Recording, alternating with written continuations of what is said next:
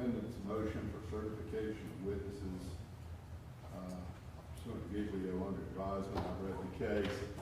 I don't know that it requires them to deny the motion because it doesn't require them to make any specific certification. However, under Brady, they have the affirmative duty to notify you of any deals or agreements with witnesses or anything of that nature. So if they don't comply with that, that's a Brady violation. But I don't know that I can make them go down each individual witness and say we don't have an agreement or we have an agreement. If there is an agreement, they have an affirmative duty to notify the defendant of that. Your Honor, I can state that none of the law enforcement witnesses have any Giglio issues. None of the civilians, most of them do not have any record whatsoever. One witness has a DUI from, I think, 30 years ago, so nothing that would be relevant to any sort of impeachment. All right. And also, the motion to exclude the physical evidence per Giglio, I didn't see that that was applicable, so I'm denying the defendant's motion in that regard. Now, as to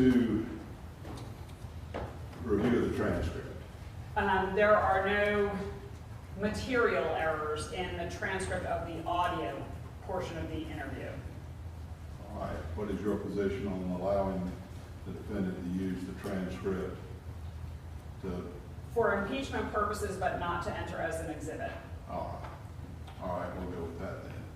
All right. Your Honor, the question of the letter, Detective Susi did bring the original letter with him this morning, the handwritten statement from Mr. Dantel. Oh, okay. I showed it to Mr. Preston Britton. I made another copy of it and also copied the bottom of the pages that he said were cut off. So I believe that we are fine on that. We are, Your Honor. All right. And then, I'm sorry, one other issue, Your Honor. That's fine. There were several stipulations by and between counsel to chain witnesses. I have signed stipulations that were filed with the clerk of court. What the state would propose is that when it comes time, sort of in our order of witnesses, that stipulation would be appropriate, that I be allowed to read it into the record once it's been filed. So I'll sort of leave that to your discretion. I'll leave that. Well, first, is there any objections one way or the other on that? I think we would oppose that, Your Honor. I don't think we wanted an evidence. And that's fine. I think, as I'm As thinking long as that it's on the record. it's on the record, and yeah, I'm fine with that. Okay. All right. Anything further from the state? I don't believe so, Your Honor. Anything from the defense? Yes, sir. Under Rule 615, we'd like to sequester the witnesses, Your Honor. All right. Any objections? No, Your Honor, I do have a statutory victim in the courtroom. The other civilians are not testifying. Detective Susi is our law enforcement lead, and we would ask for reciprocal sequestration of any defense witnesses. All right. So, all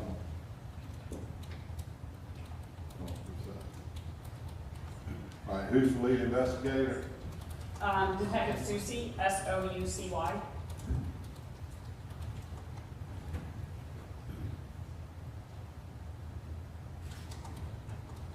S-O-U. C-Y, like saucy but with an O. All right. And any victims? Yes, Your Honor. Savannah Rice is present in the courtroom. She is the victim's daughter, oldest daughter. All right, so Detective Susi, Savannah Rice, and the defendant will be allowed in the courtroom. All of the witnesses are sequestered. I'm leaving it up to the attorneys to make sure you do not have a witness in the courtroom, because I can't identify all of them, I don't know. So if there's a witness who's in the courtroom outside of these three, they're not going to be allowed to testify if they're in the courtroom, okay? Yes, sir. And Your Honor, we would also need, given that it's being televised, an order from the court instructing those who've been sequestered not to be watching this elsewhere. Yeah, what we need to do to make sure there's where the where the witnesses are going to be awaiting their testimony, don't allow any electronics or anything. We could go into emails. Yeah, we'll have courthouse security monitor, make sure there's no electronics in there. Okay, I'll tell you, we have a couple witnesses in the state anteroom right there, and I'll have our advise witnesses not to watch the news or anything. Well, no, I mean, I want to, because I've had this come up in past trials, no electronics, no phones, no computers, no TV sets, nothing in the witness waiting area, okay? That's fine. All right, Thank you, Your Honor. all right. Anything else from the defense? Yes, sir, Your Honor. There was one motion that we think we failed to mention yesterday, if the court would hear it, just related to some physical evidence and picture evidence of guns, Your Honor. I think that'd be improper in this case. They don't have a murder weapon in this case, Your Honor. The defendant did own guns, but any effort to put those into evidence we think is improper. I think it's improper effort to try to characterize the witness in a manner that is violates their constitutional rights to own guns. All right, what's the state's? It's a shooting death, and the guns that we intend to introduce are the same caliber as the bullets that killed Mr. Rice. They were submitted to SLED for examination. They are certainly relevant. We did not bring in every gun that the defendant owns. And quite frankly, our information is that we don't have a murder weapon because she threw it in the Intracoastal Waterway. So the two guns that we have, that we intend to introduce, are the same caliber as the bullets that were recovered from Mr. Rice's body. But what does the ballistics show? Were they the guns that fired the bullets? No. Then what is the relevance? To show that it's still part of the investigation because they saw guns that match the caliber. They're submitted to SLED to determine whether or not they're the murder weapon, and they are not. Well, then, what if it was a bazooka? You know, the bazooka, but the bazooka wasn't used to kill the defendant because it's the same caliber. If it has been excluded as a murder weapon, then what is the relevancy of putting the picture into evidence if for no other reason than to tell the juror? It's not relevant, quite frankly. So you're saying that every person that owns that caliber of gun would be a suspect? Not unless they have the same motive that this defendant did. Okay. Now, if you've got a picture of a gun that your testing has shown is not the murder weapon, We have the actual gun is because the SLED examiner needs to look at that and say, he cannot testify that it's excluded unless he sees the actual gun and says, yes, I recognize this firearm. Here's the SLED lab number. Here are my initials. Here's the SLED item number. I looked. This is not the murder weapon. I don't see how that's prejudicial if we're saying it's not the murder weapon. well, if I have a gun, it's not prejudicial for you to put it in, but it's not relevant either.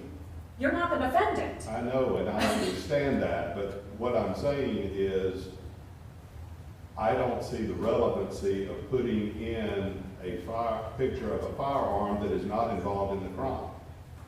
So it's not relevant that we were able to exclude two guns as a murder weapon. Why do you want the jury, are you going to put in every weapon that was excluded? There were only two that were excluded because there were only two that were the same caliber. As I said, they did not seize every weapon that Ms. Jackson had. They only seized the weapons, and the only weapons that were submitted to SLED were ones that possibly could have been the murder weapon. But that ultimately were not. Right, but that's part of the investigation. Well, you can say that. But the SLED analyst will not testify unless he sees the guns. They can't do it because they can't definitively say, this is the gun that I tested. Well, they can testify that they did not test any guns that proved to be the murder weapon without putting a photograph of the gun in. It's the actual gun. I have a photograph of the person who recovered it, but we have the actual guns. The SLED analyst doesn't look at a photograph and say, no, that's not the weapon. They look at the actual weapon. They test fire those weapons, and then they... But you have the actual gun that is not. Yes. Okay, I'm going to grant the motion to exclude pictures of the guns. I don't see the relevancy. There has to be a relevance, and you have a firearm that is not part of the crime. Well, Your Honor, you are substantially crippling the SLED witness's ability to testify. That why can't he testify, I tested the guns provided by police and none of them were the murder weapon? Because that's not how, SLED has very exacting standards of how they testify. He needs to be able to say, yes, this is the weapon that I examined. And if you're excluding photos, that's fine, but as I have said, we have the actual weapons that he testified and compared against the bullets. Well, the basic premise is that evidence must be relevant to the case. And I don't see where a firearm that was excluded and is not part of the murder weapon, it's not part of the crime, is not in any way associated with the death of the victim, is relevant in this case, other than to show that the defendant owned firearms. No, it's to show that the investigators conducted a thorough investigation. Well, you can do that without putting the gun in, saying, yes, we recovered guns, yes, we found guns, we had them all tested, none of them were the murder weapon. And that is somehow less prejudicial than showing a photo and the actual 2 guns that were tested and excluded. Yes. So I can have an investigator say that they found 20 guns in her closet, they recovered 2, and those were not the murder weapons. Exactly. Okay, I was trying to limit the. You were trying to get in a physical thing to show to the jury that said this defendant owns guns. This is the same caliber as the one that killed the victim, so therefore the defendant must have killed the victim. No, that's actually not what I was doing, Your Honor. Part of a thorough presentation, especially with SLED witnesses, is that we present them with everything that they examined. I have done this in innumerable trials, and there are plenty of times when it is not the murder weapon. I did it in the Samantha Raven trial, where we had a gun that was recovered and it was not the murder weapon. It is part of the investigation. It's part of the res gesti of the investigation. And so essentially you are crippling the SLED analyst's ability to testify because he needs to see what he actually examined. I think he can testify without saying that whatever Horry County law enforcement brought to SLED for testing was not the murder weapon. Okay, but if I understand Your Honor's ruling correctly, I can have my witnesses, which I was not going to, but now I will, testify that there were X number of guns in the defendant's home. They seized 2. Well, they seized 3, but they submitted 2 to SLED. Right. And those were not the murder weapon. So the state is not precluded from saying how many guns she actually had. I don't know that there's still a relevancy issue. That's right. I mean, what you're trying to do is paint the defendant's guilt based upon the fact that she owned guns. I'm not, Your And that the Honor. defendant was murdered No, it's, by shooting. Your Honor. I understand your argument. I made your number and let's move on. The photograph does not cut it. Thank you, Your All Honor. right. And that's also the physical evidence, the physical evidence of guns as well, Your Honor. Do what? The physical, that's also, your ruling also extends to the physical. I don't see the relevancy of a firearm that's not involved in the crime being relevant to the case. If it was not the murder weapon, it was not fired, it was not used to kill the victim, and the defendant is on trial for murdering the victim. I don't see the relevancy of any firearm or any weapon that is not the murder weapon being used. Thank you, Your Honor. All right. I have had a chance to look at Detective Marcus's, presentation or report. If we'd like, I can hold off and make this argument later, so we can get started. If you'd like to hear from me, we discussed it yesterday. They provided me a report It's a of presentation. his presentation for his Cellbrite presentation. All right, let me hear from you on that. Okay, so Your Honor, this is, now that I've had a chance to review this, it's an attempt to summarize the testimony and essentially present a closing statement through a witness. They are going to offer him as a digital forensics expert, is my understanding, and I can challenge those qualifications at a later time. But even if you accept the principle that he is a digital forensics expert, they have included in here things such as surveillance still shots from a restaurant. That has nothing to do with cell hawk data. That has nothing to do with GPS location data. That is a picture of a witness and a co-defendant's eating dinner. They've added into this license plate readers. Well, Detective Marcus isn't an expert on license plate readers. It is a summation of the entire case in a packaged form stamped with the name expert on it to be presented to the jury. And it's So just what not. are you asking? I'm asking you to suppress or prevent her from showing demonstrative evidence that is outside the area of the expert, of his expertise, and could confuse and mislead the jury. All right, what's the state's position? Well, Your Honor, I don't believe it's stamped with expert, but what Sergeant Marcus does is he uses other items of evidence, which will already be in evidence, to validate the fact that, say, cell hawk, based on the longitude and latitude contained in the defendant's cell phone records, they say she was at point A. In order to validate that, so I am not just willy-nilly saying defendant was in point A, here is an LPR tag reader saying she passed by this area. Therefore, that helps validate that she was here. There's a picture of the defendant in Abuelos on her phone. There's geolocation data that shows that her phone is in that location. So it's going to validate the data that was provided to the defense long ago. Because I guarantee you that if we just had someone coming up and saying, cell phone data, how's her there? Well, how do you know? This is a way to validate the very records that we have provided. All right, anything in reply? Yes, sir, Your Honor. Again, that's what makes it even extra dangerous. Because if it was just GPS, maybe I could understand that. But this is cell hawk data, which requires someone to testify who is an expert about how wide those ranges are. So on the one hand, they're saying that they're going to present evidence that shows a cone, the conical shape of where a person could be based on that cell phone data. And then they're going to show a picture to say, oh, look, they're together. And so that can mislead the jury to think every time there's a cell hawk ping, that means the two of them are in close proximity. But wide range, Your Honor. So that makes it even more dangerous and more misleading to the jury. All right, I'm going to deny the motion. I think the expert report is. Your Honor, just real quick. This goes to my point, which is, this isn't something I've had before. This is something I got yesterday. I do believe it is a report. I've made my ruling. Now, that's the first thing I need to lay the groundwork. When the court makes a ruling, that's the end of the arguments. Don't keep arguing your position. Yes, sir, Your All Honor. right? Anything else? Yes, sir. All right. Oh, wait. All right, let's bring the jury.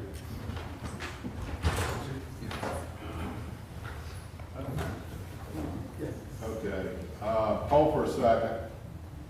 Tell them to hold up. Luke, stand up.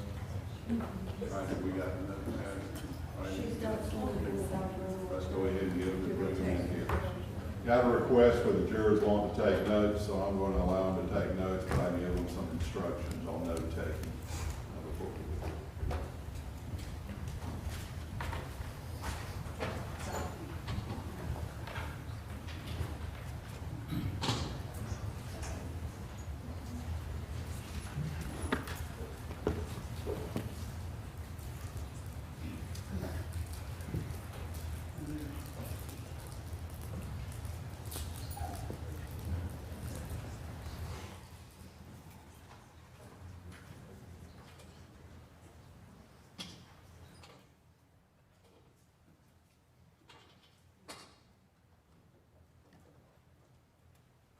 Ladies and gentlemen, welcome back. I hope everybody had a good evening. I appreciate your promptness this morning. That's great assistance to the court. I want to thank you for being on time, and I apologize for keeping you in the jury room for so long. Now, we are getting ready to start the trial of the case of the state of South Carolina versus Meagan Jackson. I've got some preliminary charges I need to give you before we get started on that case. I understand, Mr. Roberts, you have been selected as foreperson, is that correct? Yes, sir. All right, thank you for serving in that capacity. If you'd always occupy the seat where you now sit, alternates, if you would always occupy the alternate seats unless you become a part of the 12-panel jury. As I told the rest of you, you're at liberty to sit in whatever seat you like, whether you alternate seats, use the same seat, or whatever makes you feel more comfortable. As I also told you during jury qualifications and during voir dire, jurors, just like witnesses, are constantly taking notes. So I'll need all members of the jury to please stand and raise your right hand while the clerk administers the oath for you to serve as jurors on this case.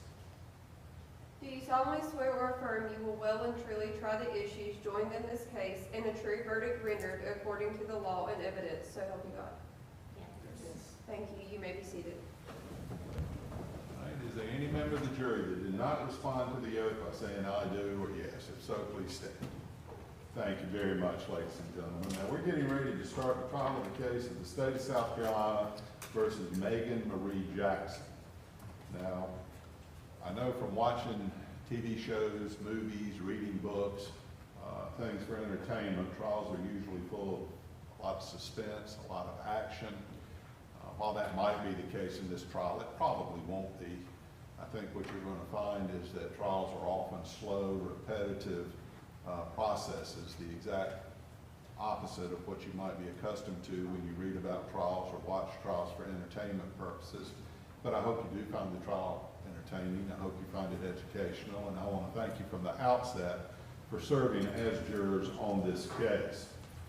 Now, the attorneys appearing before you are advocates for the parties they represent, but first and foremost, they are officers of the court. They're sworn to uphold the integrity and the fairness of our judicial system and to help you in a search for the truth. You should expect them to be professional, competent, and ethical in the representation of their clients' interests. What I now say to you is intended to serve as an introduction to the trial of this case. These remarks are not a charge on the law of this case. I'll instruct you on the law applicable to this case at the end of the trial before you retire to consider your verdict. This is merely an explanation of the procedure that we will follow in the trial of this case so that you can better understand what might be happening. Now, the defendant is charged by 2 indictments, one charging the defendant with murder and one charging the defendant with criminal conspiracy to commit murder. Now, I'll explain the elements of those crimes to you at a later time. What you need to know now, though, is that these indictments are simply the charges by which this case is brought into this court. They are not in any sense evidence of any of the allegations contained in them. The defendant has pled not guilty to these indictments, and therefore the state has the burden of proving each element of each indictment beyond a reasonable doubt. It will be your duty, ladies and gentlemen, to decide whether or not the state has met that burden. Your purpose as jurors is to find and determine the facts of this case. You're the sole judge of the facts of this case. If at any time I make a comment regarding the facts of this case, you must disregard my comments. You are to determine the facts of this case from the testimony that you hear in any other evidence that is introduced during the trial of this case. It is up to you to determine the inferences which you feel may properly be drawn from that evidence. It is especially important that you perform your duty of determining the facts diligently and conscientiously, because ordinarily there is no way to correct an erroneous determination of the facts by a jury. On the other hand, and with equal emphasis, the same law that makes you the judge of the facts in this case makes me the judge of the law. The law is given to you by the court is the only law that you may consider. You must accept and follow the law as I give it to you, even though you may disagree with it. Just as I cannot tell you what the facts of this case are, you cannot disagree with me about the law to be applied in this case. Your job is to take the law as I give it to you and apply it to the facts as you find those facts to be from the testimony of witnesses and any other evidence that is introduced during this trial. After doing that, you will then render your verdict, a true and just verdict under the solemn oath that you just took as jurors. Now, until I advise you to begin your deliberations, you must not discuss this case with anyone, including your fellow jurors. Don't discuss it with any friends, family members, or anyone involved in the case. After the case is submitted to you, you can then discuss it, but only in the jury room with your fellow jurors. The attorneys and parties in this case have been advised that they're not to talk to you at all, so they're not being rude. They're just following the instructions of the court. During the trial, you're not to read or listen to or watch any news reports about the case. This includes anything that may be in the newspaper or on the internet, the radio, or television. You must not consider anything you may have read or heard about the case outside of the courtroom. whether that be before or during the trial of this case. It is important that you keep an open mind and not decide any issue in this case until all of the evidence has been presented to you, the parties have made their closing arguments, and I've instructed you on the law to be applied in this case. It is your solemn responsibility to determine the guilt or innocence of the defendant, and your verdict must be based solely on the evidence as it is presented to you in this trial and on the law, as I instruct you during and at the close of the trial. Now, in just a moment, the solicitor will make what is called an opening statement, in which the solicitor will explain to you the issues in this case, or at least what the solicitor thinks the issues in this case are. The attorney for the defendant may also make an opening statement, although he is not required to do so. What the attorneys tell you during their opening statements is not evidence in this case. It is only their contention as to what the issues in this case are. The evidence in this case will be presented to you by testimony of sworn witnesses from the witness stand and any other exhibits that may be introduced into evidence. Now, in determining what the true facts are in this case, you must decide whether or not the testimony of a witness is believable. It is my responsibility to rule as a matter of law as to whether certain testimony is admissible at all or not. But once testimony is admitted into evidence, whether or not you believe it is solely for you to determine. In deciding whether to believe a witness, you have the right to consider the interest of any witness, the bias of any witness, the prejudice of any witness, the opportunity for the witness to have seen the matters and things about which the witness may testify, and the way the witness acts on the witness stand. You have the right to consider anything that is in the record that will help you evaluate the testimony of the witnesses.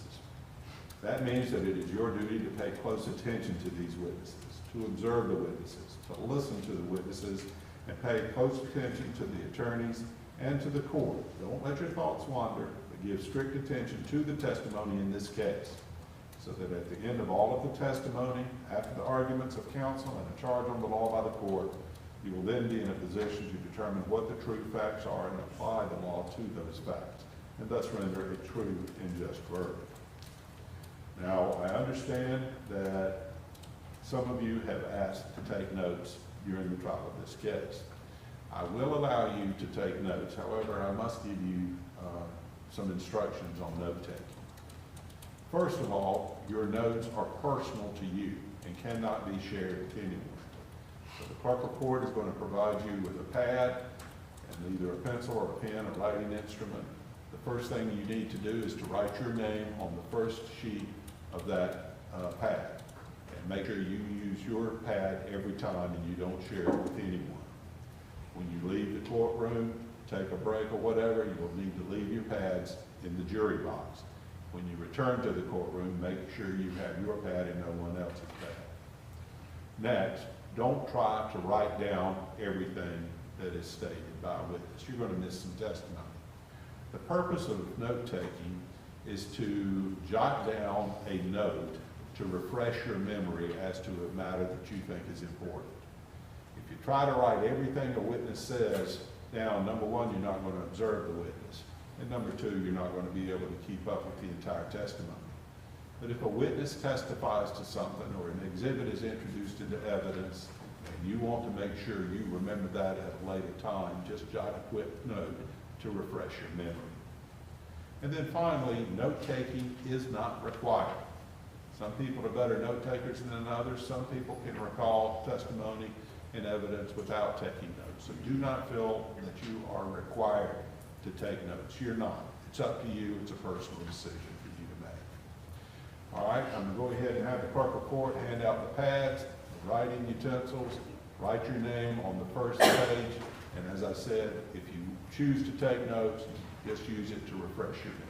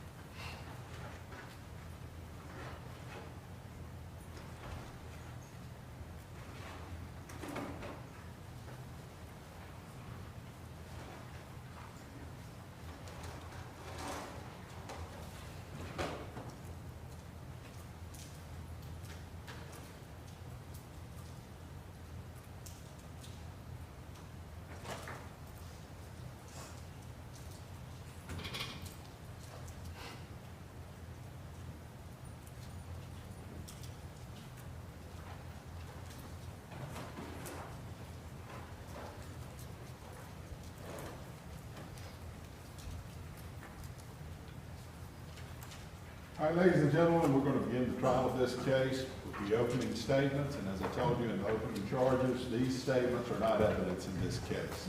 It is simply the attorney's contentions as to what they think the issues in this case are.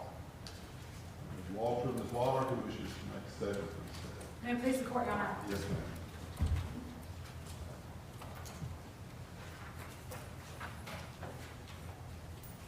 Good morning. This week, you're going to hear facts and evidence in this case. And those facts and evidence are going to tell a story.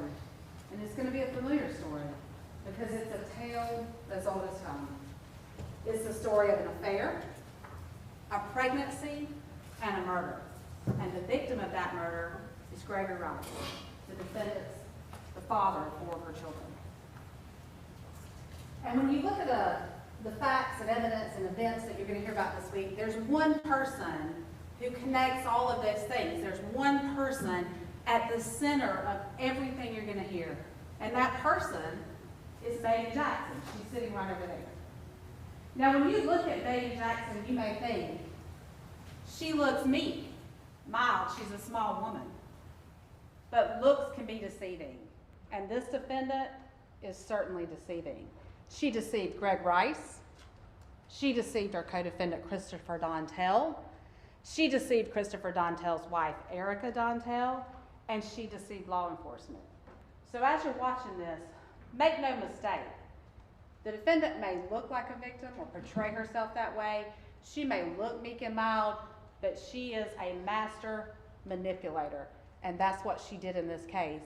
And not only is she a master manipulator, she was literally in the business of death.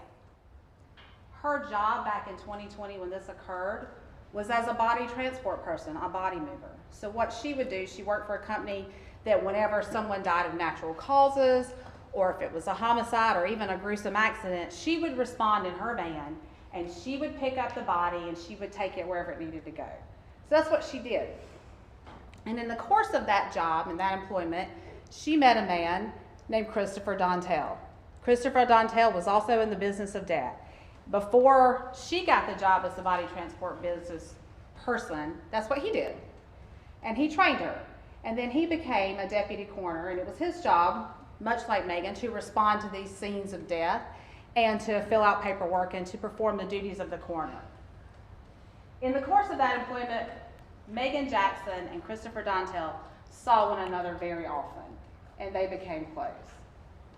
Now, Christopher Dantel at the time he had a pretty good life, a pretty normal, I would say, everyday life. He worked as a deputy coroner. He was married to a school teacher. Community. And at the same time, Meagan Jackson had been in a relationship with Gregory Rice, the victim in this case. They shared 4 kids. About approximately a year before this murder occurred, she and Gregory Rice broke up. They were no longer together, but they were kind of always connected because they shared these 4 kids. You know, if you share kids, you're going to always have to talk to someone. They would speak about the kids, they would text and call, and that's really what their communications were about. So after Meagan broke up with Greg, she pretty quickly moved on to Christopher Dantel. She set her sights on him, and she basically infiltrated his life.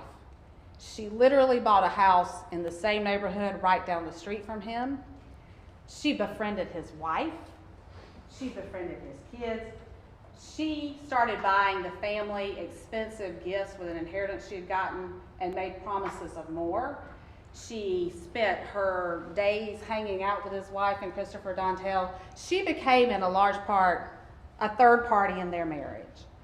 And because Christopher Dantel and Meagan Jackson were kind of dealing in death, they were doing this job where they were transporting bodies and responding to these scenes, they had a reason to be out at all hours of the day or night without anyone raising any suspicions with anyone. They could be together, they could be out all night, they could spend the night, he could spend the night at her house, and no one thought anything. She actually started an affair with Dantel and conducted that affair right under his wife's nose. She was hiding in plain sight, and she was deceiving everyone. So around, I'll say September 2020, a couple of things happened that kind of changed things. The first thing that happened is Meagan Jackson got pregnant with Christopher Dantel's child. At the same time, someone anonymously began exposing the affair between Meagan Jackson and Christopher Dantel to Erica Dantel, his wife, through texts and emails that kind of had pictures and statements about what had been going on. That was done anonymously, but Meagan Jackson represented to Dantel that Greg Rice was responsible for those things. Now, the judge said that you're the judge of the facts, and I'm going to ask you, as you're watching the facts and evidence that's presented in this courtroom, ask yourself, who had the biggest motive to blow up Christopher Dantel's marriage? Ask yourself that question. So that was going on, and then on October 2nd, 2020, Gregory Rice disappeared. A Friday night, he just disappeared. And Meagan Jackson began acting very quickly to divert suspicion away from herself. That weekend, she had an officer do a welfare check on Gregory Rice. She showed up at his house when normally she would make him come pick up the kids. That Monday morning, she showed up at the police department and filed a missing persons report. And in the course of filing that report, she tried to portray Greg as some degenerate drug user, which was the furthest thing from the truth. He basically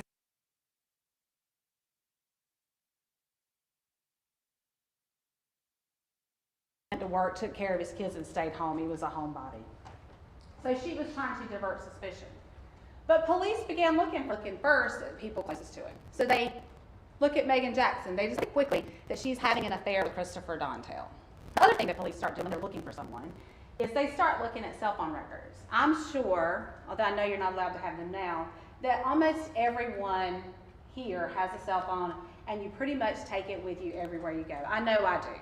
And when your cell phone, when you make a call, or you get a text, or sometimes when your phone's just running an app in the background or doing something, it connects to the cellular network and it hits these towers that are located around the county. There's one pretty close to the courthouse you may have seen. And based on those kind of cell phone records, police can identify the approximate location of people, where they are. They can kind of track movements that way. So police began looking at Gregory Rice's cell phone records. And one of the most striking things they noticed is the last person that he spoke to the night he disappeared, October 2nd, 2020, was Meagan Jackson. Police also start looking to see where Greg was. So once they realize that Meagan Jackson's having this affair, that she's the last person to speak to Greg Rice on the phone, or it looks like that's the last phone call weekend, suspicion falls on her and Christopher Dantel pretty quickly. The last phone call weekend, suspicion falls on her and Christopher Dantel pretty quickly. But nobody knows where Greg Rice is, because they haven't found him. Now, police know the longer Greg is missing, the less likely they are to find him alive. So as time passes, police began to suspect strongly that Greg Rice is dead. And lo and behold, about a month after he goes missing, Donna Sue Souls was setting catfish lines in the Little Pee Dee River. For those of you who don't know, that's the geographical border between Horry and Marion County. They were setting catfish lines in the middle of the night. They happened upon the body of Greg Rice. Greg had been shot. He had been wrapped in a tarp that was zip tied. Someone had taken ratchet straps and wrapped around it and weighted it down with cinder blocks to and dumped him in the river. So that's a big break in the case for police. It also gives them a new lead to follow. That lead is they start looking at the tarp and the cinder blocks and all these items that Greg's wrapped in, and they start going to stores around Horry County to see if any store sells those items in particular, because those items have tags on them. So they end up going to Lowe's Home Improvement, which is a national chain, I'm sure you all know, and they speak to the security officer, and he starts looking at receipts. And he finds a receipt from October 3rd, the day after the murder, where a person bought all of those items together and I think a Pepsi Zero. So he goes and he says, that's a rather suspicious shopping list. It's basically a murder dump kit. So he goes and looks at surveillance footage, and he finds Christopher Dantel pushing a shopping cart through the Lowe's checkout line with a cart with a tarp, zip ties, cinder blocks, and ratchet straps. And that leads police. They start looking for surveillance video. They know the body was dumped in the Little Pee Dee River. So they start looking for routes you would take to get there from kind of this area, the beach area where Christopher Dantel lived. And they find surveillance footage from a convenience store, Little Pee Dee Exchange, showing Christopher Dantel going back and forth to the dump site in his county vehicle. At the same time, of course, suspicion has already fallen on Christopher Dantel and Meagan Jackson, but at that time, police start looking a little closer. And they start looking at cell phone records, any surveillance they can get. They look at license plate readers. And for those of you who don't know, license plate readers are cameras. A lot of municipalities have them, and the Myrtle Beach has some out on the highways that the cameras capture the license plate of your car as you pass by. So you can tell where cars are on the highway sometimes by looking at these license plate readers. So police start looking at cell phone records, surveillance, and license plate reader to track the movements of Meagan Jackson, Christopher Dantel, and Gregory Rice. And what do they discover? Well, the most striking and obvious thing police discover is that Meagan Jackson and Christopher Dantel were together the entire night of October 2nd, the night that Greg went missing. They left, they met up about 6:30 in the evening at the Lewis Ocean Bay Heritage Preserve. That's just a wildlife management area where you can go, you can see endangered plant species or walk around and look at nature. But what they were there for, police found out later, was target practice. They were actually shooting guns. Meagan liked to shoot, so that's what they were there doing that day that Greg was murdered. They left there, they went to Abuelo's, which is a restaurant, Coastal Grand Mall, you may have seen it. They're on surveillance camera there eating for about an hour. They leave around 8, and then they come back. Christopher Dantel comes back about an hour later, about 9 o'clock, to use the bathroom. He tells police that in that hour they were driving around conducting their affair, that he was receiving oral sex from Meagan, that that's what they did when they were together. They eventually end up at Myrtle Beach Funeral Home. Now, Myrtle Beach Funeral Home is a funeral home. It's on the bypass over near Market Common. You probably know where that is. It's basically a crematorium. Meagan Jackson and Christopher Dantel had access to that funeral home because of their jobs. The county sometimes would store bodies in the coolers there if there were just not enough room at the coroner's office. So they were there, and their cell phone records put them there. Around 9:45, Meagan Jackson calls Greg Rice. And these are approximate times. Around 10 o'clock, she calls him a second time. At the same time, her body transport van, the one that she uses for work when she's doing her job as a body mover, is seen entering the homeowners associations, entering the gate of Arrowhead community where Greg lived. It captured on the homeowners association's license plate reader. She goes in there, or her van goes in there. It stays 6 or 7 minutes and then out. At the same time, from 5 o'clock to 10 o'clock that night, Greg Rice's phone is hitting off the tower near his apartment right there at Arrowhead at Flint Lake Apartments. So it doesn't look like he's moving, it looks like he's home. But around 10, the same time Meagan Jackson's van shows up in his neighborhood, his phone starts moving. And what his phone does is it travels to the Myrtle Beach Funeral Home. At the same time it's traveling, Meagan Jackson's van is traveling toward the Myrtle Beach Funeral Home, hitting license plate readers along the highway, the major highways in Myrtle Beach. So Greg's phone and Meagan's van go back to Myrtle Beach Funeral Home. Now Greg's phone stays there a little while and makes some data connections. So I told you before, whenever you use your phone, sometimes you're making calls or texts, and that's a user-initiated action that causes your phone to connect. But sometimes your phone connects without you doing anything. It can have something running in the background or some app that uses cellular data, and it'll connect without the user actually doing anything. So just because Greg's phone is connecting does not mean that he's alive, it just means that his phone is there. So eventually, Christopher Dantel and Meagan Jackson, you can see from phone records and LPR, start traveling towards the Lowe's Food on International Drive. That's an important location for them. That's where they would go to leave cars so that they could conduct their affair, so that they would, but there was just a place to leave the car, essentially. It's kind of close to the neighborhood. It's right by the Lewis Ocean Bay Heritage Preserve, where they were going for target practice. And around 11 o'clock at night, a computer store in that shopping center captures Meagan Jackson and Christopher Dantel on camera. Christopher Dantel has a bag, Meagan Jackson's there. Importantly, at the same time, Greg Rice's phone makes a data connection to a tower that would put him in the same vicinity, around 11 o'clock, a little after 11 o'clock that night. That's the last time Greg's phone ever made any connection with the tower. After that, it's just gone. So that's the last time Greg Rice's phone makes a connection.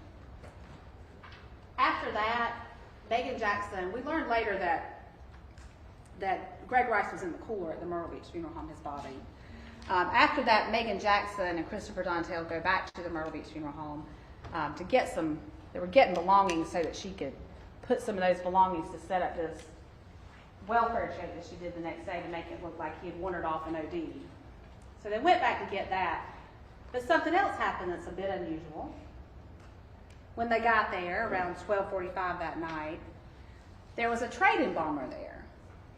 And as I said, everyone in this case is kind of in the business of death. The trade embalmer, because Myrtle Beach Funeral Home doesn't have a full-time embalmer, they mostly cremate bodies. The trade embalmer would come on a contract basis and embalm bodies, and he did that kind of whenever it's convenient for him. You'll hear from him. So he was there at 12:45 a.m. that night. He was there in the middle of the night embalming a body. So when Christopher Dantel and Meagan Jackson showed up, he saw them there. And he'll tell you that. He saw Christopher Dantel there. And they left. They stayed together, kind of, you'll see on tape, they're kind of going back and forth. And then finally, they spend the night together, and then around 8:15 the next morning, they go back to Lowe's Food, and they get in their cars and go their separate ways. So back in December of this year, that's kind of what law enforcement knew about this case. And much like we did here today, Ms. Walter and I, the state of South Carolina, we called Christopher Dantel's trial, case to trial, just like we did today. We picked a jury, the same thing. We went through everything.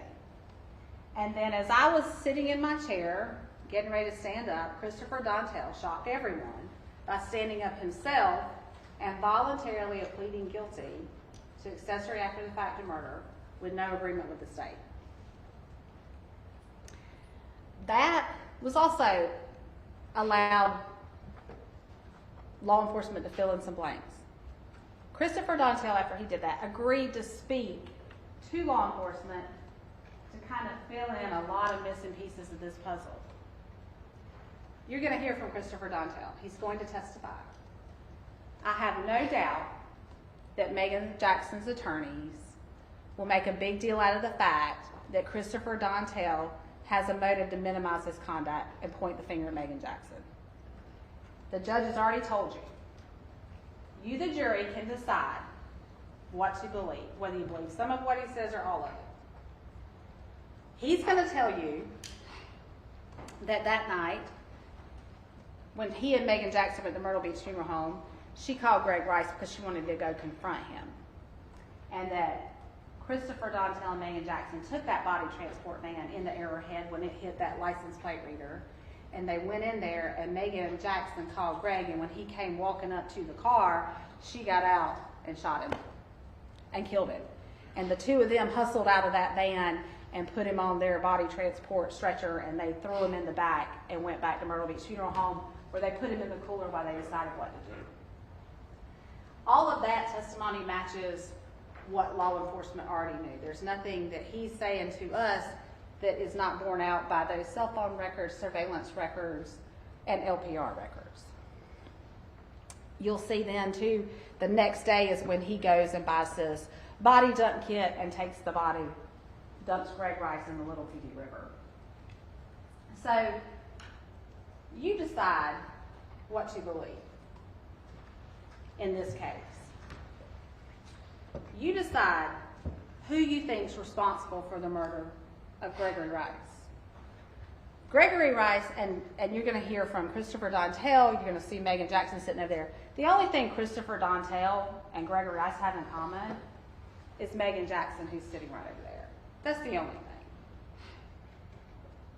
The judge is going to instruct you on the law at the end of this case. He's going to tell you about conspiracy. That's just what it sounds like. It's two people getting together to commit a crime. He's going to give you the definition of murder. In South Carolina, we don't have degrees of murder. We have one definition, and that definition is the killing, intentional killing of another person with malice aforethought. None of you guys need that definition to know that shooting someone, wrapping them up in a tarp, and weighing them down with cinder blocks and throwing them in the river is murder. But what you do need to know about South Carolina is South Carolina has something called the hand of one is the hand of all. I'm going to read you what that means.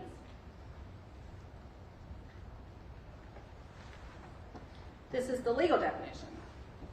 If two or more people are together, acting together, assisting each other in committing the offense, the act of one is the act of all, or as it's sometimes said, the hand of one is the hand of all.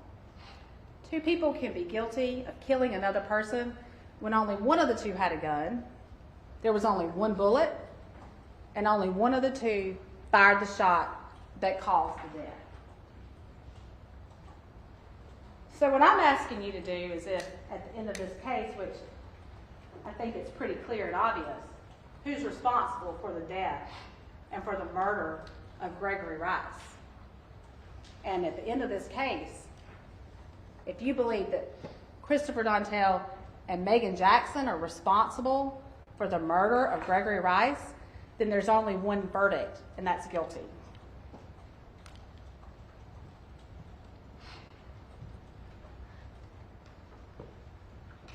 All right, does the defense wish to make an opening statement? Yes, sir, Your Honor. All right. May it please the court? Yes, sir. I'll be honest with you, I thought she was going to say Dantel at the end there, because that's what it sounded like, right? That at the end of all that Dantel was the one, the hand. Ladies and gentlemen, my name's Case Britton, and I don't want to talk at you guys. I really do my best not to talk at you guys. I'm here with my father, Tommy Britton. I'm here with my younger brother. He hates it when I say that, Preston Britton. I'll be taking a little personal moment here. This is the joy of my life. Probably the last time this will happen. I get to try a case with my father and my brother, but the actual brains are back at the office. I have a younger sister, and we have a new attorney too, Lauren Benton, and also a good staff of paralegals and assistants, which we couldn't be here without. That's the Britton Law Firm plug. So I want to talk about our roles here today. I'm a little different than most people, most lawyers. I like to talk with you guys, and I know y'all can't really talk back with me, but if I just don't want to seem like I'm talking at you, right? It's very tough for me to do because I'm here and y'all get to say anything back. But I just want to kind of talk about our roles here today. Our role, honestly, as a defense counsel, if I wanted to, I'd go sit down over there. I'd go sit down, I'd go talk to Mr. Britton. Mr. Britton would say, look, we're not going to say anything else. We don't have to say anything. We don't have that burden. We don't have to say a word. We could let the state put up a witness after witness after witness, introduce evidence, introduce evidence, introduce evidence, and we could just sit there. Not question them, not cross-examine, just let the evidence speak for itself. The evidence, and we'll talk about evidence and the types of evidence here in just a second. That's what we could do, but we'll probably engage with the witnesses that we put up, and we might put up some cases and some witnesses too. Now the state, let's go back to the state in a second. You heard the judge, and now I have to be very careful when I talk about the judge because he is the rule. He's the man, he's in charge here.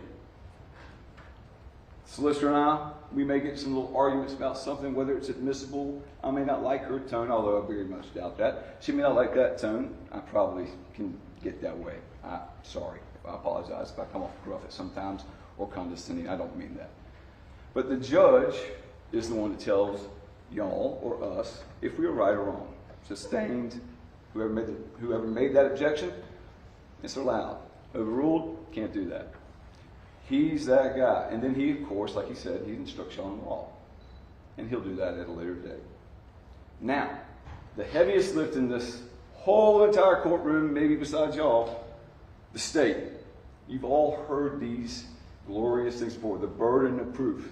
It's heavy on the state. Innocent until proven guilty, right? Innocent until proven guilty. The state has that burden to prove beyond a reasonable doubt. And another fun little term there, reasonable doubt. We'll get back to that as well.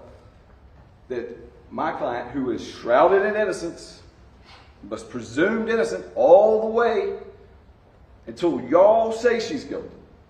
Until the state proves that beyond a reasonable doubt. That's the burden they have through all their evidence that they have. Now let's talk about the evidence they have. You have usually two types of evidence. You got direct evidence and you've got circumstantial evidence. Direct evidence, though, is like DNA, blood, crime scene photos. That's funny too, crime scene photos. So I'm not going to say there's not a lot of evidence. I'm not going to say there's zero evidence, zero direct evidence. But in a murder case, I'd like to see a lot more. I'd like to see a murder weapon.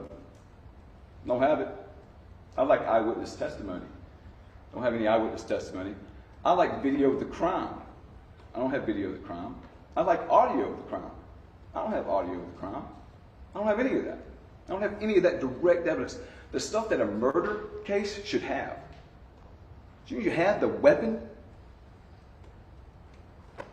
Well, but let's talk about circumstantial evidence. Because this case is loaded with it. Now, circumstantial evidence, I like circumstantial evidence. It gets a bad rap in like TV shows, and you heard the judge talk about that in movies. You know, it wasn't me, it was the one-armed man. You know, that kind of stuff. Those things. It's circumstantial. I love it because it requires y'all to infer. It requires y'all to question. Does it prove what it says it proves? A really good example, and I have to give my brother credit for this. You walk outside, the ground's wet. You remember last night, forecaster didn't say it was going to rain. Ed didn't say it was going to rain. So you think, well, maybe it rained. Also, possibly though, did your sprinkler system turn on? So what in the world could help you figure that out? Well, you kind of look over at your neighbor's yard. Well, his ground's wet too. What does that prove? Nothing, but except both your grounds are wet. Because his sprinkler system could somehow run at the same time as yours. All right, so maybe you look to your neighbor to the left. Holy cow, his lawn is wet too. Now, if I'm the person that walked out and looked right and left, I'm starting to think, okay, it rained last night. I must have missed something. Quick shower. Hey, you live in Myrtle Beach, international waterway, rains in Conway, doesn't rain in Myrtle Beach. That happens, right? That's plausible. It's possible, all right? And then you look across the street, and it's like the Sahara Desert. Your neighbor's got not a drop of land over there. You look to the left of his house, dry as land over there, and you look to the right of his house, sprinkler system's still going on, and there's a flood going on. What do we know? We're pretty sure it didn't rain. And we're pretty positive that Earl on the end on the right there has got a flood. He forgot to turn the sprinkler system off, right? So the circumstance is different because the way you view it. You have to add it. You have to link those chains. You have to see that the fact that your neighbor's yard is wet, that makes it a stronger connection that something happened that made the ground wet. It doesn't necessarily prove that it was rain or prove that it was sprinklers. So you look to your neighbor's yard. It does the same thing. It's wet, but it doesn't necessarily prove it. It does make the causation link stronger. But then you look across the street and you see that's not wet. It's dry. So what do you know? You know that no matter how strong this link, it doesn't matter. It doesn't prove that it came from the sprinklers. But it doesn't prove that it came from the rain. You need that other inference. You need to look at all the surroundings, everything. That's what circumstantial evidence is. Now, in this case, we got a ton of it. A ton of it. Yes, you heard Madam Solicitor talking about the phones being together. Every single thing you heard Madam Solicitor say, guess who else was in there? Dantel. Then she goes at the end there, one of my favorite parts, the hand of one is the hand of all. So are they trying to tell you that you can convict Dantel? Just go ahead and convict Meagan Jackson too? Is that what they're trying to tell you? That if you can infer from all the evidence that Dantel is the one at the beginning of this, the end of this, the middle of this, and the one that has the most to lose, the one that has the motive? Deputy coroner, wife and kids? Meagan Jackson had written Gregory Rice off. She's done. 15 years. Gone. See ya. Bye. She's already done something. She didn't need to do anything with him anymore. But the deputy coroner, don't touch me, man. I'm a deputy coroner. He's got something to lose. That's motive. Again, circumstances. I want you're going to hear all kinds of evidence. We're going to try to cross-examine the best we can. Take each piece of evidence. Look at it. Look at the circumstances. Seriously.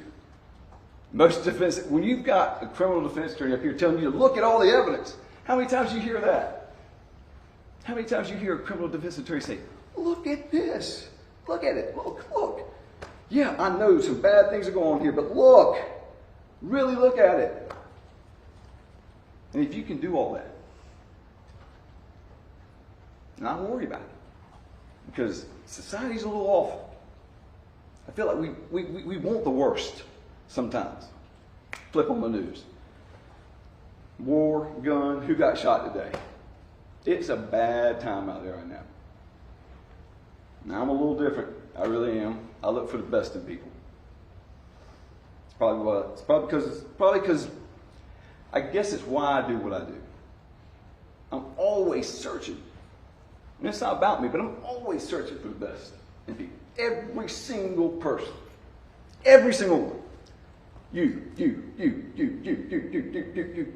Everyone in here too. Love them. Don't know them. We have a chance in this courtroom, these halls of justice, to show that the presumption of innocence is paramount. All right? That innocent until proven guilty, means something.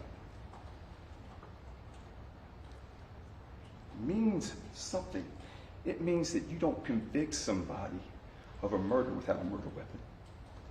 You don't convict somebody of a murder without any video of a crime or a shooting, any audio of a crime, of the crime they're accused of, or shooting, or any 911 calls from an apartment complex of that evening with 5 shots. No 911 calls. 0. We don't do that here. We don't convict on circumstances that don't add up. It's like baking a cake or making some soup or whatever, missing the salt. You have to have everything. You have to have everything. And I guarantee you, well, hold on a second. One of my big things I was told many times before I came up here, do not overpromise because you got to be afraid to underdeliver. Always got these little cliches. That's what I can't stand with this stuff. I just want to talk to y'all about it. I'm not trying to overpromise anything and underdeliver anything. I'm just trying to talk. We don't convict people on these kind of charges, of these serious charges, with no murder weapon, no video of the crime, no audio. Just don't do it. Presumption of innocence means something to people. We just can't do it. And I guarantee you, I hope that we can take ourselves out of this negative world, look at this evidence that's going to be presented, direct as much or as little as there is, circumstantial as much as little as there is. Remember that she's innocent until proven guilty. And look at everything. Everything. I said presumption of innocence means something. It does. And we will come back with not guilty. Thank you.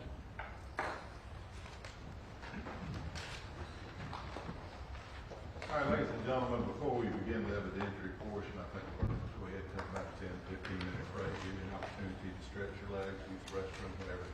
B, do not discuss the case even among yourselves. Leave your notepads in the jury box. We'll take about a 10 or 15 minute break and we'll come back and get started. Thank you very much.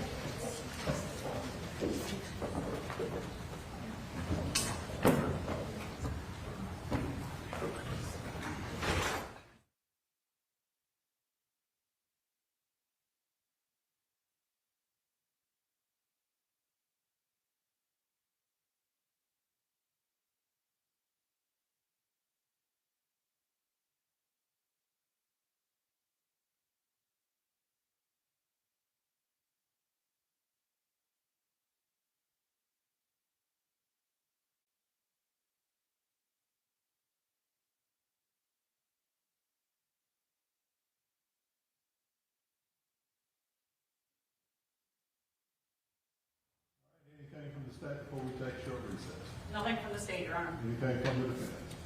Nothing from the bench, Your Honor. All right, we'll take about a 15-minute break.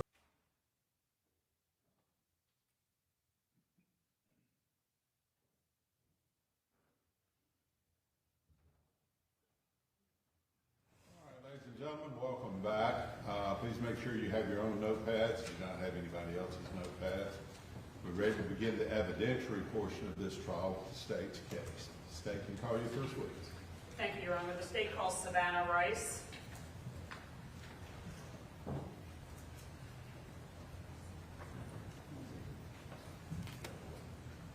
Please raise your right hand and place your left hand on the Bible. Do you solemnly swear or affirm the evidence you're about to give to court in this case be the truth, the whole truth, and nothing but the truth, so help you God? Thank you.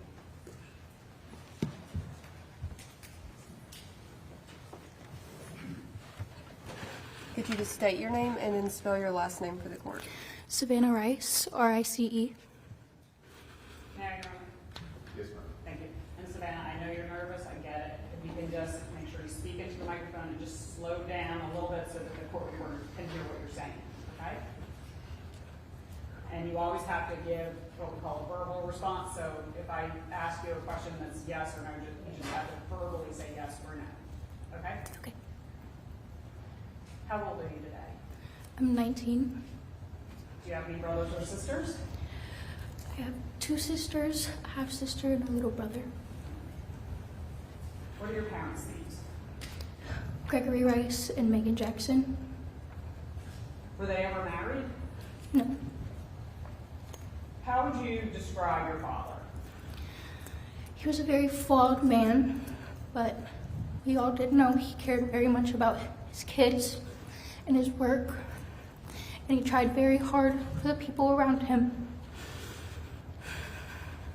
How would you describe your parents' relationship? It was not great at all. There was constant fighting. They were mean to each other, they were mean to the kids. Just they weren't compatible. You didn't hear "I love you" very much throughout the house. You said you didn't hear "I love you" very much, but did you ever hear your parents say "I love you" to each other? No. At some point, did your parents break up? Yes. Do you know about when that was? There was twice. The first time I was probably around 9. He was cheating on her. The second time, they just needed to go their separate ways, and it was a mutual breakup. When your parents broke up, did they begin living in separate houses? The second time, yes.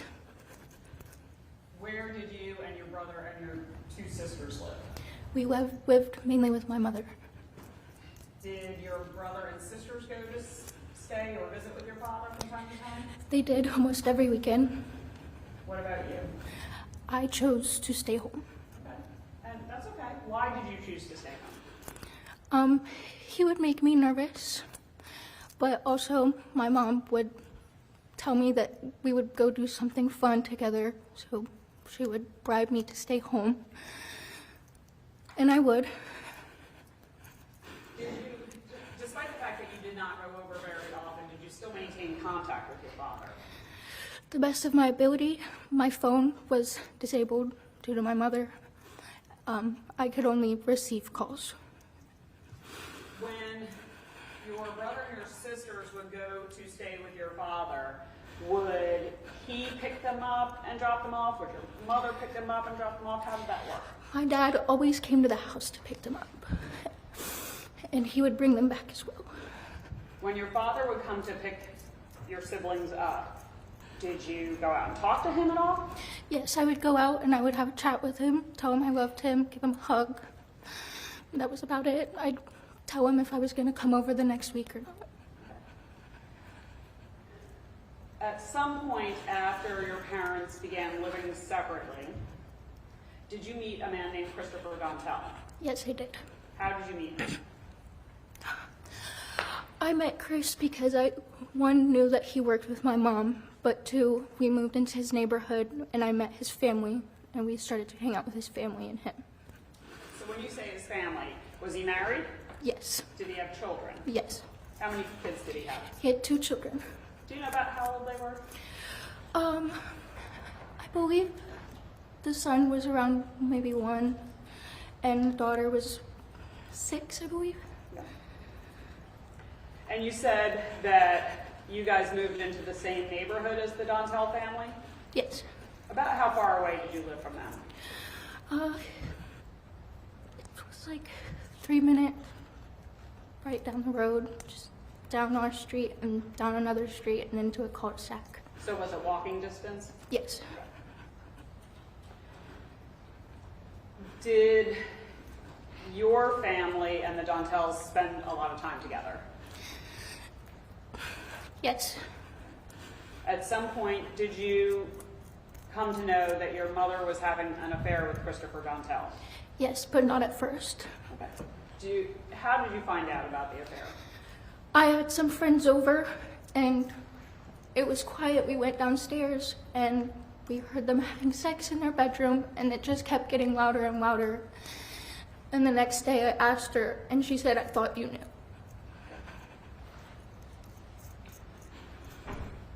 Do you know about how long that was before your father went missing? And if you don't, it's okay. I don't remember. Okay. This will sound like a silly question, but do you remember when your father went missing? October 2nd. What do you remember about sort of that time period? Before or after? Right after, when you found out that he was missing. So October 2nd was a Friday night, right? Mm-hmm. What happened the next morning? She woke up, we all got up. She got the kids ready to bring them to our dad's, which I already thought was weird because he always came to pick them up and he would come in to see me or I'd go out to see him, which it didn't happen this morning. So she got the kids in the car and If you just take some time to breathe, it's okay. Do you need some water? she brought the kids to his house and she called me and she was really frantic. She said she had searched everywhere. I'm sorry. It's okay, take your time. She had said she had searched everywhere.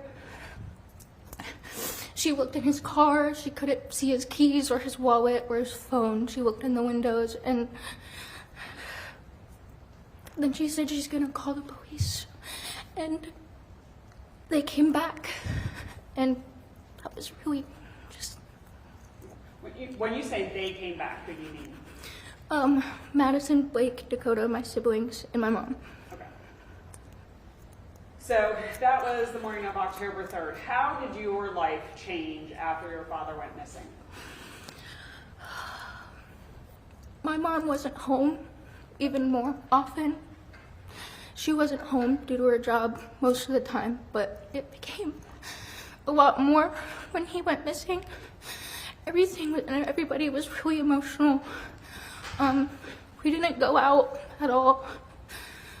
My mom did, but we didn't. We really just stayed in the house.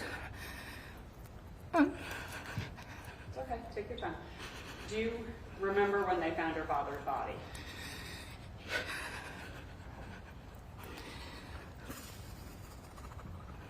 Yes. I do. What do you remember about that? I was at at my best friend's house, and her mom came in the room.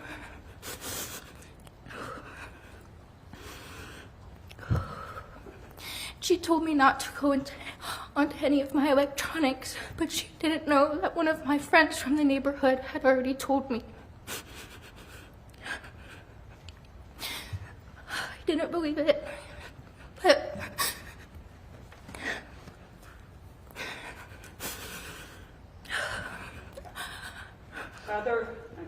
this is kind of like a big other. Was there anything significant about that day besides the fact that they found your father's body? that they told us my mom had something to do with it, and that all of my siblings would have to be living somewhere else. Well, no, I mean, November 7th or 8th. Is there anything about, when's your birthday? November 7th.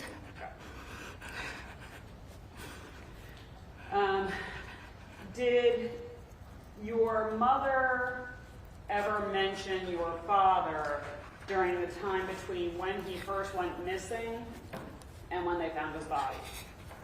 I can't perform.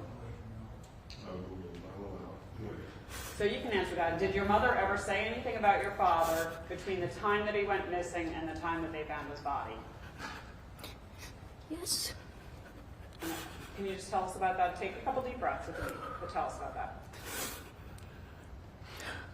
She had come home drunk one night, and I was in the kitchen, and my sister she wasn't behaving, and I told my mom, and she started screaming, and my sister was upstairs, but then she looked at me, and she said, "I hope what happened to your dad happens to your sister." And I asked her, "What do you mean?" And she just wouldn't say anything. And that was before they found your father's body?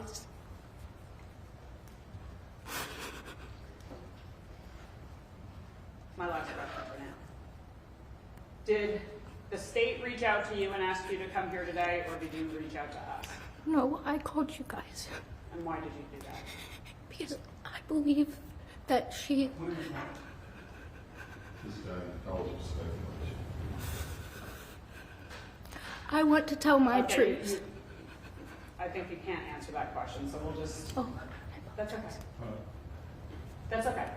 I don't have any other questions for you. Mr. Britton's going to ask you some questions. If you need a break, just let us know. Okay? Cross-examination. No questions, Mr. Ross. All right, you may step back.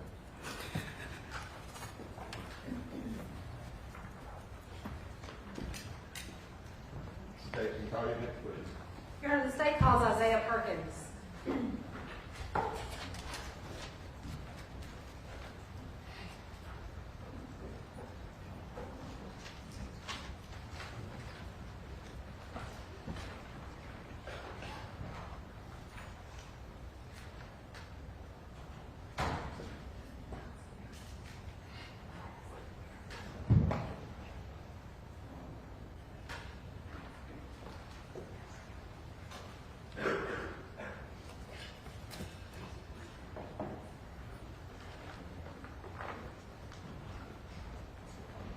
Raise your right hand and place your left hand on the Bible. Do you solemnly swear or affirm that evidence you're about to give the court in this case be the truth, the whole truth, and nothing but the truth, so help you God? Thank you. Could you just state your name and then spell your last name for the court? Isaiah Perkins, last name is Perkins. Officer Perkins, where do you work? I work for the Horry County Police Department, How long have you worked there? 6 years. What's your current assignment at Horry County PD? I am a patrol supervisor. What are some of your duties and responsibilities as a patrol supervisor? I oversee the officers patrolling the precinct I'm assigned to, making sure they're doing their jobs correctly. How long have you had that position? 2 years. Let's turn your attention back to October 2020. What was your position back in October 2020? I was a patrol officer in the South Precinct. And what area does the South Precinct cover? It covers Highway 501 south to the Georgetown County line. What were some of your duties and responsibilities back then? To patrol the area and respond to calls for service that were called in during my shift. Was one of your duties back then to perform what's called a welfare check? Yes, ma'am. So tell me, what is a welfare check? A welfare check is when someone, say like a family member or a friend, hasn't spoken to someone for an extended period of time or had a concern about their welfare. They would call us to go out and make sure they're okay. So when you went out to make sure they were okay, kind of tell me what you would do, how you would do the welfare check. So I respond out there. I would try knocking on the door, making contact with the person. If I don't make contact with that person, I usually call all the local hospitals and check the jails to make sure they're not actually missing or need help immediately. Okay. Were you assigned to perform a welfare check for the victim, in this case, Gregory Rice? I was. Can you tell me what address you responded to? I'm not quite sure on the exact address, but it was the Flint Lake apartment complex off of Clay Pond Road. Okay. And did that call, how did you get that call? It was given to me by the dispatcher. Did any other officers respond with you? No, ma'am. Okay. What did you do upon arrival at that Flint Lake apartment address? When I got there, I witnessed the defendant standing outside the unit door. She told me kind of what was going on with the situation. She had dropped something off a couple of days ago prior to, and those items were still there. So she had called in a welfare check for us to check on them. Okay. Were you familiar with Meagan Jackson before you performed the well check there that day? I was. But how did you know her? She was a transporter for the coroner's office. I often saw her on calls where someone was deceased and she would come and take possession of the body. Did you also know Christopher Dantel? I did. Did you ever see Meagan Jackson and Christopher Dantel together? Often. Was that unusual? It was not. What did you do to try to locate Greg Rice that day? So that day, we actually got a hold of the property manager who had a key for the apartment. So we checked the apartment to make sure he wasn't in there. Seeing his wallet, phone, car keys in the unit at the front door, I checked local hospitals and the jails to make sure he wasn't there. Did you actually go in the apartment personally that day? I did not. Did Meagan Jackson go in the apartment? She did. Was Greg Rice at that apartment? He was not. What did you do after the welfare check was over? While walking back to my car, I had asked the defendant if she wanted me to do a report for him being a missing person. And she expressed she didn't need to at the time. Okay, no further questions for this witness. Cross-examination. Yes, sir. Thank you, Your Honor. Thank you, officer. When you were out there at Flint Lake Apartments, did anybody approach you about having heard gunshots the night before? No, sir. Was it, no, sir? No. Okay. When you were out in Flint Lake Apartments, did you happen to see any bloodstains on any sidewalk or any area around the apartment? No, sir. How about, you step on any shell casings from a bullet? No, sir. Didn't identify any shell casings, and there was no witness to come forward and tell you they heard gunshots the night before? No, sir. Meagan Jackson was there. She was. And she was, I mean, you understood, she was part of making the call to have someone come check on Mr. Rice, is that correct? Yes, sir.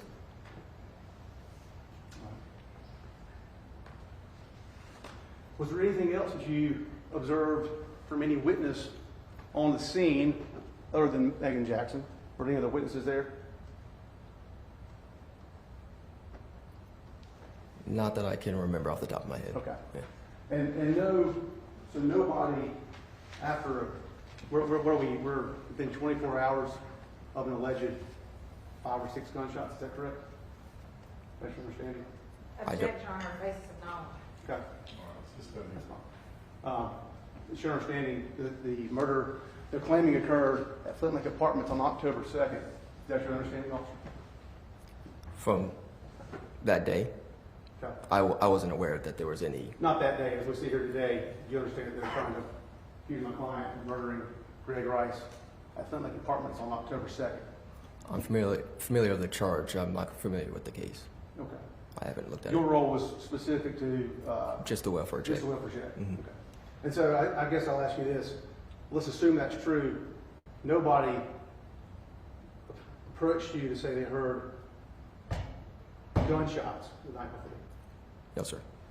Nobody was standing around outside their apartment, waving their arms up and down, trying to report having seen, witnessed, or heard a crime from the night before? No, sir. How long were you out there about at the apartment? I'd say approximately 20 to 30 minutes. Okay. All right. Did you think it was adequate time? Did you see anyone else, any other neighbors out there while you were there? Do you recall? Yeah, when police officers are in the neighborhood, a lot of people come out just to be nosy, but I did see a lot of neighbors. No one approached me to say anything. To report anything unusual? Yeah. Okay. Thank you. Are you ready? No, sir, Your Honor. All right, you may step in. We'd ask this witness to be excused from this opinion. Any objection? No objection, Your Honor. All right, he's free to go. Your Honor, Yes. State calls Jeff Helfinstine.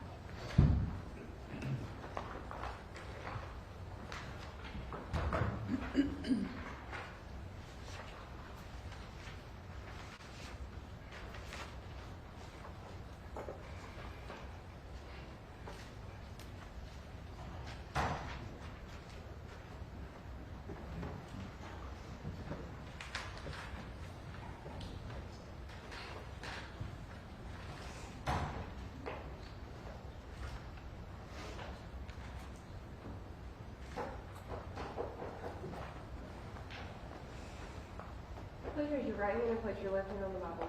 Do you solemnly swear or affirm the evidence you're about to give the court in this case will be the truth, the whole truth, and nothing but the truth, so help you God? I do. Thank you.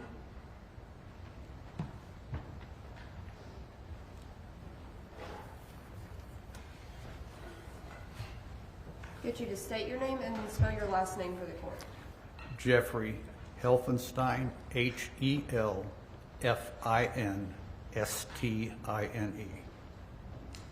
Mr. Helfinstine, do you work currently?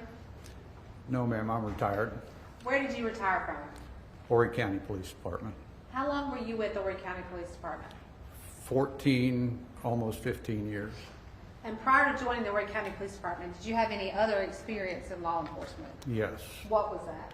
I worked with the city of Myrtle Beach for approximately 8.5 years. What about military experience?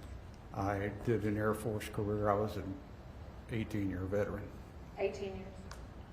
What was the last position you held at the Horry County Police Department? I was the desk officer at the Central Precinct at M.L. Brown Building in Conway.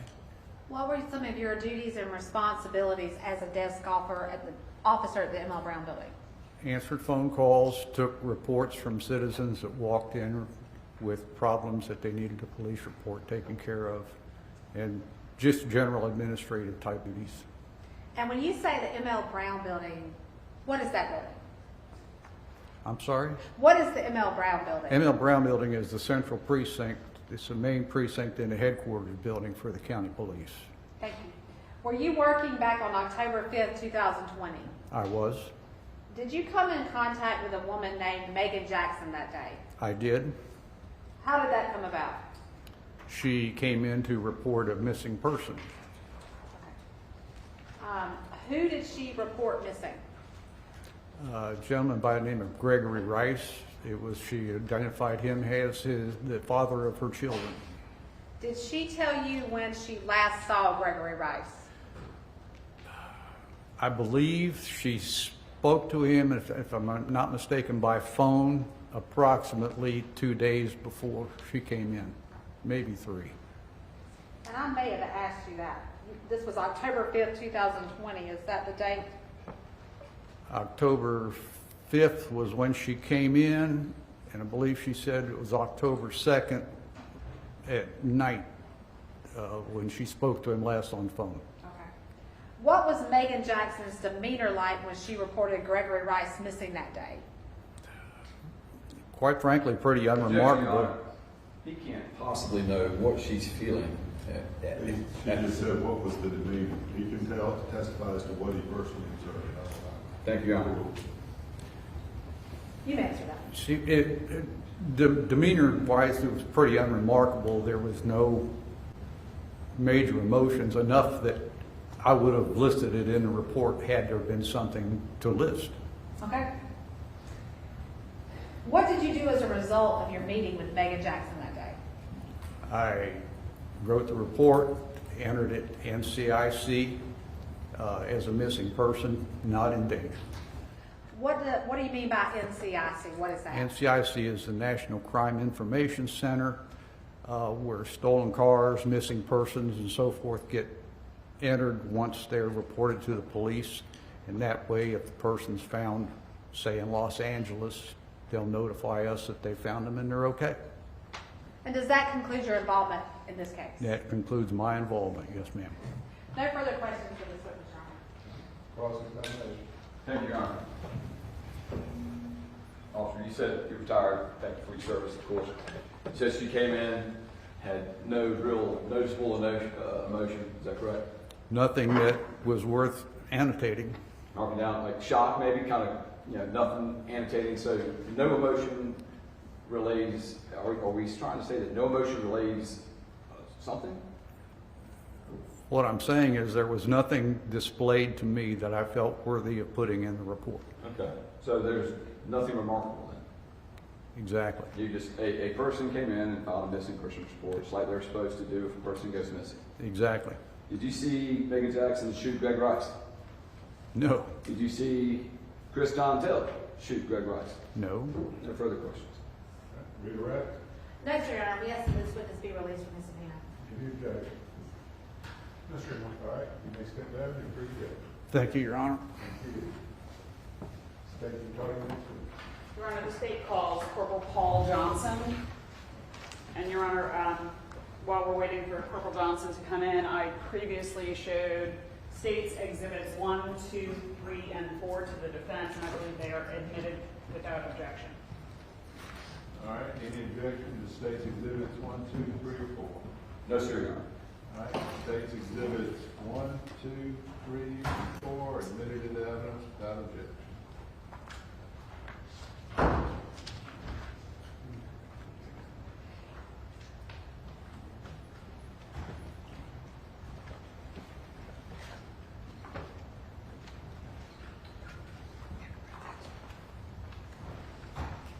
Please raise your right hand and place your left hand on the Bible.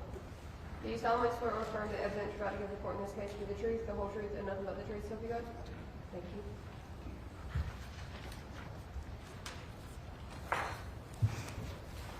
Could you just state your name and spell your last name for the court? Paul Johnson, Johnsson. And Corporal Johnson, I'm just going to ask you to turn your report over. If you need to look at it to refresh your recollection, we'll cross that bridge. Can you tell the ladies and gentlemen of the jury where you work? Horry County Police Department, And how long have you worked there? a little over 18 years. What is your current position with the Orange County Police? I'm a detective with the Horry County Police Department assigned to the property division of CID. So what are some of your duties and responsibilities in that position? In this position, we investigate property crimes such as burglaries, larcenies, bank fraud, check fraud, forgeries, stuff of that nature. How long have you had that position? Just a few weeks. Okay. What were you doing before that? Before that, I have worked in CID before, investigating child crimes, sexual assaults, and also been a supervisor of environmental services in the past. So let's talk about October of 2020. Which of your many positions were you in at that point? I was assigned to Investigations Division, Special Victims Unit. Is that what you were describing about crimes against children or sexual assaults, et cetera? Yes, ma'am. Would missing persons also fall under special victims? Yes, ma'am. So what were some of your duties and responsibilities in that position? Missing persons, child assaults, some cold cases, Mainly sexual assaults. But what would you actually do? In missing person cases, they would assign a case. You would make sure the patrol entered the person NCIC. Then you would go from there. Sort of generally speaking, as a detective, would your daily tasks include, say, interviewing people, search warrants, things of that sort? Yes, ma'am.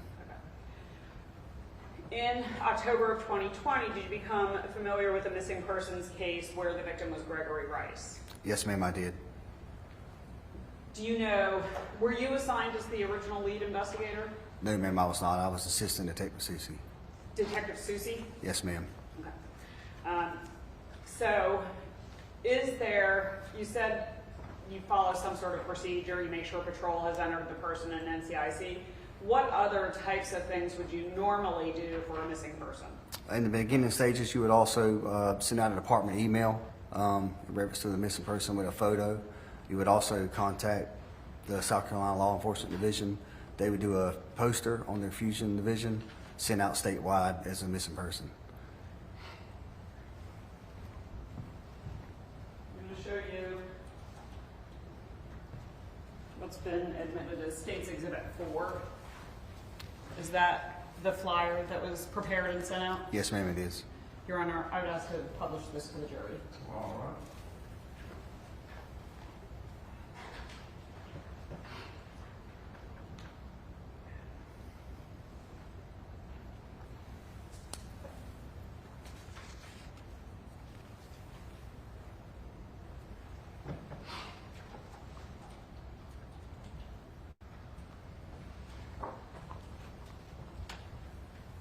As part of this initial protocol, would you try to get the missing person's cell phone records or bank records or anything like that? How would you attempt to locate them?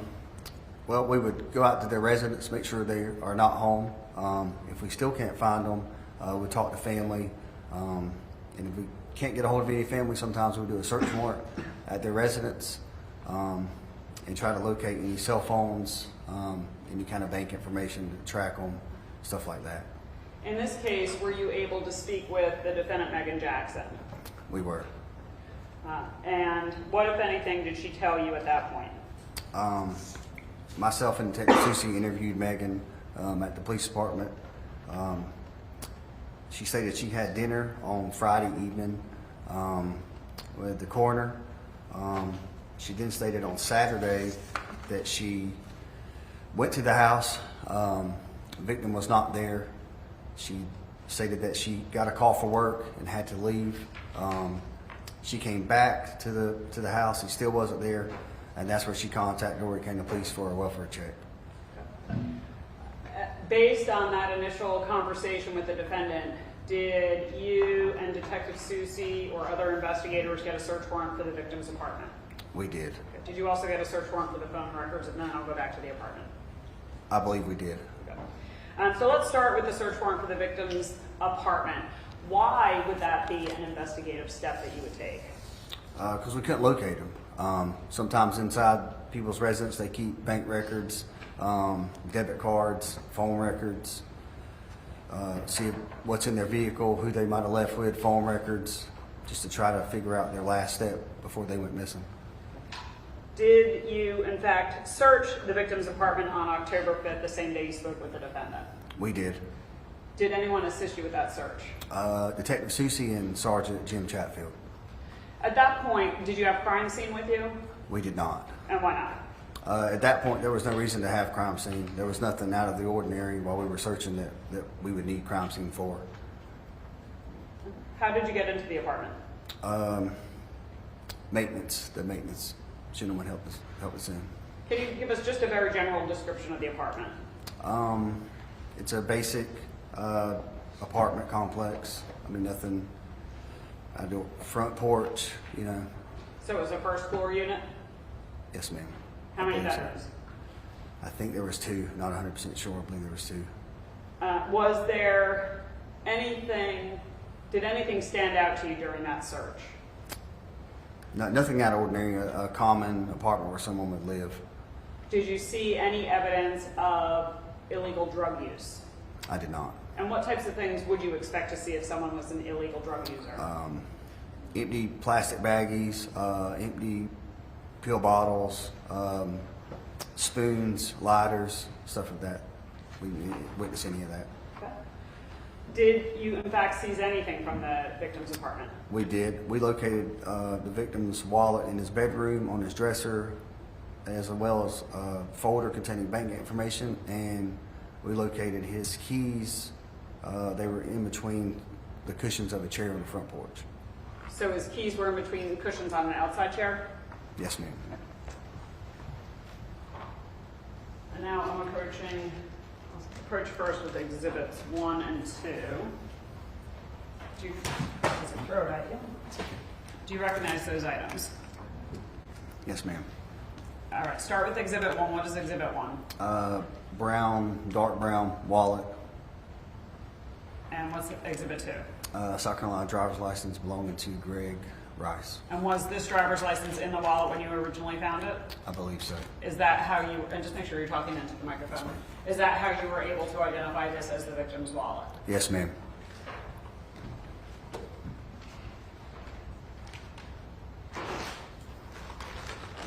And then showing you exhibit 3, what do you recognize that to be? Car keys and miscellaneous keys, keychains. And is this the set of keys that you found stuffed between the cushions on that outside chair? Yes, ma'am.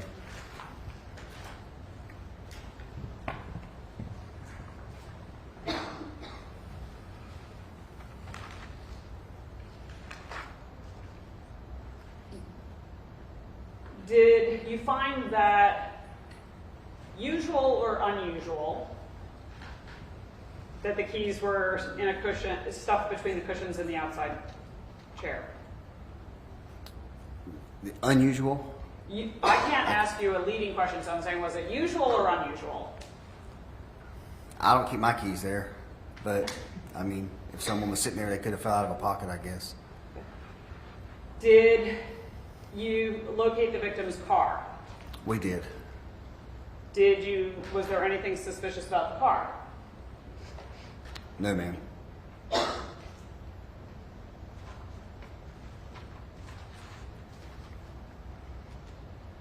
Did you, sorry, I haven't even asked your question yet, so.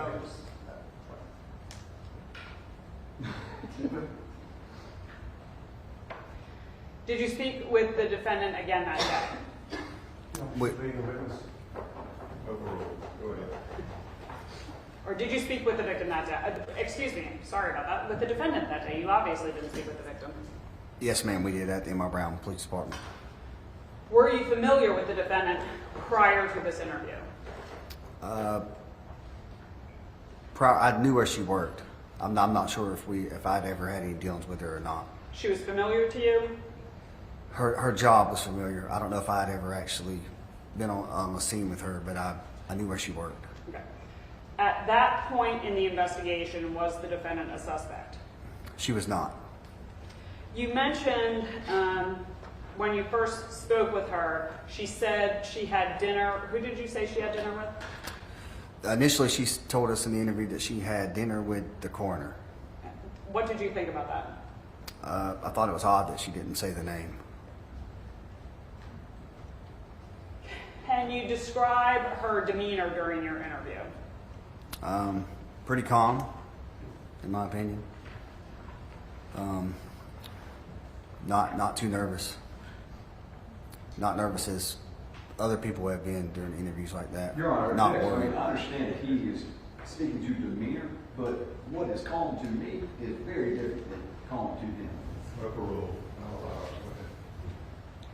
I'm sorry, so her demeanor seemed more calm than other people in a similar situation? Just not worried would be my opinion.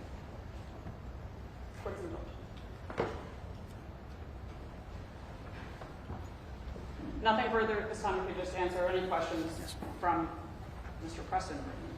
All right, cross-examination. Yes, sir.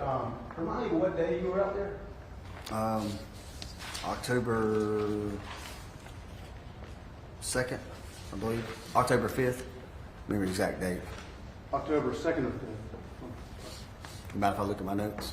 You brought some notes with you? Yeah, go ahead, take a look at it.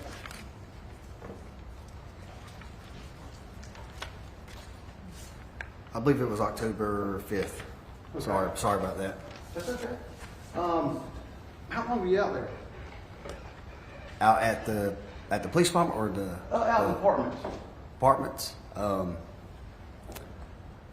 No idea really. I mean, Okay. 30 minutes, maybe an hour total. I'm not sure. It's been so long ago. Okay. You don't remember that part? Okay.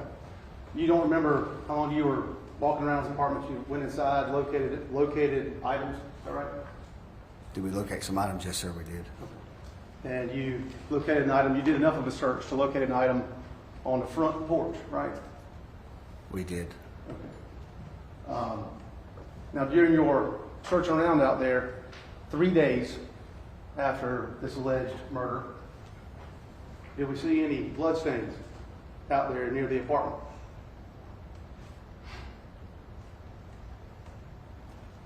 Are you asking me? I'm asking you, yes, sir. You asking me if I saw any blood stains the day I was there? Yes, sir. The day you were there on October 5th, 3 days after this death. I did not see any blood stains when I was there, no, sir. Okay. And you're an officer, detective. You saw those. That's something you make a note of, right? If I saw blood stains? Yes, sir.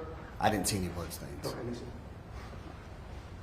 While you were there, did any neighbor run up to you and tell you about the gunshots they heard 3 nights ago? I don't recall anybody telling me about gunshots. Okay. While y'all were searching around, did you come across any bullet casings, shell casings? I did not find any shell casings, no, sir. Okay. All right.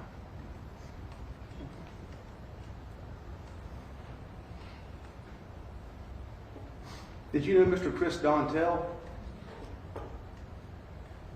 Did I know Chris Dantel? Did you know Chris Dantel? I knew Chris where he worked, yes, sir. Not a lot of dealings with him, but I knew where he worked. Okay. And where did he work? The coroner's office, Horry County Coroner's office. Okay. Chief, mind just beg your indulgence for 1 second. Anything you want to let me have? Those are all the questions I have. Thank you very much. Thank you, sir. Thank you, Your Honor, very briefly. When you went out to Flint Lake Apartments, did you confine your search to the victim's apartment and car, or did you walk the whole complex? Car in his apartment. Nothing further. All right, you may step down. And Your Honor, I would ask that he be released from his subpoena. Ms. Jackson. I'm not going to hold on this one, Your Honor. All right, I'll allow him to leave, but he's still subject to subpoena to come back. Thank you, Your Honor. Thank you. Thank you, Your Honor. State can call your next witness. Your Honor, at this time I would read 2 stipulations into the record. And there is evidence that would be admitted along with these. I can just have 1 moment.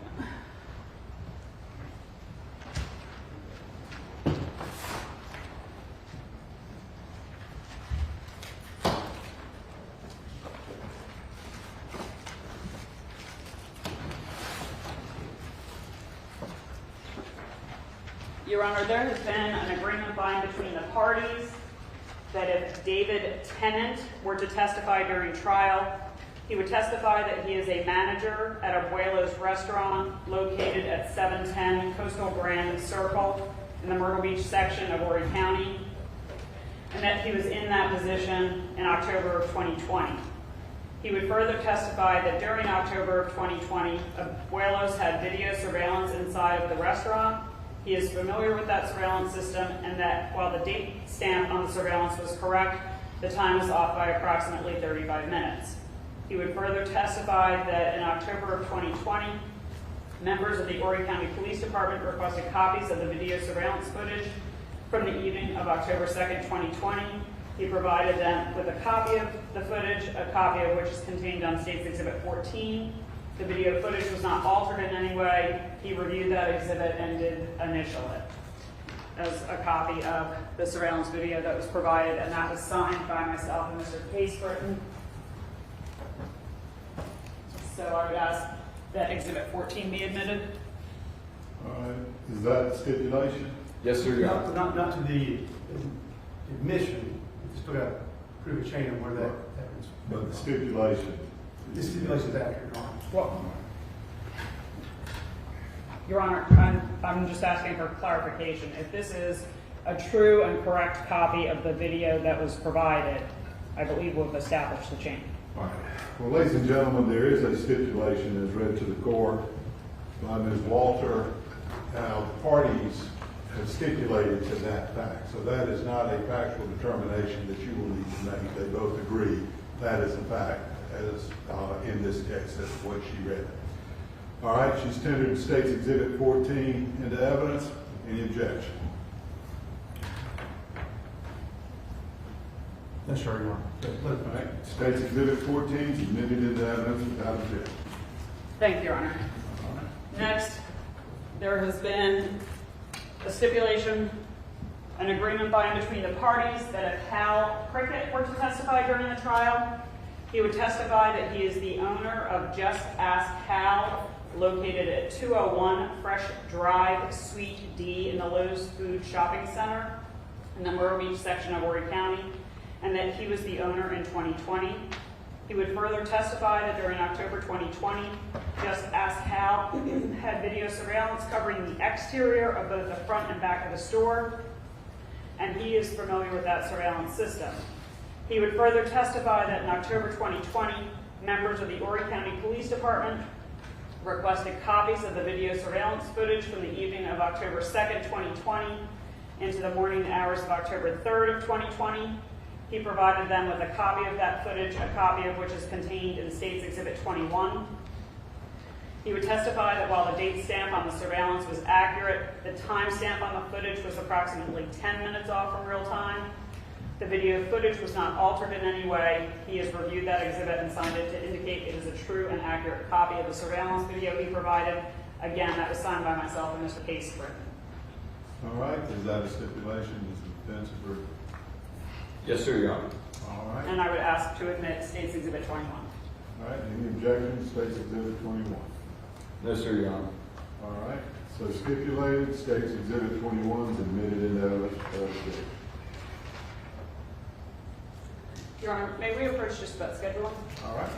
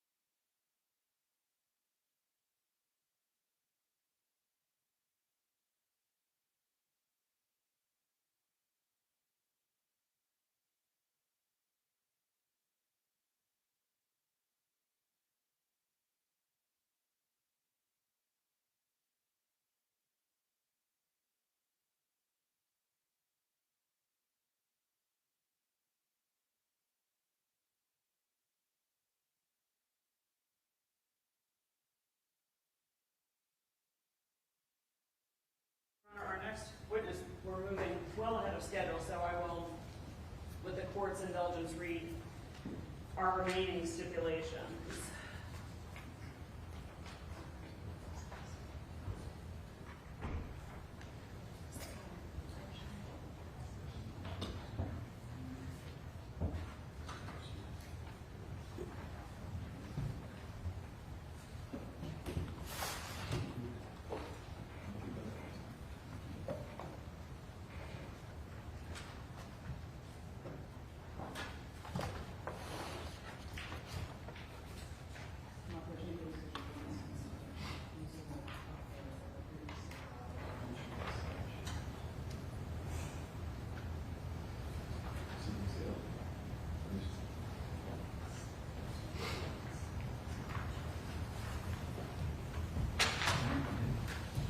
Your Honor, there's been agreement by between the parties that if Mark Amos were to testify during trial, he would testify that he is a senior special agent at the South Carolina Law Enforcement Division, commonly known as SLED. He would further testify he has been the automated license plate reader, ALPR, coordinator for SLED since 2018, and that in that capacity he is a custodian of records for still photos taken by ALPRs in Horry County. He would further testify that he has reviewed the relevant stills contained in State's Exhibits 23 and including 34, through and including 34, and that they are true and correct copies of records maintained by SLED. And that is a stipulation signed by myself and Mr. Case Britton. All right, Mr. Britton, that's. Your Honor, again, let's re-ask. These stipulate to the fact that they are real and authentic, not to what they actually are evidence of. If Are you what she read? yes, sir, that is fine. Okay. Yes, sir. Thank So you. that's stipulated. Thank you. All right. So then my confusion comes from if they are stipulating that Senior Agent Amos is a custodian of records for SLED and State's Exhibits 23 through and including 34 are true and accurate records kept by SLED for which he is the custodian, what is the objection to their admission? They're saying that they agree to your stipulations and qualifications. They're just contesting that that exhibit shows what the state is saying it shows.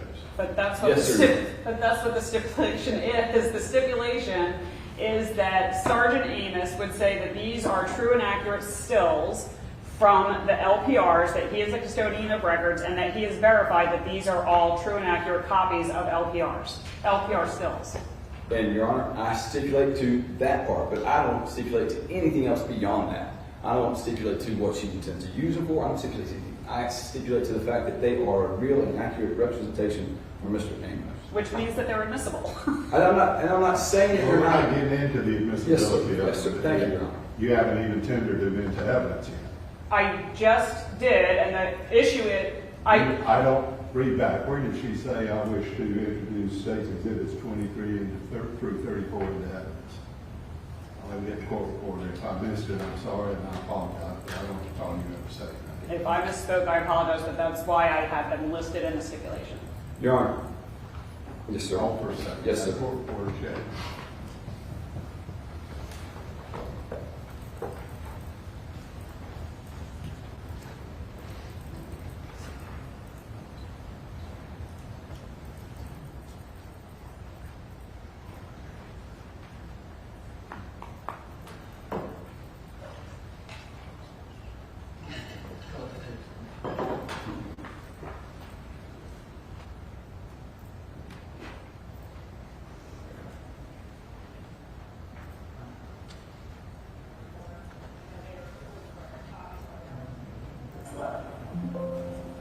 And that is a stipulation signed by myself and Mr. Case Britton.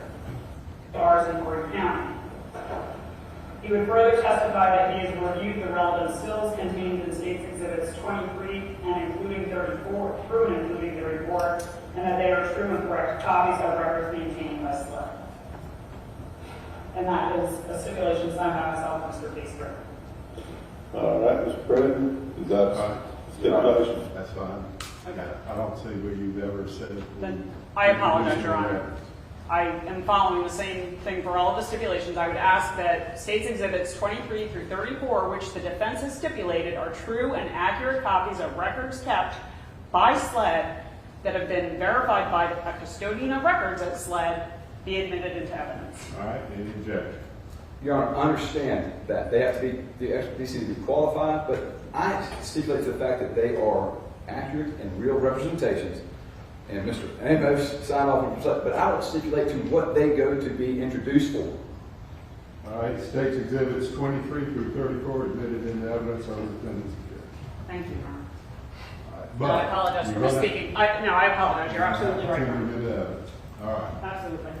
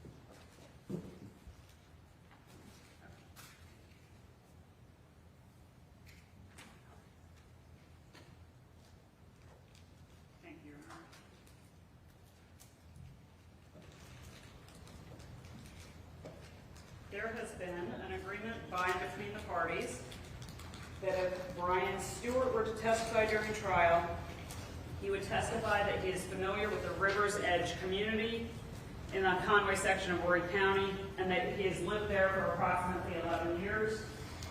He would further testify that he was the president of the Homeowners Association for 3 years, including during 2020. He is aware of and familiar with the 2 exits to the community located along Highway 90, as well as the surveillance system that covers each entrance and exit. He would further testify that in October of 2020, members of the Horry County Police Department requested that he search the surveillance video footage looking for the vehicles they described as being driven by Meagan Jackson and Christopher Dantel. He provided that surveillance footage to the Horry County Police Department without editing it. That footage is contained in States Exhibits 118 and 119, and that footage has not been altered in any way. That stipulation was signed by myself and Case Britton on May 29th. All right. Britton, is that the stipulation? Again, Your Honor, just stipulate to the fact that it's a real and accurate representation. I do not stipulate to the fact of what she intends to use it for. Having said that, Your Honor, I understand that the witnesses and we'll do that. At this time, Go ahead. at this time, Your Honor, the state would ask that 118 and 119 be admitted into evidence. Any objection? No further, Your Honor. Yes, sir. You said yes. I'm sorry. I understand the ruling from earlier, Your Honor. No objection. All right, State's Exhibits 118, 119 are admitted into evidence without objection. Your Honor, there's been an agreement by and between the parties that if David Owens were to testify during trial, he would testify that during October 2020, he was employed by the PD Exchange gas station convenience store located on Highway 378 and PD Highway in Horry County near the Marion County border.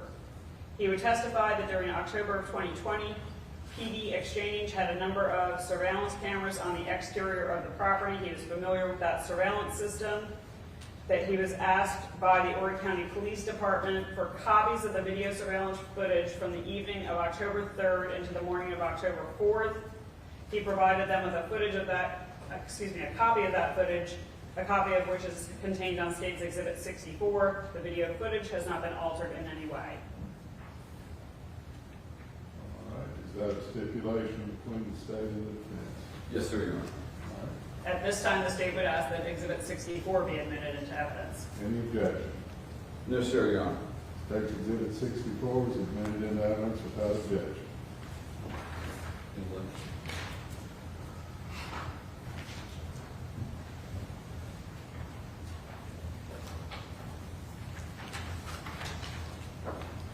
Lastly, Your Honor, there has been an agreement by and between the parties that if Tom Buchanan were to testify during trial, he would testify that he is a Lance Corporal with the South Carolina Department of Natural Resources, commonly known as DNR. He would further testify he has been with DNR for approximately 8 years, and in that capacity, he installed a game camera at the entrance to the Lewis Ocean Bay Heritage Preserve, the preserve for short, located off International Drive in Horry County on September 21st, 2020. He did so because there were several instances of vandalism at that location. Sometime after October 3rd, 2020, he was asked to review still photos captured by that camera for anything that might be relevant to the murder of Greg Rice. He would testify that he saw Meagan Jackson and Christopher Dantel, both of whom he knew in a professional capacity, driving their respective vehicles into and out of the preserve on September 29th, September 30th, and October 2nd of 2020. He has reviewed still photos capturing those visits, identified as State's Exhibits 35 through 47, and attests that they are true and accurate copies of the photos from the game camera. Each photo bears his signature. That is a stipulation signed by myself and Case Britton on May 29th. All right, does the defendant stipulate to that? Again, Your Honor, yes, sir. We would ask, the state would now ask that State's Exhibits 35 through 47 be admitted into evidence. Any objection? Again, Your Honor. No problem. Thank you. All right, State's Exhibits 35 through 47 admitted into evidence without objection. Thank you. Your Honor, if I can just check on my next witness. Okay. Okay, Your Honor, the next witness is walking over. He should be here any minute. All right. We want to take a break or? I would leave that to Your Honor. We have, do you want me to approach about scheduling or do you want? Yeah.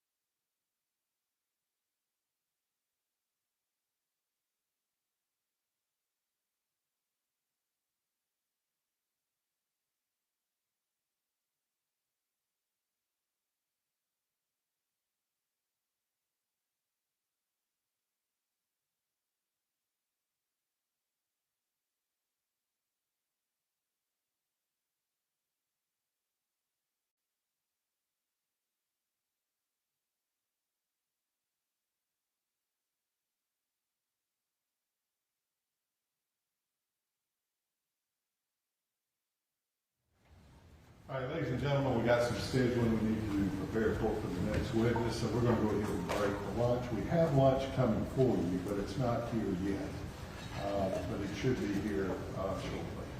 Leave your notepads in the jury box. Do not discuss the case, even among yourselves. It's too early for deliberations. We'll be taking probably at least an hour. I'll give you plenty of time to eat, so don't feel rushed when it gets here. So whatever time you need to eat, we'll provide that to you. But don't discuss the case, don't conduct any independent investigations, leave your notepads in the jury box, and we'll bring you back as soon as we're done with lunch, okay? Thank you very much.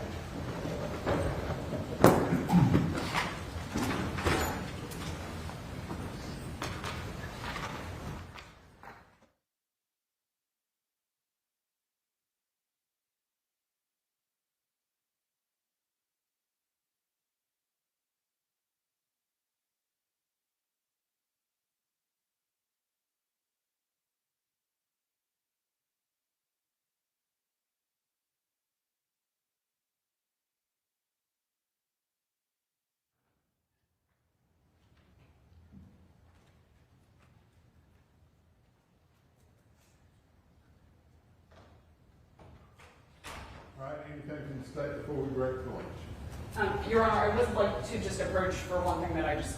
All right.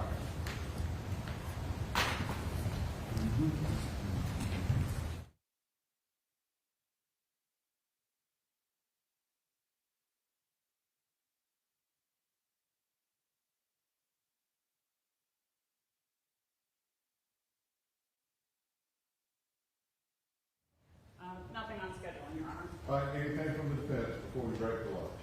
Yes, sir. Okay, I wish I could give you a definite time. We've ordered lunch coming in for the jurors. It's to be picked up at 12:15. So I think you're probably looking at about 12:25, 12:30 before it gets here. So you're probably looking at about 1:30 before I take advantage, okay? That's fine. Thank you, Your Honor. All right, thank you very much.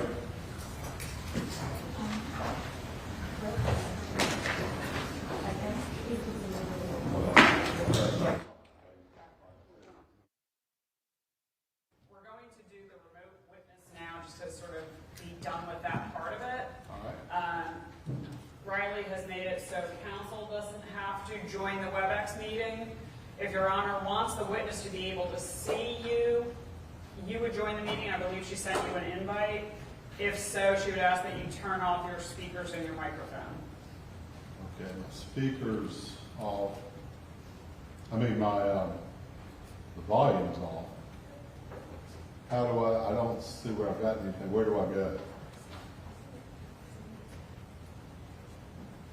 Like a calendar? It should be a calendar invite on it. Is there, do you have? I mean, I know how to get to my virtual courtroom through the calendar.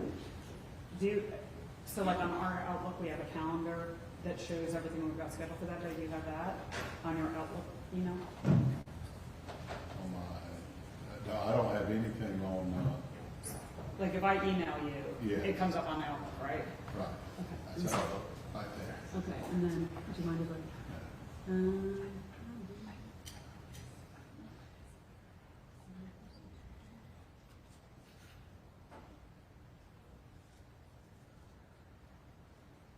Riley, I don't see it on this calendar. Didn't go to him. She said, she sent it directly, it didn't go to him, it went to this Vermont. That's my administrative assistant. She's not in. If you open the forms, I can do it.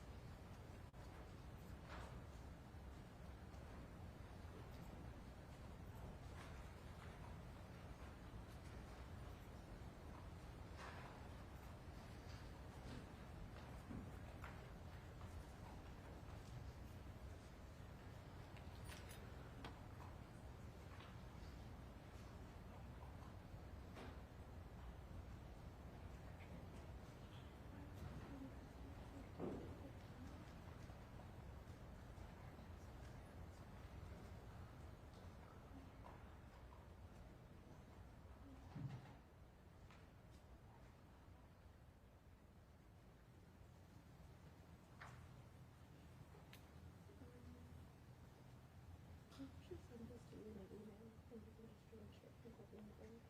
Say that again. Yeah, if you send it directly to me, I would assume so. Because whenever I set the calendar in, it looks like it gets inverted.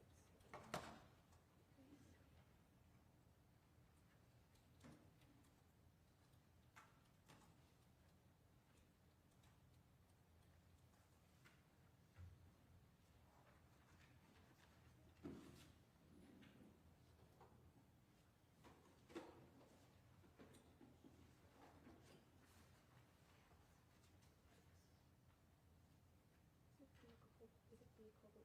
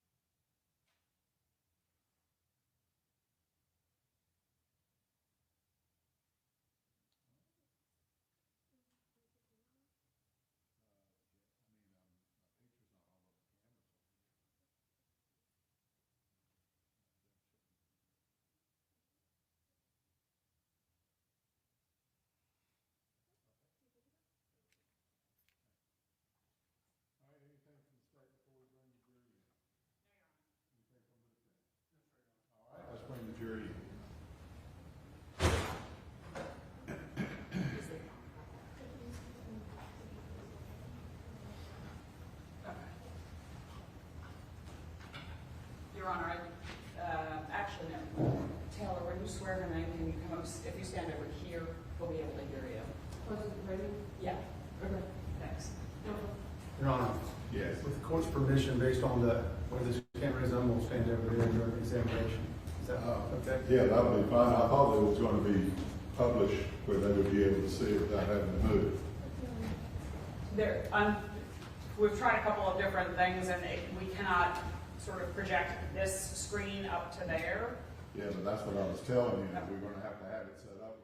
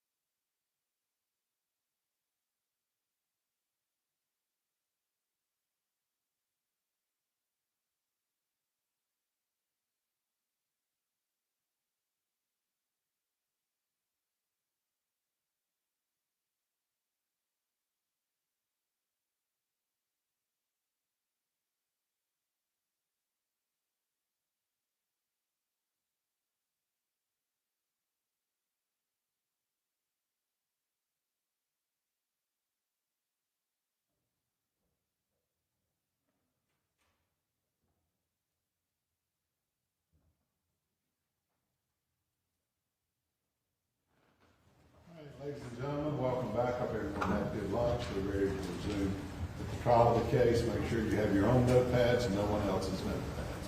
State can call your next witness. Your Honor, the state calls Keith Yahn, who will be testifying via WebEx. All right, ladies and gentlemen, this next witness will be testifying virtually. Now, you are to judge this witness's credibility and the testimony the same way you would any other witness if the witness were present in person testifying in this stand.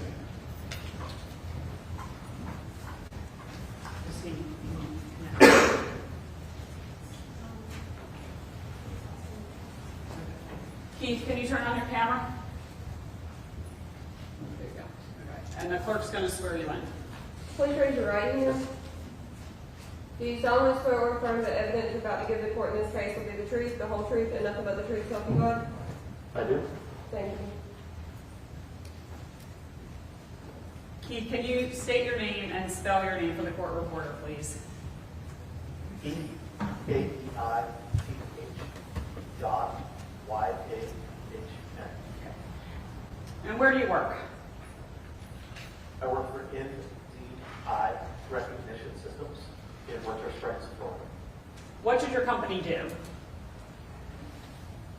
We develop, produce, and sell license plate recognition to law enforcement and homeland security. How long have you worked at NDI Recognition Systems? 22 years. And what is your current position? Chief Operating Officer.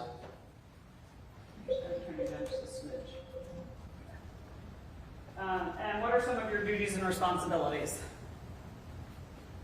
Responsible for the general day-to-day operations of the business, from sales to support to production, installations, all of our operationals throughout the country. Okay. Can you explain to the jury what a license plate reader does? Sure. A license plate reader is a system devised of a camera connected to a computer that typically sits on the side of the road. The camera takes pictures of every vehicle that passes by and digitizes that picture and sends it to the computer that's attached. The computer then looks for the license plate in the picture, and it actually reads the text on the license plate and then sends that immediately via cellular modem to a server based at the state in the South Carolina Law Enforcement Division. That all takes place sub-second, so it's almost instantaneous. And then it stores that data in the server, where it can be used for either historical analysis or to match immediately against hot lists that are also stored in the server. What do you mean by hot list? A hot list is a list that's typically created by the FBI, the state, or a local law enforcement agency, and it's a list of license plate numbers and why they may be wanted for some purpose, whether that be a stolen vehicle, a stolen license plate, expired insurance, wanted person, something like that. How long have license plate readers been in use? They were actually developed in the mid-90s. They've been in use ever since. Do you have knowledge of license plate readers in Horry County? I do, yes. And specifically, do Myrtle Beach and the city of Conway use LPR systems provided by your company? Yes, both do. Can you explain how an LPR system obtains the date and time? Well, let me back up. If a still is created from the LPR system, does that contain a date and time and location even? It does, I'm sorry. When that data is sent from the roadside computer to the server, it does include a color overview picture of the vehicle, a zoomed in black and white picture of just the license plate, along with the location, the camera name, the date, the time, and the GPS coordinates. How does the LPR system get the date and time that it uses on those stills? The date and time from those stills comes from the computer that's on the roadside, which is a Windows-based processor. So it uses Windows time synchronization, which means every 9 hours, every 9.1 hours actually, that system will go out through the internet to a time server, which is pool.ntp.org, which is run by Microsoft, and it will synchronize the time. So the time is synchronized through the web every 9.1 hours. Did you get the first part of that website, or do you need that? Yeah. Can you just spell out that first part of the website that you just said that it goes to? Sure. It's not an actual website you have to visit. It's just for time synchronization. But the name of it is pool, P-O-O-L, .ntp, as in network time protocol, .org. Thank you very much. Have you been working with license plate readers since their inception, basically? Yes, I have. Okay. Based on your experience with the system, are the date and time included on LPR stills or reads accurate? They are. They're such an important and integral part of the system that it's really important that we maintain accuracy there, which is why it's updated and synchronized every 9.1 hours. Thank you. I have no further questions. Who's question? Meagan, Coach Civil, just one argument, Steve, co-counsel. In a moment, I'm going to have you answer questions from one of the Britons on the cross-examination. Okay.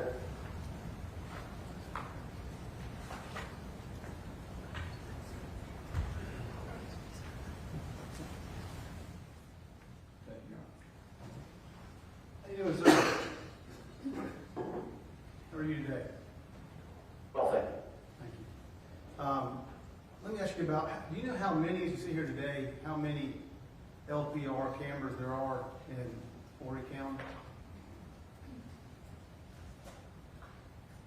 In Horry County, I believe there's right about 40 that are operated by our company, and then they have some operated by some competitors as well. Okay.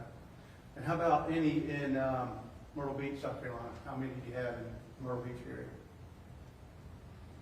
Myrtle Beach, I believe, has 28. And how many do you have in the Sockasty area? I'm unfamiliar with that area, I'm sorry. Okay. How about with Conway area? In Conway, I believe there's right about 10. Okay. All right. How about in Aner? Do you happen to know about Aner? Objection relevance? Cross-examination, go ahead. Do you happen to know how many there are in Aner, sir? I don't know anything about Aner. Okay. Were you asked to look at any specific areas, or did you do a general search for this license plate? I don't do any searches for license plates. Okay. So what was your involvement in this case? We developed and sold the system to the law enforcement agencies, and the systems are operated with those within those jurisdictions. Okay. So if there was a need to pull those LPRs in areas other than the ones that are in this case, would they have come to you to help pull those? No, sir. They would have. Those are all contained in the server and SLED, Okay. so they would have gone to SLED. Okay. And so if we wanted to know and see where these vehicles were at other times, you're not the guy for that? No, I'm not. Okay. But based on what you've told us, there are many cameras throughout both the city and the county. Is that correct? Sure.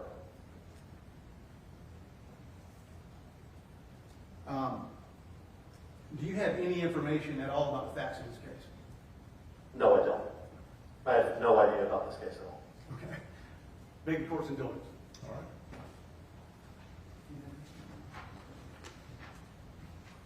No further questions? All right, read the rest. No, Your Honor, but I would ask Thank you, sir. that Mr. Yahn be allowed to return to work. All right, any objection? No, sir. All right, ready to go. Thank Thank you you. very much. Thank Thank you, you. Pete. Thank you.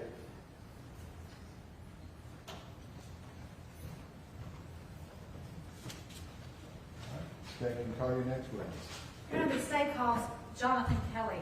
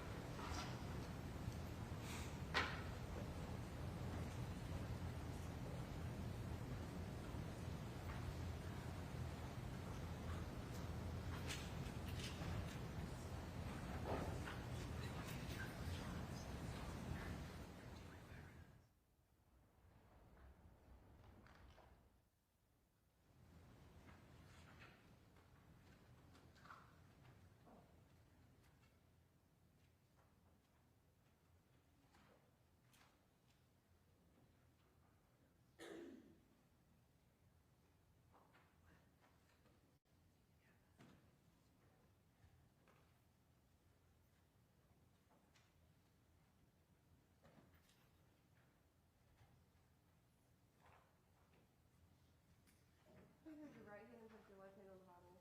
Do you solemnly swear or affirm the evidence you're about to give the court in this case is the truth, the whole truth, and nothing but the truth, so help you God? So help me God, I do. Thank you.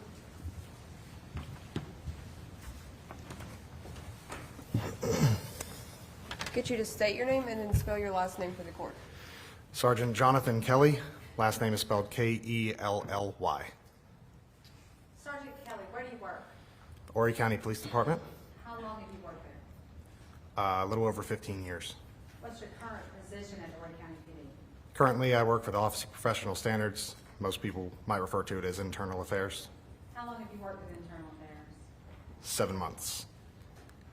What are some of your duties and responsibilities as a sergeant in internal affairs? Mostly, we conduct investigations related to policy violations. Additionally, we might respond to subpoenas and FOIA requests, things like that. What was your assignment back in October 2020?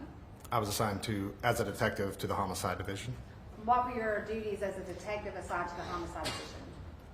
To investigate death investigations or violent assaults, robbery, and anything else, any other types of crimes that I was asked to do. Also assist other officers in whatever crimes they were investigating. Were you asked to assist in the investigation into the murder of Gregory Rice on October 2nd, 2020? I was. How did you become involved?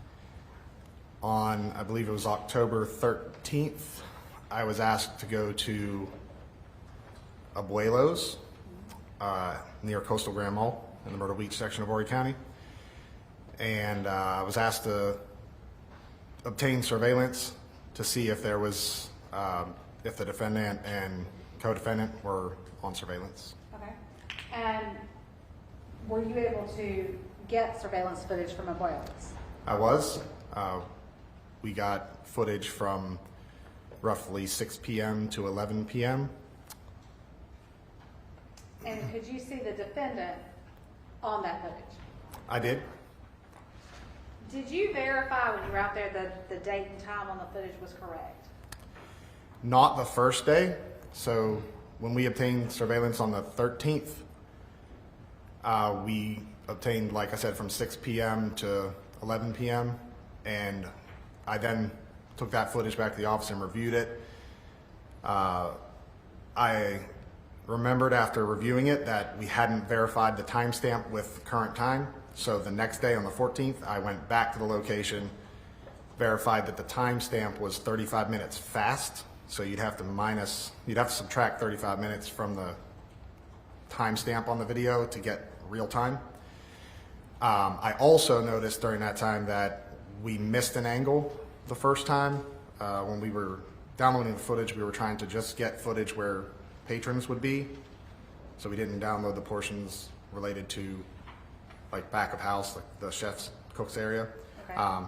So I observed a different angle as I was verifying the timestamp. So I also got additional footage that day as well on the 14th. You said you verified the date and time. How did you do that? I looked at what it was displayed on the live feed, and then I looked at my cell phone and just compared the two. So you found out, I believe you said it was 35 minutes ahead? Correct. Okay. I'm going to show you what's been marked as State's Exhibit.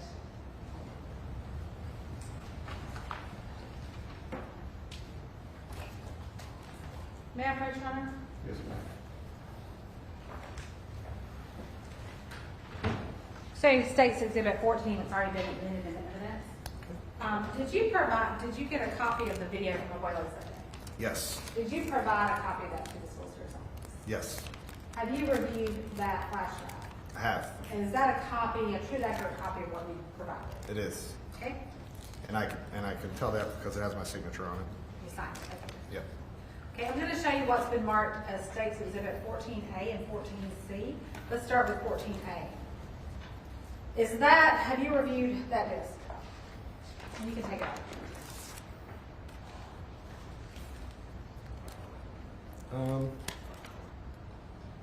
I don't see my signature on this one Have specifically. you reviewed? But it does say clips from Abuelo's video, which is the footage that I collected.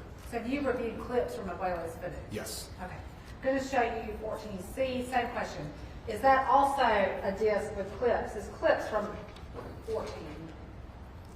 Yes. Again, I don't see specifically my signature on this one, but it is also, the disc states that it's clips from Abuelo's, which would be the footage that I obtained. Okay, and have you reviewed clips from Abuelo's? Yes. And are those clips fair and accurate representations of what's contained on Exhibit 14? Yes. Your Honor, at this time the state would admit 14A and 14C in evidence of published to the jury. Yes, sir, Your Honor. That was instructing the witness that he's not able to establish the proper chain of custody for it.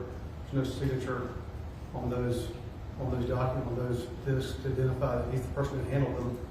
Don't have any way to know whether or not they've been tampered or if those are the ones that were procured from that day. Your Honor, you want me to respond? Well, no, he says he's just basing it upon what's written on there. Well, he said that he's reviewed the clips. The clips he's, But earlier on, he said well, he didn't know what it was, but he was reading as to what it is. Your Honor, he's reviewed the clips. The solicitor's office just burns them to a disc from our system. Exactly. That's all it is. So we'll use Exhibit 14. Well, Exhibit 14 is voluminous. Well, and I understand that, We can, but he did not properly authenticate 14A and 14C.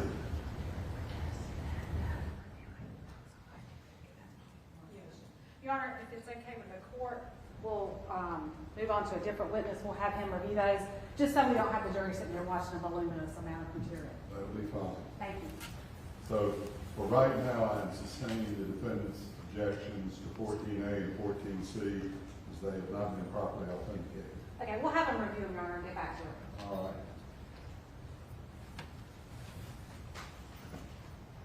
So I can step down? Yes. Okay, thank you. Oh, wait a minute, wait. Oh, I'm sorry.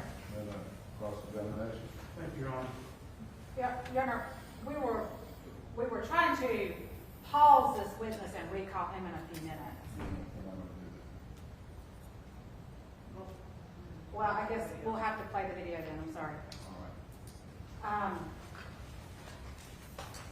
What we'll do is try to, Your Honor, let's maybe break. Let's just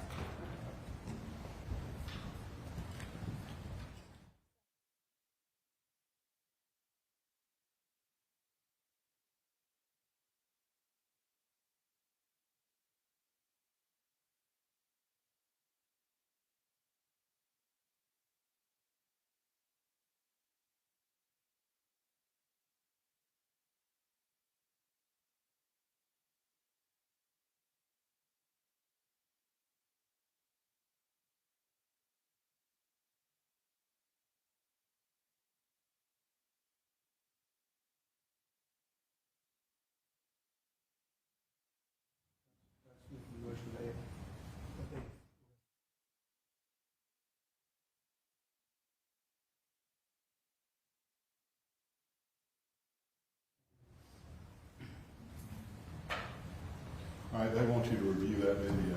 Thank you, Your Honor. Thank you, Your Honor. Defense counsel wants to go over there while they review it. Oh, sure, yes, sir. Thank you. Well. Your Honor, is the jury going to watch him review the video? No, it's not in evidence. It cannot be seen by the jury at this juncture. Thank you. They won't be able to see it. Make sure that you project it.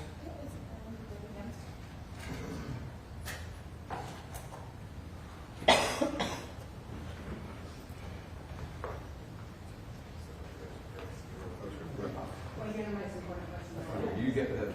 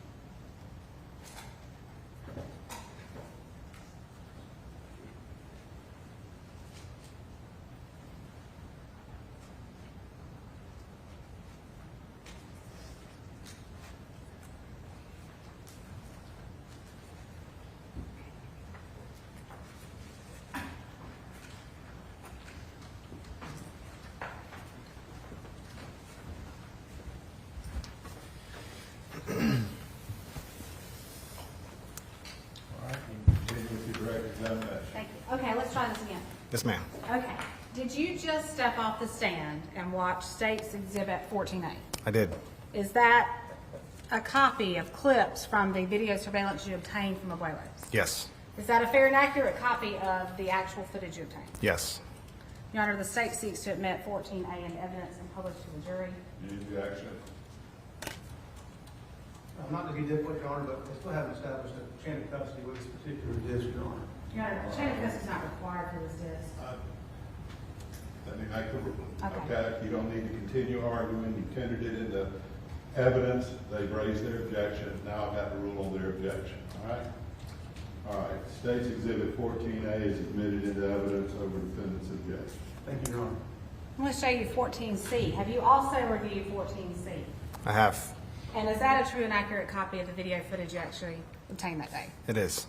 Your Honor, the state seeks to introduce 14C in evidence and publish it to the jury. Any objection? Mr. Your Honor. All right, State's Exhibit 14C admitted into evidence without objection. All right.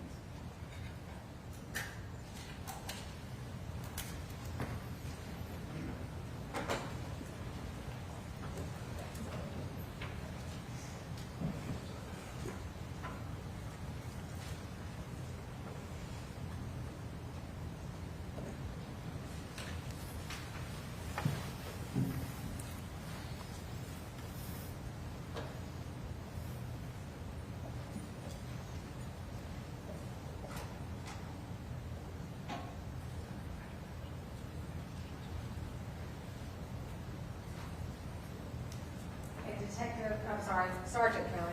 Yes, ma'am. We just watched State's Exhibit 14C. Could you identify anyone that you could see on that video? Yes. And who was that? Chris Dantel and Meagan Jackson were exiting the location. And again, And were you familiar with Chris Dantel and Meagan Jackson prior to obtaining this video? yes. How did you know who they were? Chris Dantel was a deputy coroner, so he had been on several death investigations that I had been on, so just working relationship, had known him. And same with Meagan Jackson, she was a transport driver for the coroner's office, so, or for a contracted company, I guess. But I knew her. Did you recognize them by sight? Yes. You know what they look like? Yeah. Okay. And I'm sorry, I think I played them out of order. Let's play 14A. So that one, I believe you just said was them leaving. Correct. Can you tell me, if you can still see it, the date and time stamp on there?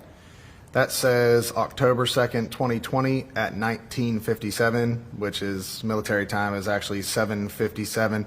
But again, that's 35 minutes fast. So it should be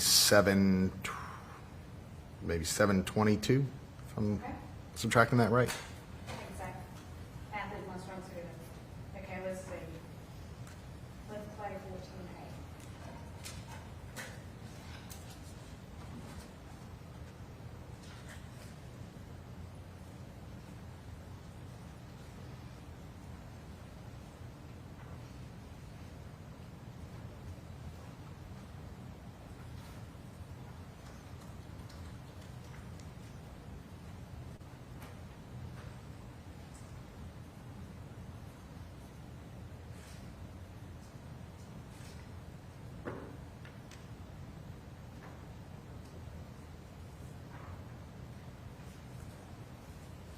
Okay, we just watched 14A. Can you tell me what you viewed on that video?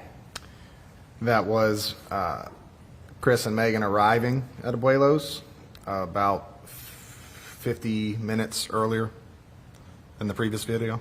Okay. So they're out of order, but one is them arriving and one's leaving. Correct. And what's the date on both of those? October 2nd, 2020. May I approach, Your Honor? Yes, ma'am.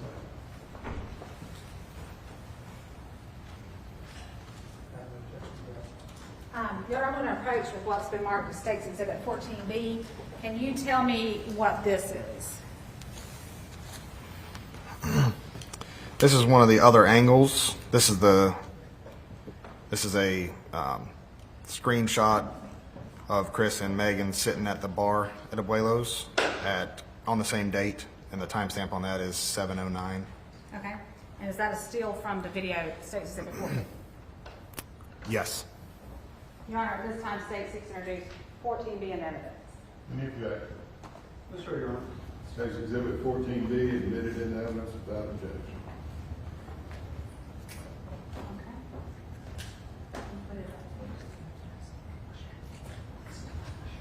Oh, Your Honor, we published this to the jury. All right.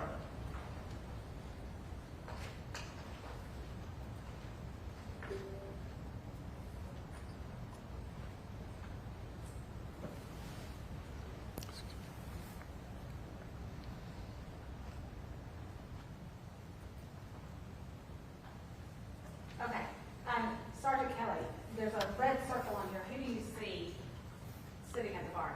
That's Chris and Megan. And again, what time was that? The timestamp on there is 1909, which would be 7:09. And again, you have to subtract 35 minutes to get the right time, I believe.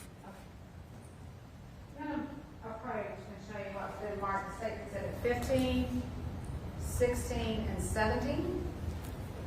55. And are these also stills from the video we literally just watched?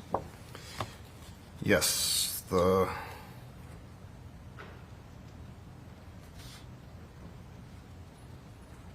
time on this, or the number 17 is Chris and Megan leaving. Number 16 is Chris and Megan arriving, as is number 15. Those are just a few seconds apart. And are those fair and accurate representations of video stills from State's Exhibit 14? Yes. Your Honor, at this time, State would seek to admit 15, 16, and 17 into evidence and publish to the jury. Any objection? Yes, sir, Your Honor. All right, State's Exhibits 15, 16, and 17 admitted into evidence without objection. So I believe you just kind of told us what they show, but just for the purpose of, look at. Okay, just now that the jury can actually see the picture, I know we've seen the video, but just tell me what this Exhibit 15 shows. This is Chris and Megan arriving, and as I'm looking at this, I also realized the timestamp on the actual footage there is that was 7:41 on the timestamp. But the time that was showing on the video clip was covering that timestamp, so that's actually the accurate time. Okay. So the time that was showing on the videos that we watched was accurate timing. This is when I watched the video on the actual footage. That's the timestamp that's on there.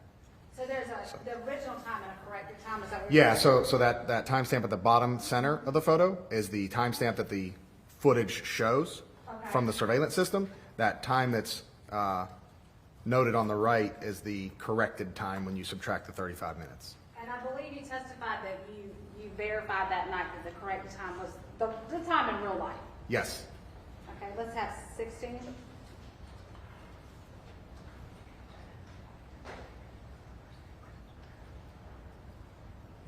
Okay, so in this photo, who do you see in this photo? That's Chris Dantel and Meagan Jackson again.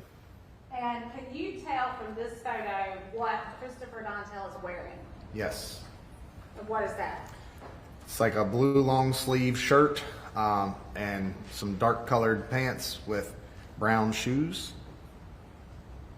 And what's the date and timestamp on this one? This is October 2nd, 2020. Okay, let's have Exhibit 17, please.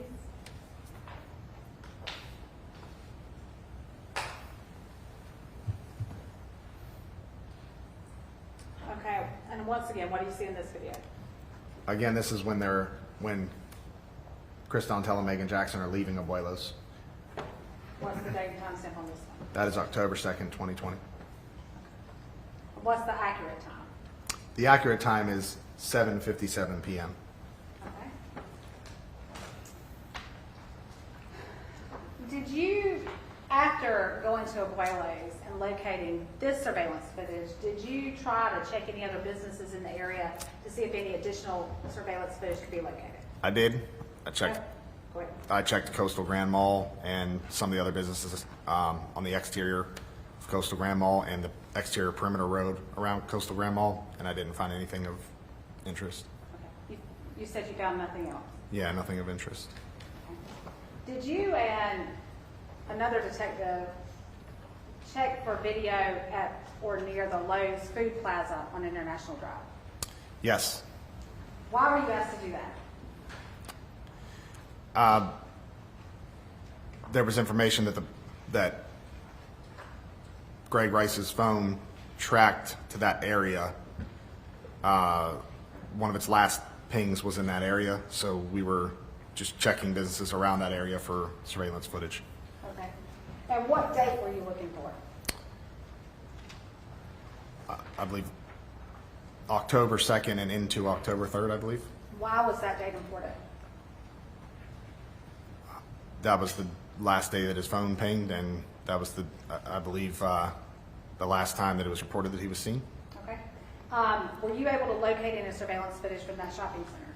Yes. Where were you able to get it from? Howell's Computer Repair. Okay. Where's that located? I don't know the exact address, but if you're looking at Lowe's front door from the parking lot, it's to the left, but in the same structure, like the same plaza building. Okay. Have you reviewed that video? I have. And does that video have a date and time stamp? It does. Okay. We've learned from our stipulation that that time stamp is 10 minutes fast. I'm going to approach with what's already been admitted into evidence as states Exhibit 21. Yes. Just to see. Is this a copy, did you give a copy of the surveillance to the solicitor?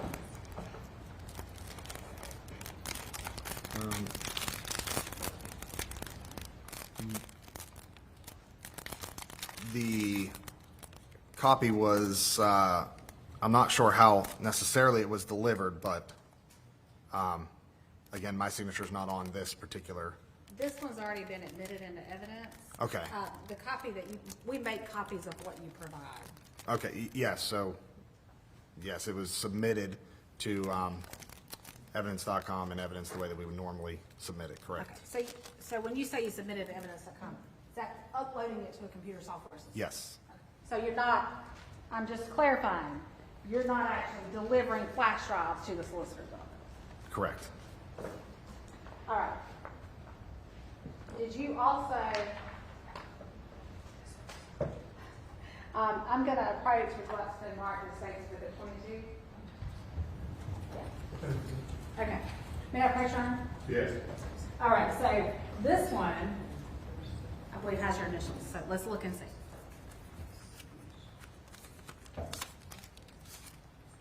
Yes. Okay, so have you reviewed that disc and verified what it is? Yes. And what is that disc?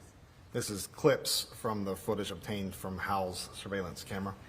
Okay, and is this a fair and accurate representation of the clips that you obtained? Yes. Your Honor, at this time, the state seeks to introduce Exhibit 22 in evidence and publish in jury. Meagan Jackson. Yes, sir, Your Honor. State Exhibit 22 admitted in evidence without objection.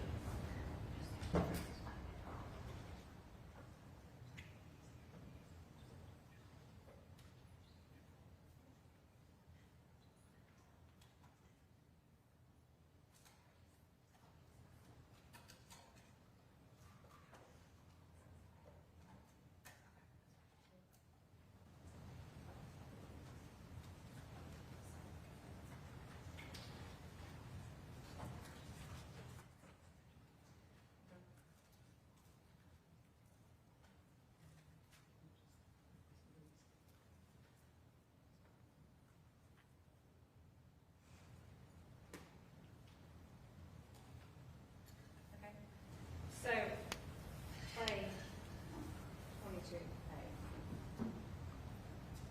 So pause for 1 second, just for clarification.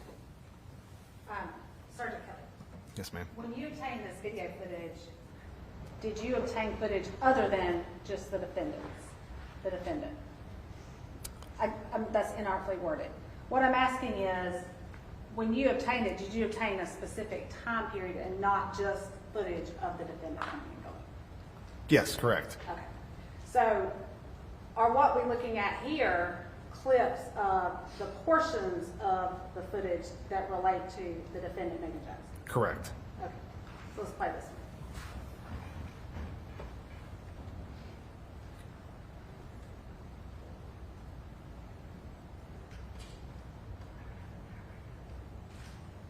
Okay, so first of all, just pause it. What's the date and time on this video? October 2nd, 2020.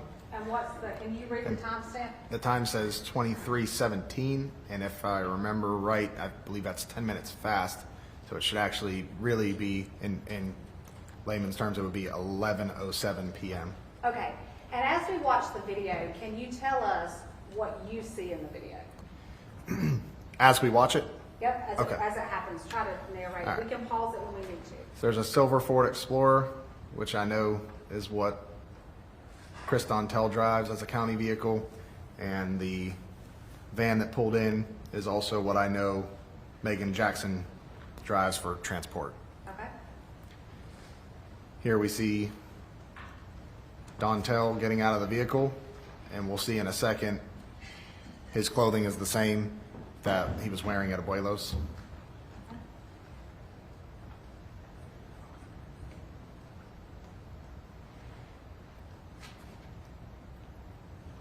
Does he have anything in his hand? He has a, May I have an objection, if I could state it, please? All right. I don't believe it's appropriate for the witness to narrate the evidence.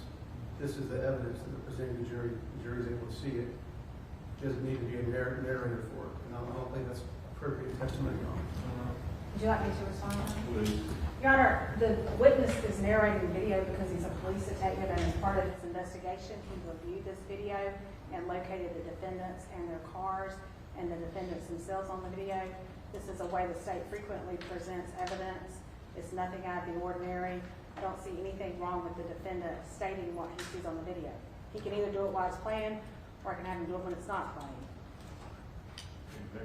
Well, I don't think it's because it's been done in the past makes it something you just can do today, Your Honor. All right, I'm going to allow the testimony, but ladies and gentlemen, it's up to you to decide factually what the video shows. If you find that the witness's account does not coincide with what you view, then you're to disregard his testimony. I'll allow him to testify as to what he says the video shows, but ultimately it's going to be your decision to decide what the video shows. All right? Thank you, Your Honor. You can continue to narrate. so he's carrying a bag. Okay.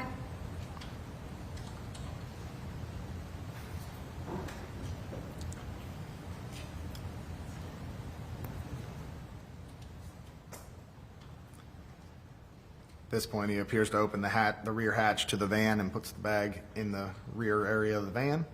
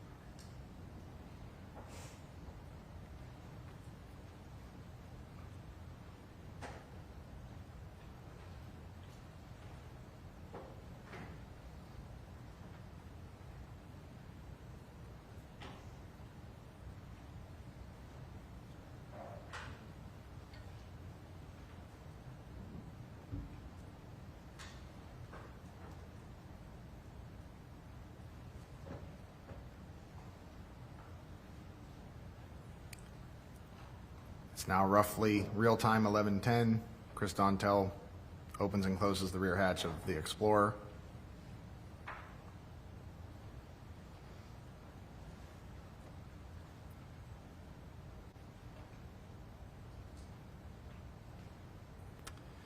And just a few seconds later, still roughly 11:10 p.m., the van drives out of the parking lot. And you may have already said this, but did you recognize that van? Yeah, that's what I know Meagan Jackson to drive.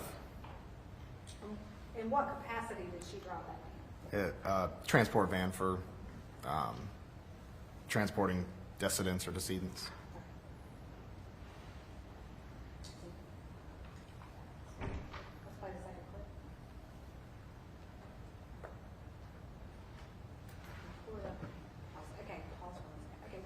date and time on this video?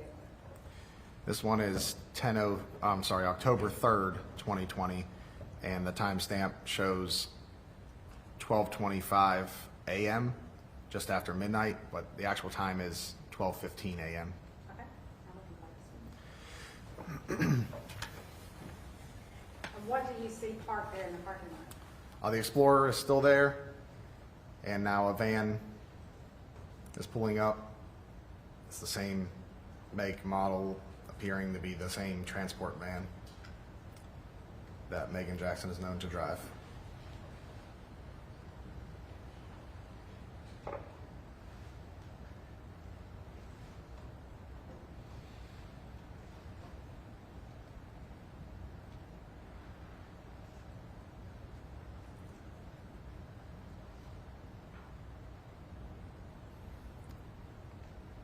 There I see, again, same outfit, Chris Dantel exiting the driver's seat, going into the rear hatch of the van, pulls out what appears to be the same bag from earlier.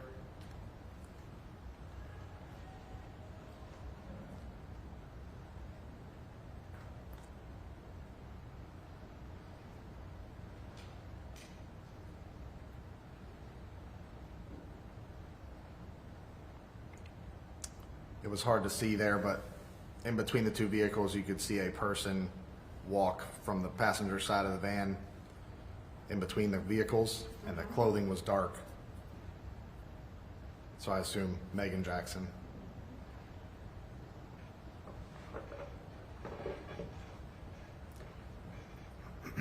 It's consistent with the clothing she was seen in Abuelos. Chris Dantel loads the bag back into the Ford Explorer and gets into the driver's seat.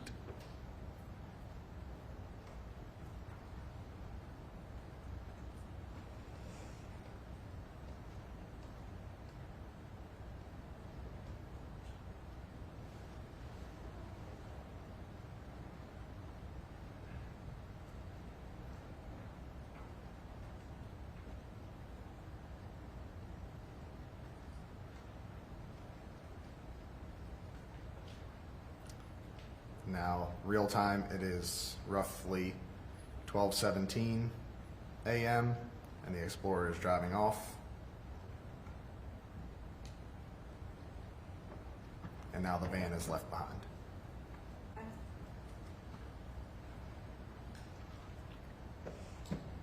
right, let's move on to the next group.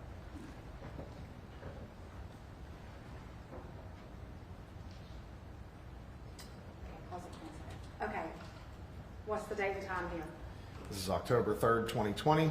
Timestamp says 1:27 a.m. Real time would be 1:17 a.m. Okay, you can press one. And what do you see parked in the parking lot there? Meagan Jackson's van is still parked there.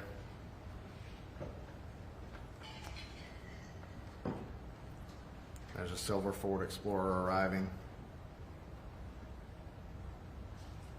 which is consistent with Chris Dantel's county vehicle.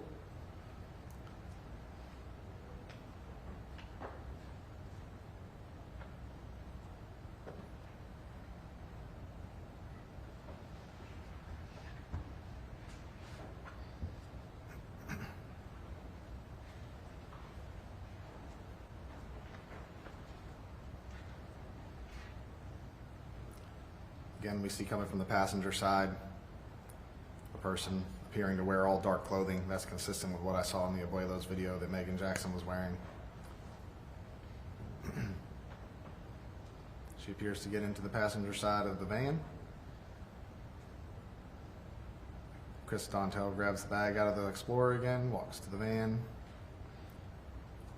pops the rear hatch.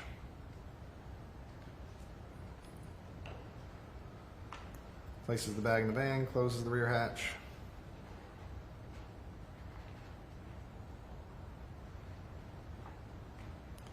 Then he gets into the driver's seat of the van at timestamp 1:29, but again, 10 minutes fast. That would, real time would be 1:19. And then the van drives off, leaving the Explorer behind again this time. Okay.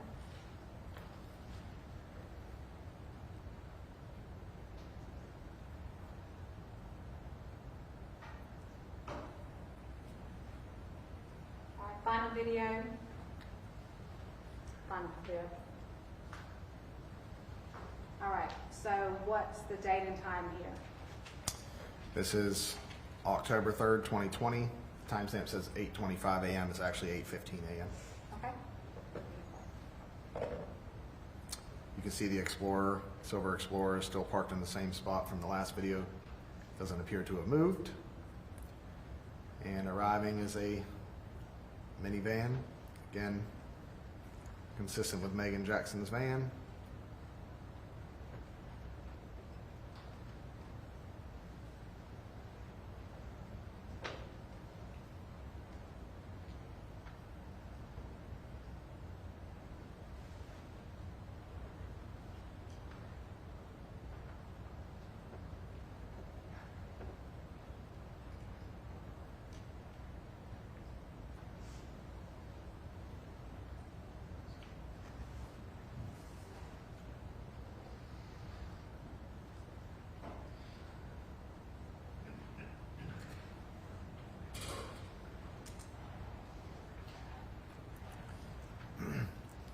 It's a little difficult to see, but in between the palm fronds there, you can see, again, clothing matching what Chris Dantel was wearing in the Abuelos footage. He goes into the rear hatch of the van, grabs a bag that appears to be the same bag that he's moved back and forth.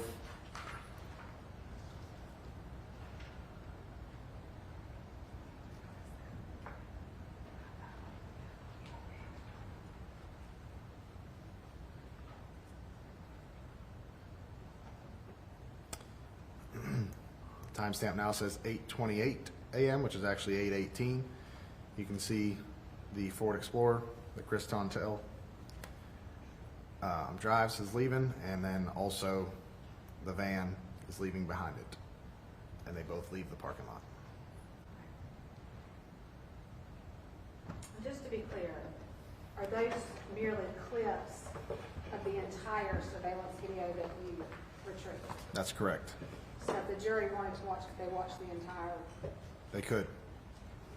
And all those videos that we just saw, were the two vehicles that you pointed out, the Silver Explorer and the van, consistent throughout? Yes. And I believe, you said you recognize those? Yes.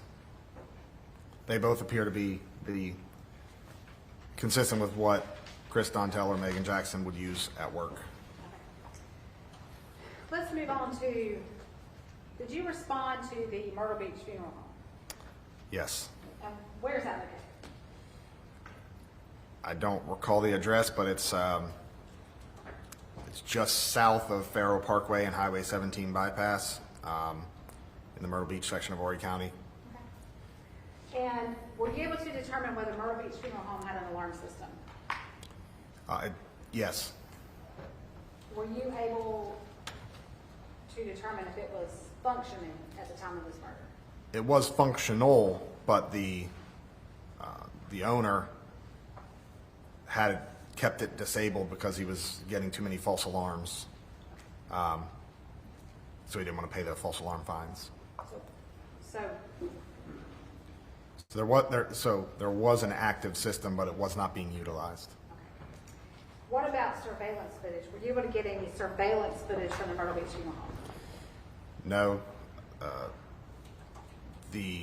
It did have surveillance system at one time, but the information that we obtained was that it had been rendered non-functional during another review for a different instance. Okay. So were you able to obtain any surveillance footage from the Myrtle Beach Funeral Home? No, it was not functional at that time. Okay. What, if anything, did you learn about who has access to the Myrtle Beach Funeral Home? We asked the funeral director and learned that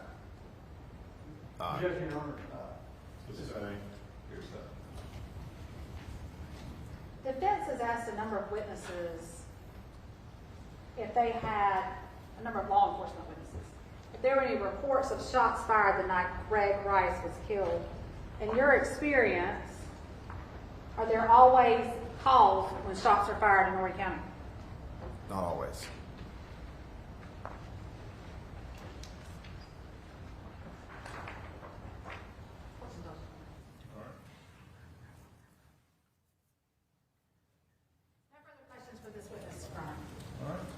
cross-examination. Of course we don't. All right.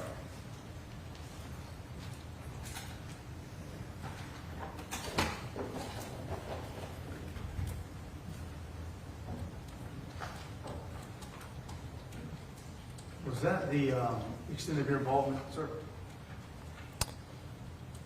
In relation to the death investigation, yes. I believe I obtained a search warrant for maybe some GPS locations related to a possible bond violation, but I'd have to check my notes to remember the exact details. Did you, as we see here today, do you have a general understanding of what's been alleged to have happened? Yes. Do you understand that there's an allegation that Ms. Jackson and Chris Dantel were having an affair? Correct. They're having an affair, right? And Bless you. bless you are. And as part of that, some of what we've seen here in terms of Lowe's, you notice every time they left Lowe's and they were going towards Meagan Jackson's house, what vehicle were they in? I don't know which direction they went when they left the parking lot. Oh, you didn't have that, that was not part of your investigation? You don't know where they left and went to? No, I don't. Okay.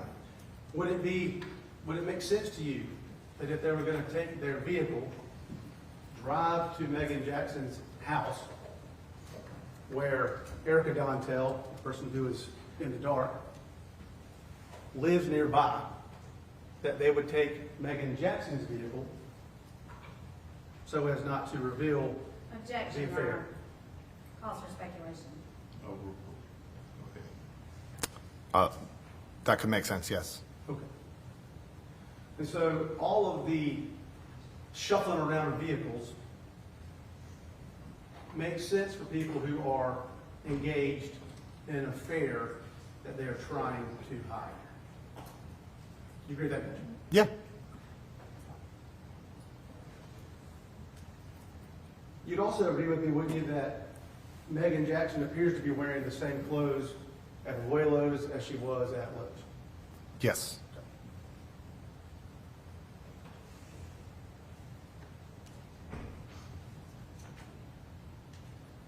Would you agree with me that we don't have any audio from any of this footage? That is correct. Okay. So we don't know what they were discussing at Abuelo's. Correct. So any effort to determine what they were discussing based on the evidence you have presented would just be speculation, right? Correct. You likewise agree with me that people who are, again, having an affair still have to eat. Is that right? Absolutely. And so just being at a restaurant together in and of itself is not any kind of proof of any kind of negative or improper activity. This is correct.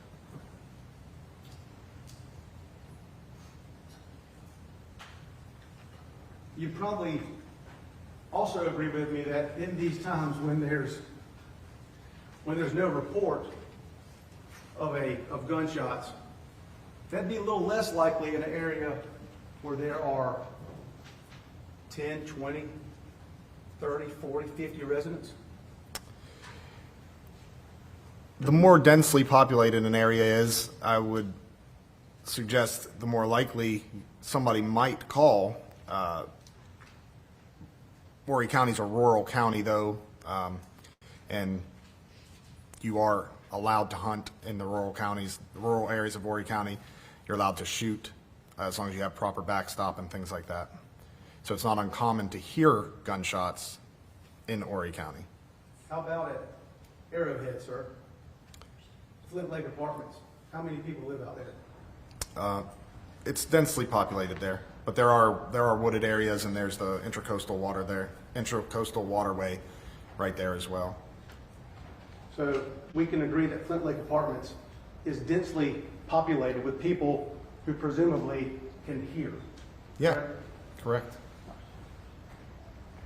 And not only is Flint Lake Apartments in and of itself densely populated, the area driving in and out of there is densely populated with homes.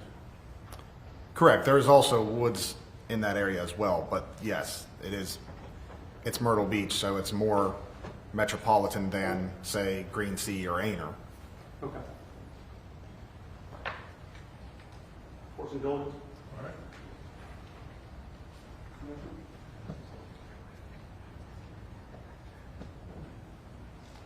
No further questions. Thank you very much. Thank you, sir. Redirect. Briefly, Your Honor. I believe Mr. Britton asked you a question about the videos, and you see a lot of shuffling back and forth, and is that consistent with people having an affair?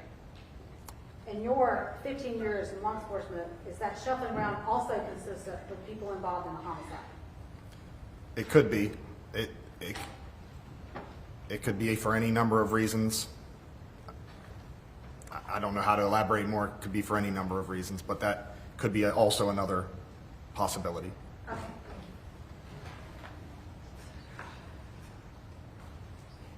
All right. Nothing further, Your Honor. You may step down. Thank you.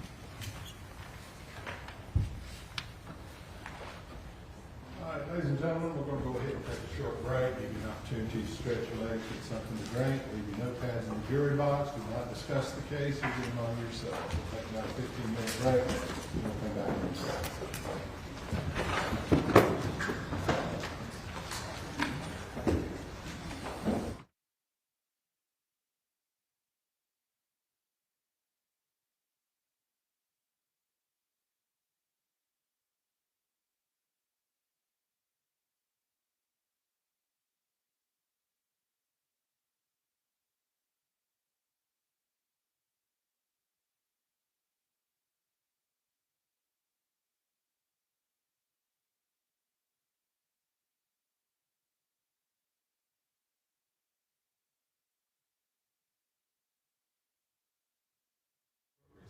Nothing from the state, Your Honor. Anything from the defense? Yes, sir, just a request. I need access to that computer after we're done today. We're just trying to figure out how I can do that without putting the bailiffs out. I don't want What to. computer you talking about? This one has the hard drive that was given to us as discovery. It's not something I can just pick up, move, take back to the office. It's essentially my office for this case. So I just need some time with it. I don't know how to go about arranging that. If you let me know, I'll come over. You're either going to have the bailiff stay here with you while you go through it, or you're going to have to take it somewhere with you. So, I mean, I'll allow you access to it, but I think those are your two choices. Okay.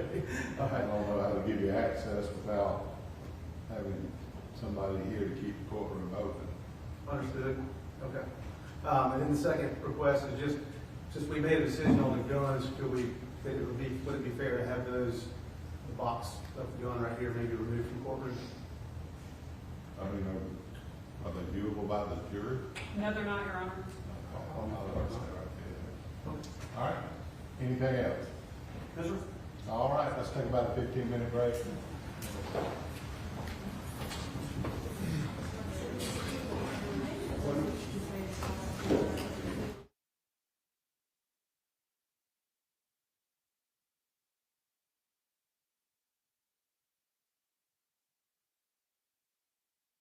Jury in. No, Your Honor, other than there will be 3 photos shown with the next witness, State's Exhibits 49, 50, and 51. I've shown them to the defense, and I believe that they will be admitted without objection. Just to give you a heads up. No objection, Your Honor. All right, states 49, 50, and 51. States exhibits 49, 50, and 51 are admitted into evidence without objection. All right, anything from the defense before we bring the jury in? Yes, sir, Your Honor. All right, let's bring the jury in.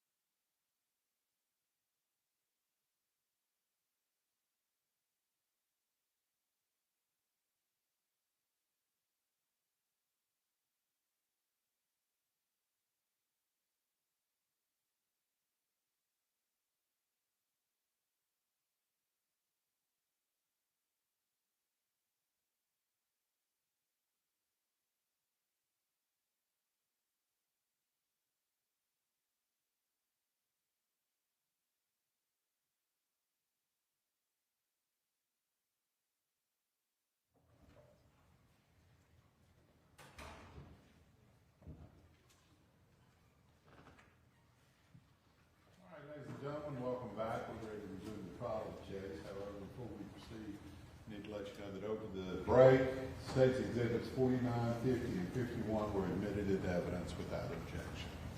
All right, state, make sure you have your own notepads, no one else's notepads. State can call your next witness. Thank you, Your Honor. The state calls Donna Sue Souls.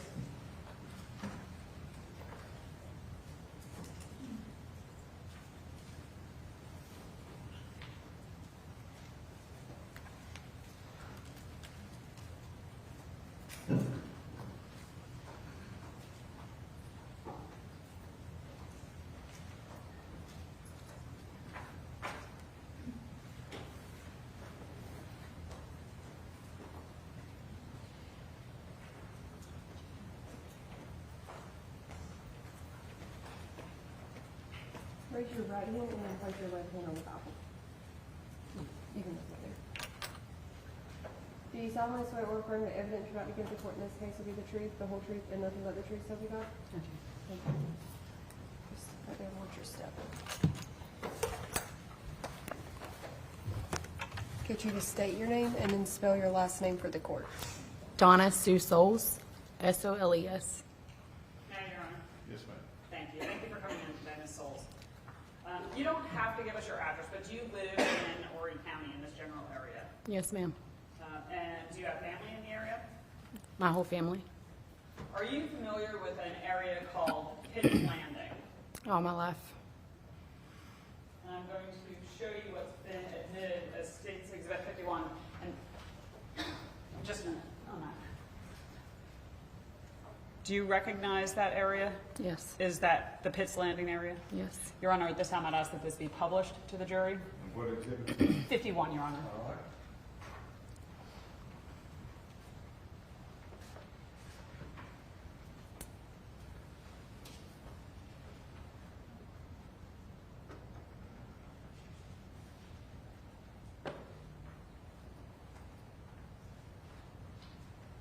Let me shrink it a little bit.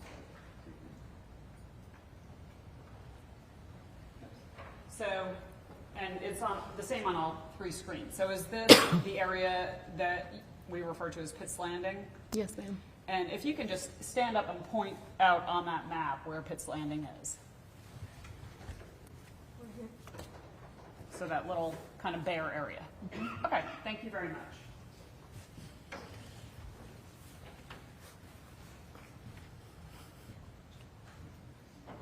Do you recall going to that area the night of November 7th of 2020 into November 8th? I do. And what was it about that date that makes it, what's the first thing about that date that makes it stick out in your mind? My grandma passed away that day, and we went to the funeral.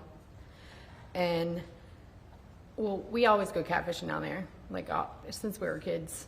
But we left the funeral that day and up on 378 and come back. And my little brother was with me, and he asked if we want to ride down there and check it out. So we did. And then us not living far from there, we went to the house and got our boats, and we went back down there.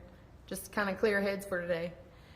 And when you went there, were you going to set out catfish lines? Yeah. Okay. Now, this is something that you taught me when the first time we met. So can you tell the jury, what do you do when you set catfish lines? You set bush hooks. Like, you kind of tie the lines to the tree and put whatever you're going to fish with on there, and then you go throughout the night and check them. So are you actually in a boat on the river when you're doing this? Yes. Okay.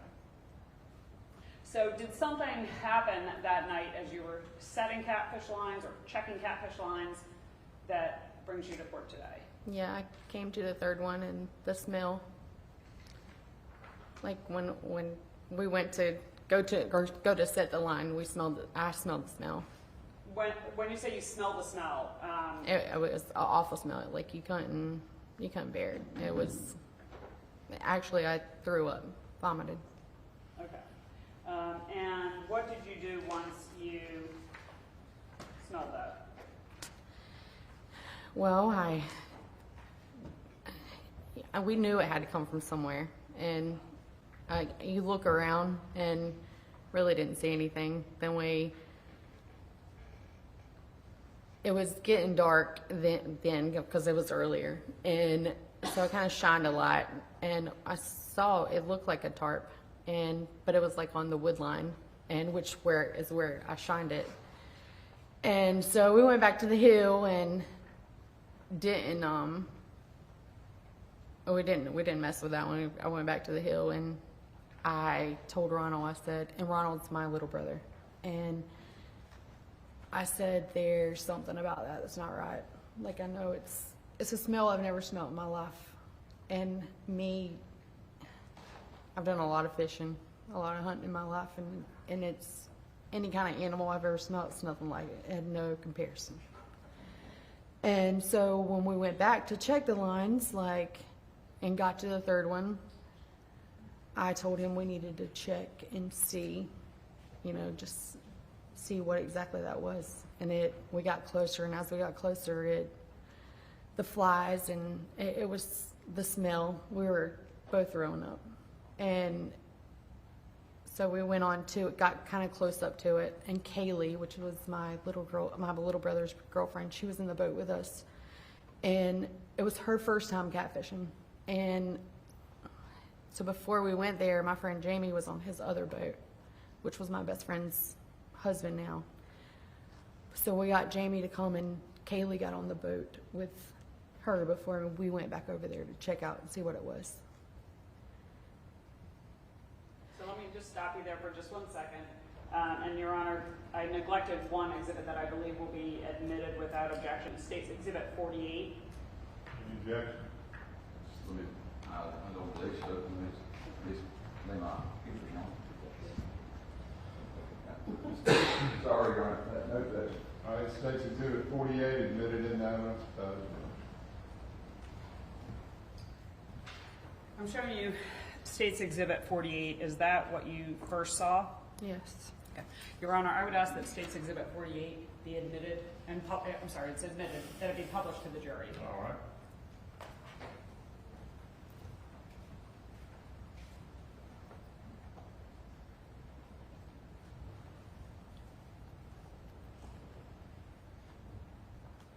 So is that what So you can see kind of from looking at it, it looks like a tarp, something of that matter, if you're on the boat out there and you were shining the light.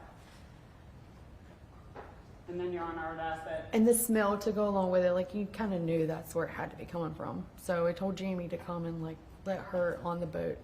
And then I was scared too, to be honest with you. And the water never scares me. But when I saw that and the smell, I knew it was something that couldn't have been right. So did you guys get closer? Yes. Okay, and Honor, then I would ask that State's Exhibit 49, which has already been admitted, be published. All right.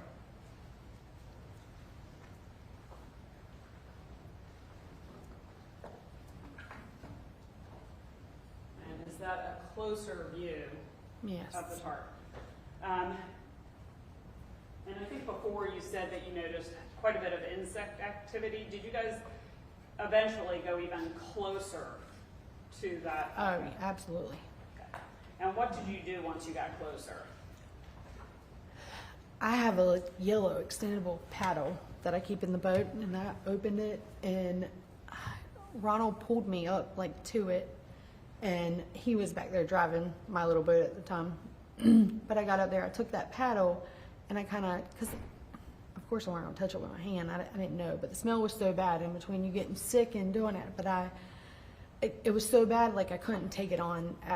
The closer we got, the more sick I got, and then he got sick too. So he was like, I don't know if I can do this. And I was like, well, we got to figure out what it is. So we did leave, and we went back to the hill, and we had a fire, because you go throughout the night checking these hooks. And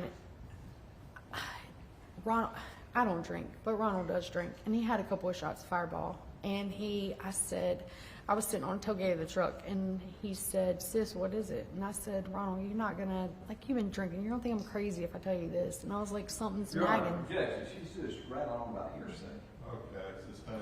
Can't get into what anybody else said. Sit here and be crossing. Sorry. That's okay. I was explaining that. I was telling him, and that's why we went back. And I was like, something's nagging me and telling me something ain't right about it. We need to go check it out. So based on that, did you then get even closer? Yes, then when we went back, I took the paddle and put to Like if you're looking at it, the left side, Okay, and Your Honor, if I could publish previously admitted State's Exhibit 50. All right.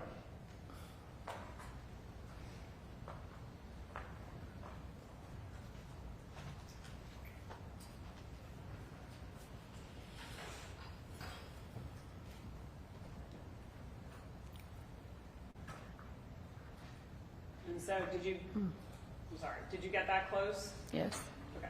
And you were talking about a yellow extendable paddle. What did you do? I took the left-hand side of it and kind of like went to pick it up, and like the water, it was slippery, like, cause you know, like it had, whatever it was had been there, and the paddle slipped, and then I put it back and I tried to pick it up, but it was kind of heavy. So Ronald come up and my little brother again, and he held me, and when we did it, it was around like this part of the legs. Okay, I'm sorry. And I just have to describe it for the record. Okay, she's pointing here, so And- kind of around the knees. So yeah, like the bottom part is what it looked like, and but there was a ratchet strap around it, around like the side. But when we pulled it up more, and then so I said, I didn't know what it really was, but it looked like it could have been, you know, something. I thought a body. But then I went to the other side, and like you couldn't see the round part in the water. But again, I couldn't pick it up by myself because I mean it had been there, and I knew there was weight to it, and it was kind of scary. And so Ronald helped me once again, and we put the paddle and did it, and it was around the head. Like you could actually see the round part through the tarp. Now, you talked about seeing a ratchet strap. Did you ever see anything attached to the ratchet Cinder strap? blocks. A cinder block? Mm-hmm.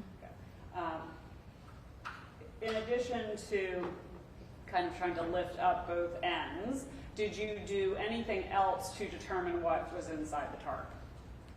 Did you have a knife with you? Yes, when we saw the round part,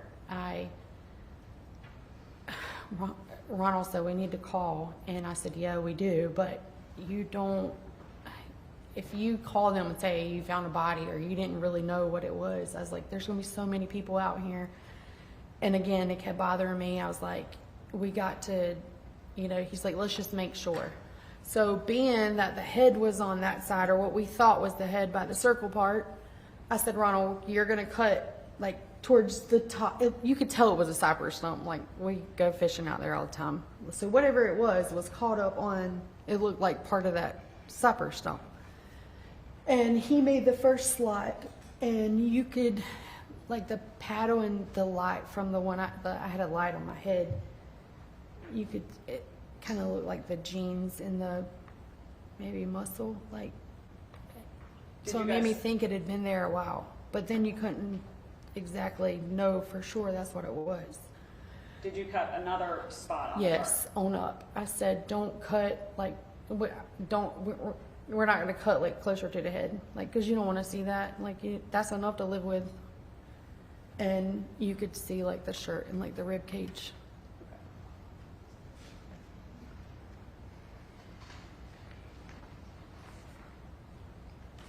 Nothing further at this time. I believe Mr. Case Britton will be questioning you, so just please answer any questions he has.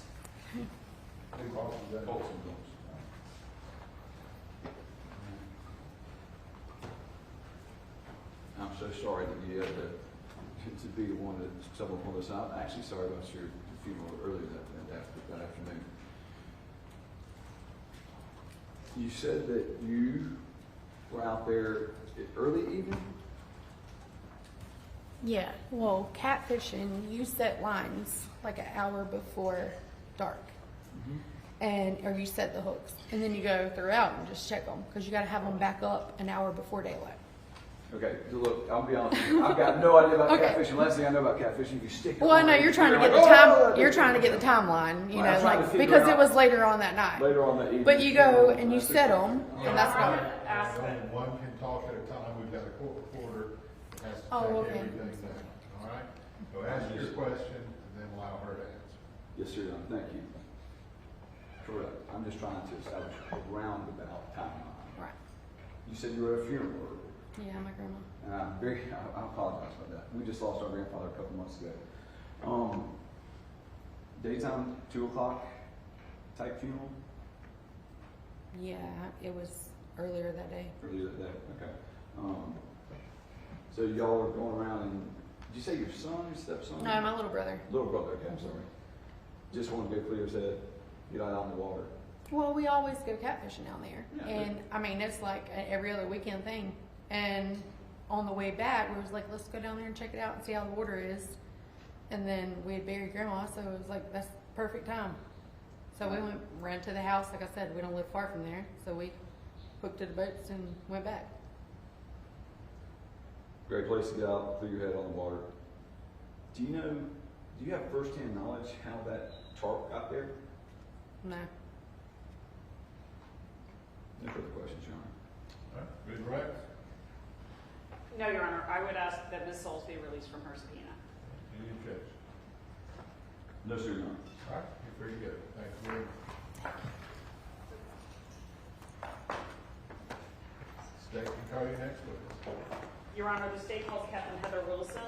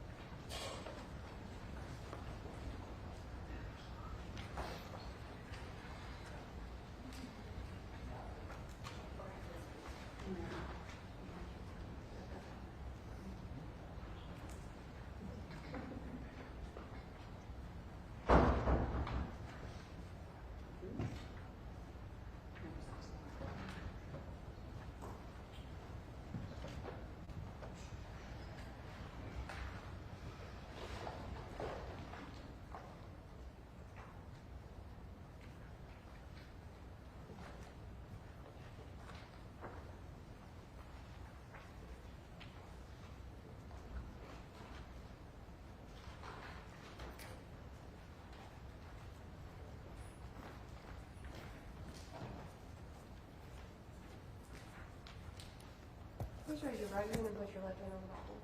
Do you solemnly swear or affirm the evidence you're about to give the court in this case to be the truth, the whole truth, and nothing but the truth, so help you God? I do. Thank you.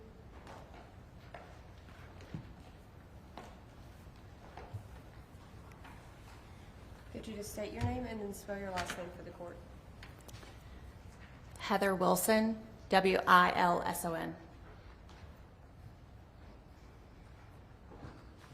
I'm just trying to gather some of the exhibits so I'm not walking back and forth quite as much. May I? Yes. Thank you. Good afternoon, Captain Wilson. How are you? I'm good. How are you? Good, thank you. Where do you work? Horry County Police. How long have you worked there? For since 2005. Sorry, it's been so long I almost forgot. Do you have any prior law enforcement or military experience before joining Horry County Police Department?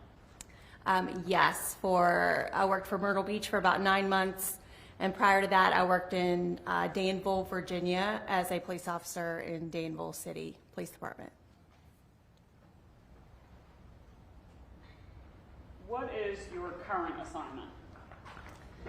Currently, I am a captain, and I am assigned to the 2nd Precinct, which is also referred to as the South Precinct, and that is in the Socastee Burgess area of the county. What was your assignment before that? So before I was promoted to captain, I was the supervisor in the crime scene division. Did you hold that position both as a lieutenant, since you were just promoted to captain? Yeah, so it would probably be easier if I just, so I spent almost 10 years in crime scene as a detective, and then went to homicide division and worked as a detective, was promoted to sergeant, worked on patrol, and then came back to the crime scene division as a sergeant. And then ultimately I was promoted to a lieutenant in the a lieutenant in the crime scene section, where I stayed until I was promoted to captain. Thank you. That was much better worded than my question. So both as the sergeant and the lieutenant in crime scene, what types of responsibilities did you have? So ultimately, the responsibilities were the same. As far as overseeing the crime scene division, I would also go and help or assist with scenes. I would take on my own scenes. I would help with training the new crime scene investigators that would come in, reviewing reports, fingerprints, processing of evidence, ordering, and then just normal business type things that you would think in any job. If I'm doing my math in your timeline correctly, you were working in the crime scene unit in October, November of 2020? Yes. Okay. As part of your rotation in the crime scene unit, did you become involved in sort of globally the missing persons that turned into a homicide of Gregory Rice? I did. Directing your attention specifically to November 8th of 2020, did you respond to a call for service regarding human remains that had been found in the Little Pee Dee River? Yes, I did. Did any other crime scene investigators go with you? Yes, at that time, we had another crime scene investigator that I was training. He was brand new, and he responded as well. Great.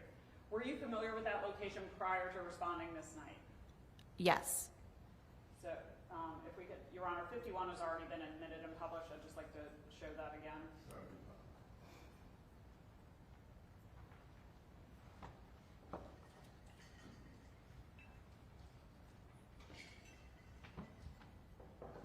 Is that the area to which you responded? Yes, it is. When you first got there, can you just describe what you saw? Were there other people there? What was sort of going on? There were other people there. Marion County Sheriff's Office was there. And ultimately, I wasn't sure exactly where the possible remains were located. So I got in a boat with DNR to go around to view. Because as you can tell, this line, it shows a line between Horry County and Marion County. So we were trying to figure out what jurisdiction was going to be taking over the case. Okay, so that's the line that's going through the river. That's the county boundary? Yes, it is. How, you said you got into a boat and went out. Yeah, that's fine. I know, make it. Your Honor, I believe State's Exhibit 148 will be admitted without objection. That's correct. All right, State's Exhibit 148, admitted in evidence without objection. Showing you State's Exhibit 148, is that actually a photo of you going out towards the body? Yes. Okay. Your Honor, I would ask that Exhibit 148 be published. All right.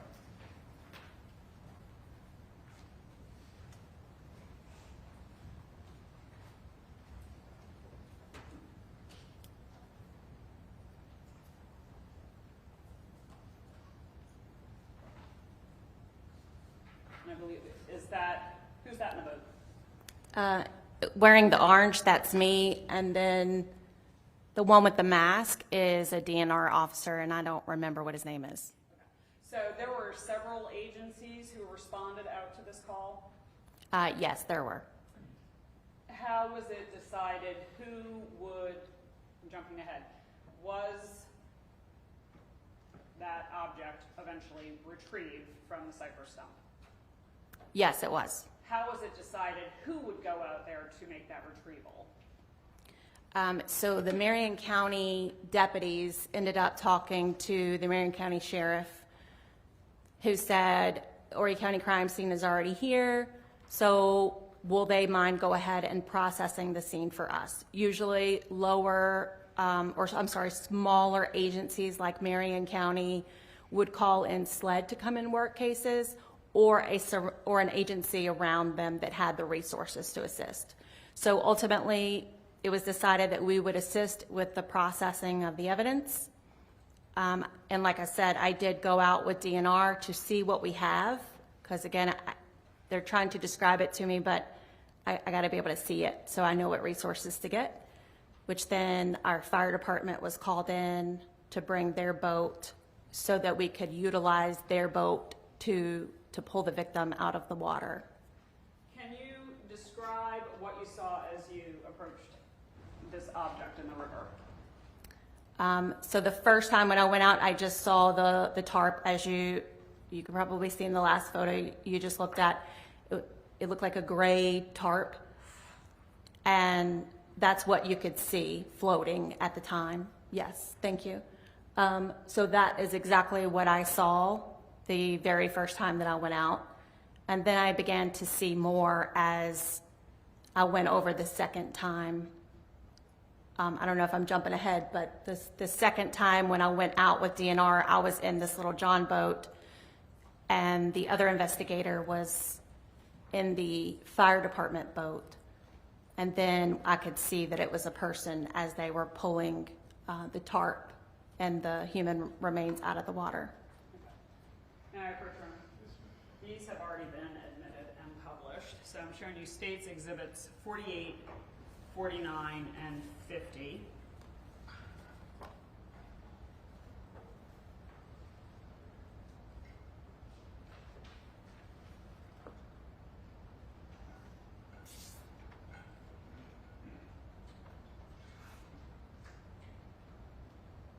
Yes, Okay. And so did you recognize these photos? I do. Okay. And did you get as close as the photo in States Exhibit 50? I did, yes. Okay. So if we could put up States Exhibit 50 again.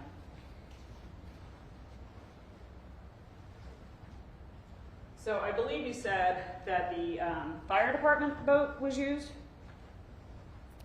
To retrieve? Yes, to retrieve, yes.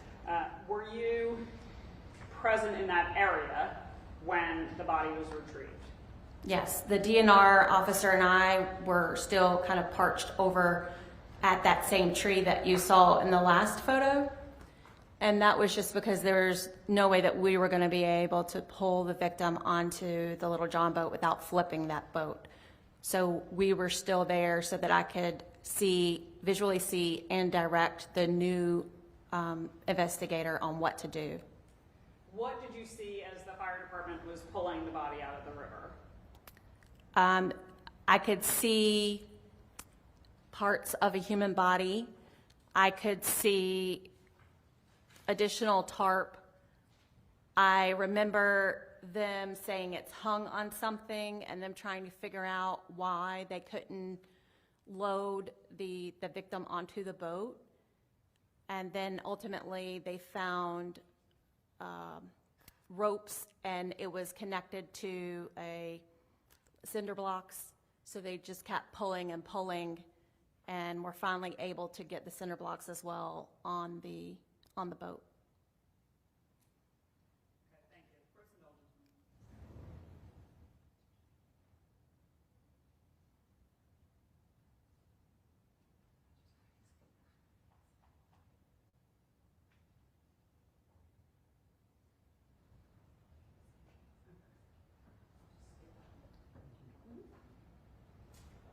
So I'm going to send no objection to 52. Okay.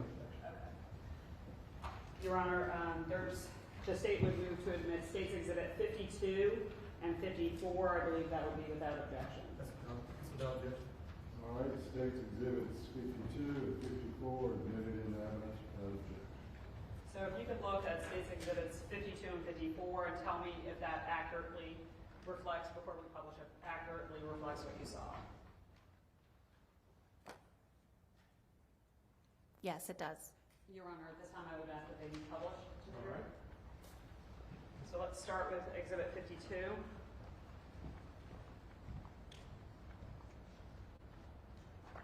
Can you describe what we're seeing in States Exhibit 52?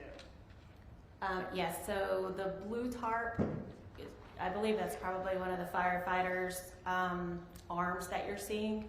And then the blue tarp is what the firefighters use to put down on the front of the boat so that they could pull the victim up onto the boat. And the gray tarp is what the victim was in.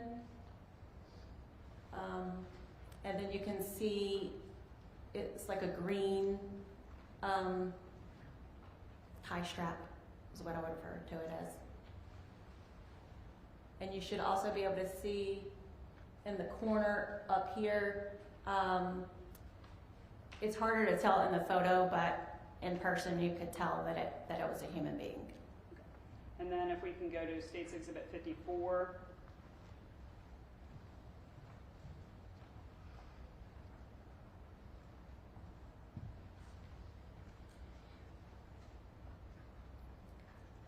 And this is the rope that I was referring to, and the cinder block that was attached and wrapped around the victim. After the body was brought to shore, can you give us a more full description of sort of how the body was wrapped? Yes, so as the fire department was pulling the victim onto the boat, the victim moved a little in the wrapped tarp because of the weight of the cinder block. And they weren't prepared for a cinder block. They were just thinking that it was just somebody wrapped in a tarp. So the victim was moved a little when they pulled him up. But then when we got to shore, so the fire department boat with the victim, and then myself and the DNR officer followed behind. We got to shore, and then we were able to take photos of the victim who was wrapped in the tarp and then wrapped in a couple of blankets. He was dressed, and there were zip ties and the rope that you saw, as well as that brick. Where before you removed the tarp, where did you see the zip ties? On the outside of the tarp, if I remember correctly. I would have to look back. Okay. And eventually was the tarp taken off of him? It was. Can you tell us what you saw? Like for the victim? Yes. So the victim was wearing a hooded sweatshirt, pants, shoes. There was a pack of opened cigarettes in his pocket, a lighter in his pocket.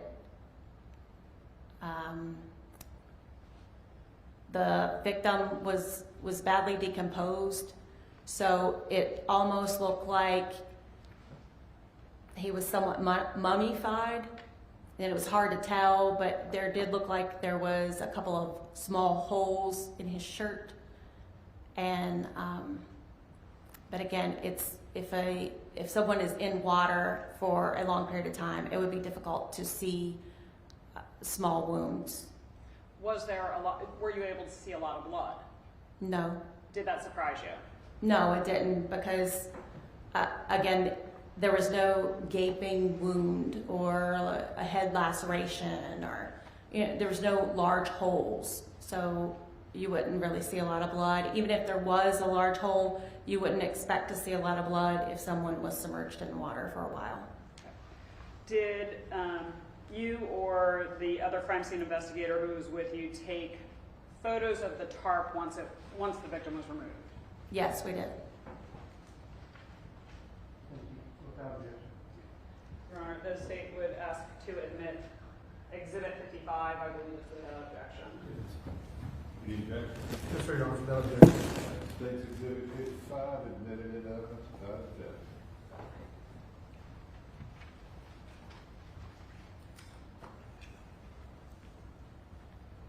Is that a photo of the tarp after the victim was removed? It is. Your Honor, I would ask that this be published. All right. 55.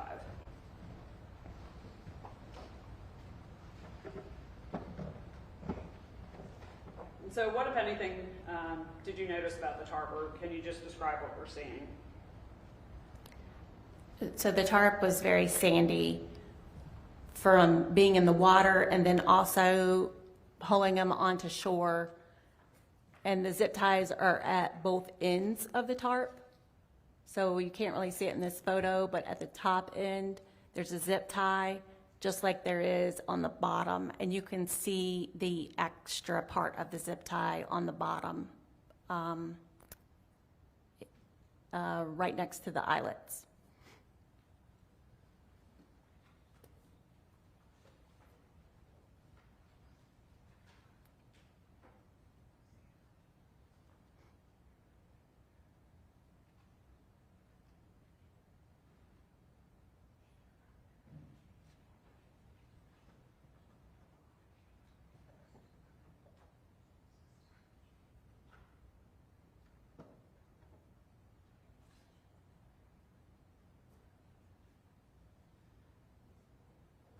Did you or other investigators collect that tarp?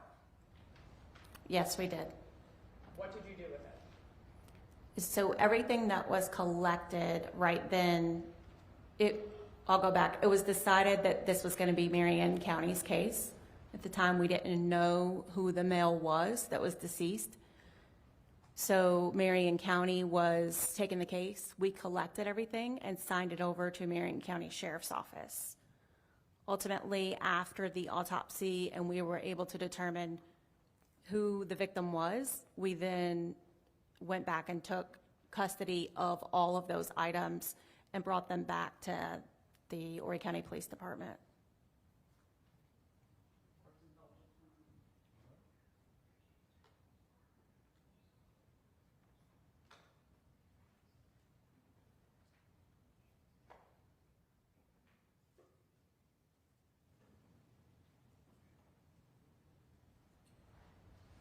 I'm going to approach with State's Exhibit 131. Do you recognize what this is? I do. What is it? So the box is titled Gray Tarp from Victim on Scene. And this is my handwriting, and this is how it was ultimately packaged. Do you want to open it? Yeah.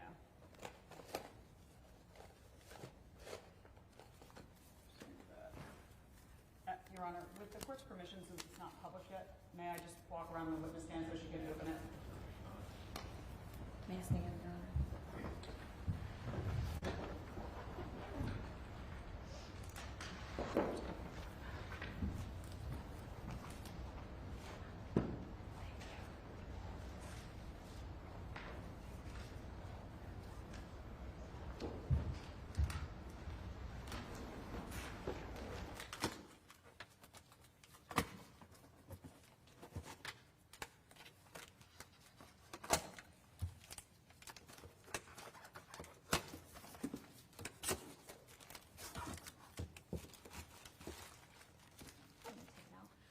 You can just, if you recognize it from there. Yes. Preston, do you want to come up before I publish it or ask that it be published? Yeah, Your Honor. Yeah.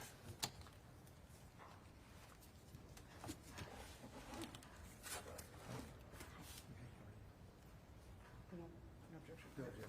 Your Honor, I'm sorry, I lost my train of thought. Was 131 admitted? I would ask that 131 be admitted. I believe it's without objection. Sorry. And then I would ask that it be published. No objection. So I vote on it. No, thank you. 131 admitted into evidence without objection. Okay. Thank you, Your Honor. And is the tarp wrapped in, I guess, protective plastic? It is. And why is that?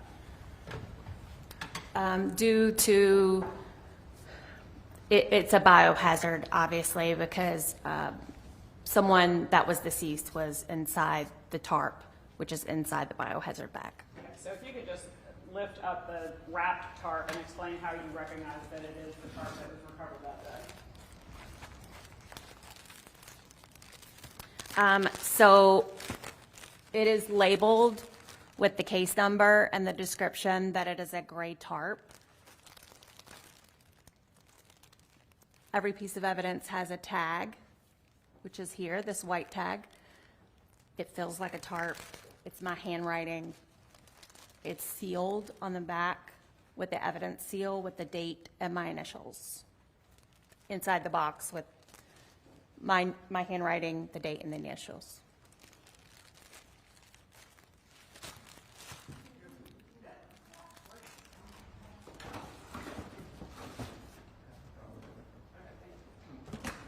Thank you. I'll take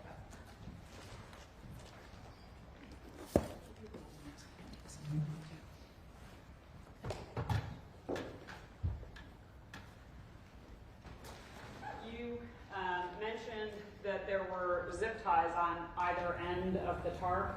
There were, Were those also recovered? yes, And same thing, they went initially to Marion County and then back to Horry County?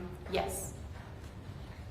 And Your Honor, I Without believe getting- there's no objection to the admission of State's Exhibit 127 and 128. Any objection?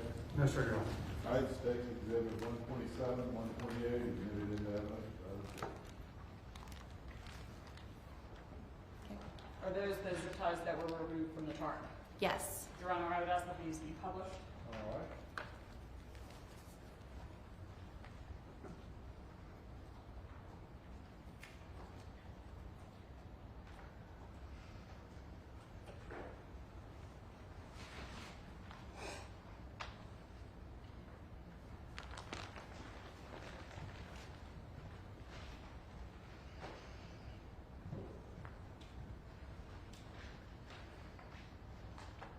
And then showing, I believe you said when the tarp was sort of unwrapped that the remains were wrapped in other material?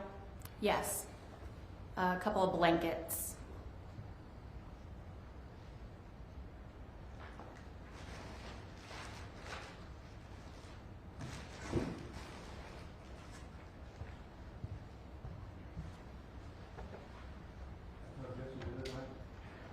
Your Honor, I would move for admission of State's Exhibits 129 and 130 without objection, I believe. Any objection? No, sir. State's Exhibits 129 and 130, admitted into evidence without objection. And if you could look at those and tell me if those are the blankets or the sheets that were recovered from the victim's body. Yes. And again, how do you recognize that? So they have the labels up here at the top. Like I was saying, every piece of evidence has a label. But I just recognize it from collecting it and packaging it. Your Honor, I would ask that Exhibits 129 and 130 be published. All right.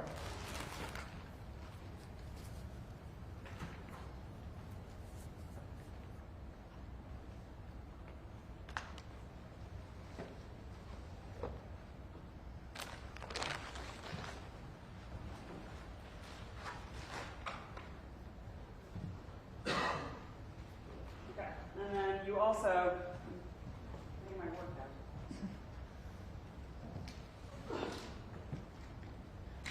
You also talked about, I know, I didn't know this morning. There, a cinder block that had been secured around the victim. Yes. Was that seized and taken into first Marion County and then Horry County evidence? Yes, that's correct. No objection. Do you want to know? I got a bad back. Do you want to know? Oh, sure, I'll come here. What page number is that? 36, Your Honor. Would you like me to carry it? I know you're talking to me. You're tougher than me, sir. Your Honor, I believe that it's being admitted without objection. Any objection? No, sir, Your Honor. State's Exhibit 36, admitted into evidence without objection. And again, Your Honor, with your permission, we'll go up so that Captain Wilson can open it.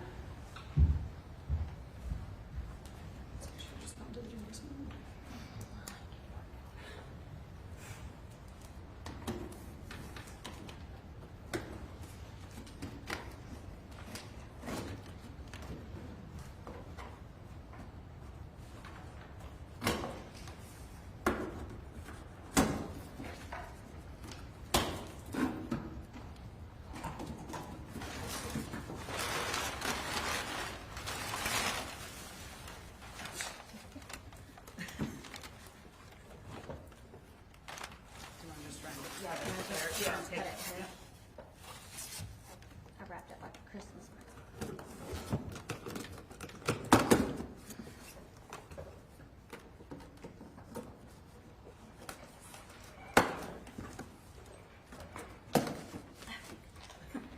Okay, now, if you can take that out and just tell me if that is the cinder block that was recovered from the victim.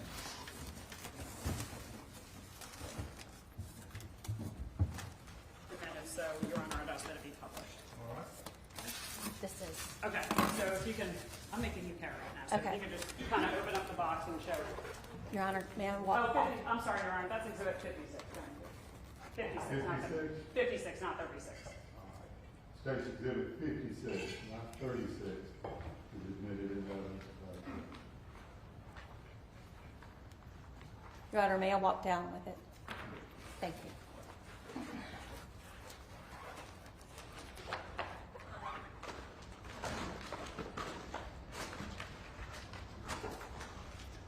There's the zipper block.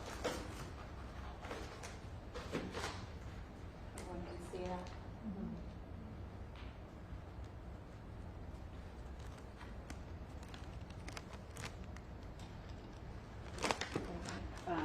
I'll take the whole box back. Well, tell me where you want this one. Can you put it back on that box? And then put it And then on put it on the table, yeah. Yep.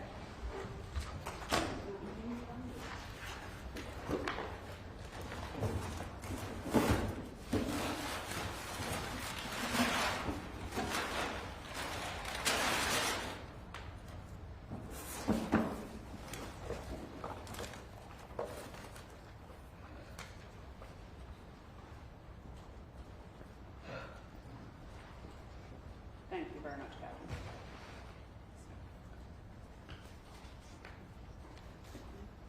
Did your involvement in this case continue after the recovery of, well, let me back up. Were those remains eventually identified as the remains of Gregory Rice? They were.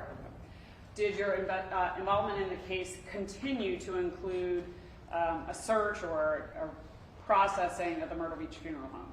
Yes, it did. At the time that you did that search, did Horry County have any definitive information on where a crime scene might be? No. Do you, and if you don't, that's fine, do you know what directed attention to the Myrtle Beach Funeral Home? I probably did then, but I don't remember now what actually directed us in that direction. And basically, as crime scene, you kind of go where they ask you to go and process the scene. Correct. So did you, on November 13th of 2020, participate in the execution of a search warrant at the Myrtle Beach Funeral Home? Yes, I did. What were you looking for there? So ultimately, we were looking for any type of physical evidence that would suggest an assault occurred there. So like cleaned up blood, body fluids, any evidence of a shooting, investigation, just to see if something possibly occurred there. So we were looking for body fluids, blood evidence, firearm casings, projectiles, that type of stuff. Were you ever able to definitively determine that there was a crime scene there? No. You said that you were aware that the remains had been identified as Greg Rice. Did you ever learn how he had been killed? Yes, we were advised that he had been shot during autopsy. There were multiple projectiles found in the victim's body that were collected. Were those .22 caliber bullets? I believe so. Okay. In your, I guess it'll be about almost 26 years of law enforcement, have you received training at each one of your departments? Yes, I have. Has that training included training on firearms? Yes. Have you in fact carried a firearm as part of your profession for the last, what did I just say, 29 years? 26. 26. Yeah. Yes, I have. So are you familiar with different types of weapons and different calibers of weapons? Yes, I am. What, if any, significance did it have to you that the victim had been shot with a .22 caliber firearm? Objection, Your Honor. This is speculative. I don't understand what this is. Hey, I don't understand the question.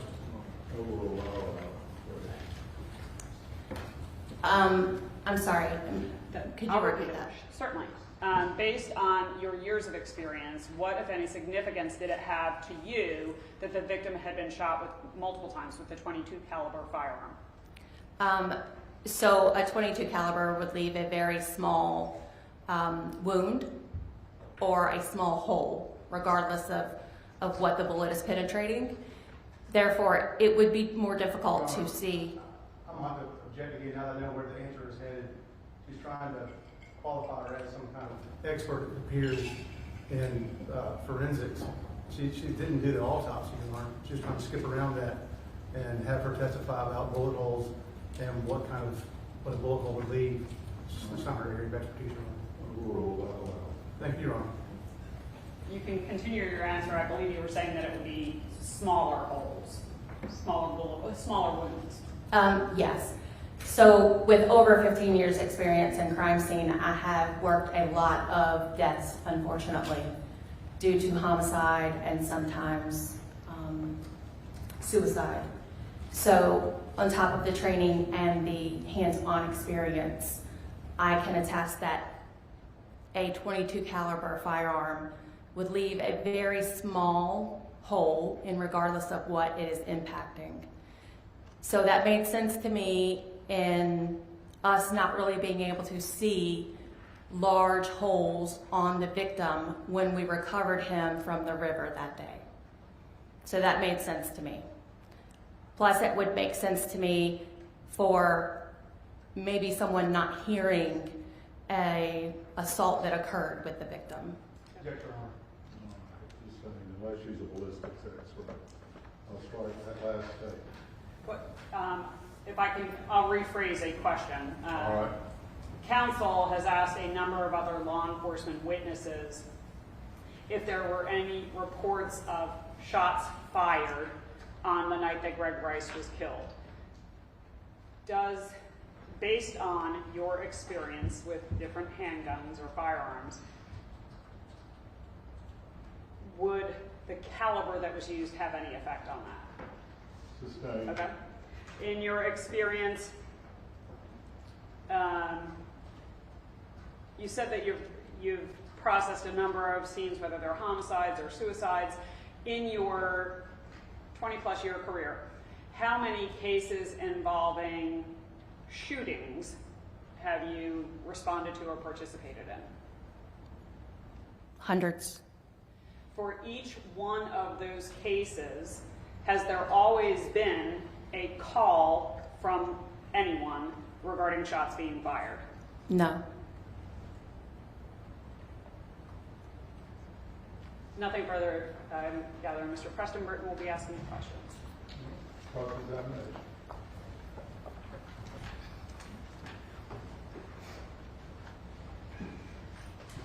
Thank you, Ms. Wilson. In crime scene, that's what you are typically involved in crime scene? I was at this time, yes. Okay.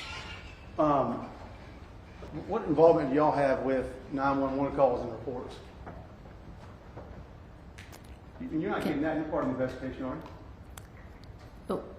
What do you mean? Well, you're not getting information about whether or not there was a call from a neighbor about hearing somebody shoot a gun 5 times. Are you? So usually when we are investigating a crime, we do what's called a round table. And so the crime scene investigator gets with the detective and then the supervisors, and everybody discusses the case as to how the call came in, what happened before, what the detective has, what the crime scene investigator has found, so on and so forth. Okay. And so let's answer me this. Where is the crime scene? Where is the crime scene? I don't know, sir. I can't tell you where the crime scene is. I'm sorry. Objection, Your Honor. Where is What? The address, quite frankly. Where's the crime scene? I can only tell you where the victim was found. Okay. So you can't tell us as we sit here today, in a murder trial, where the crime scene was.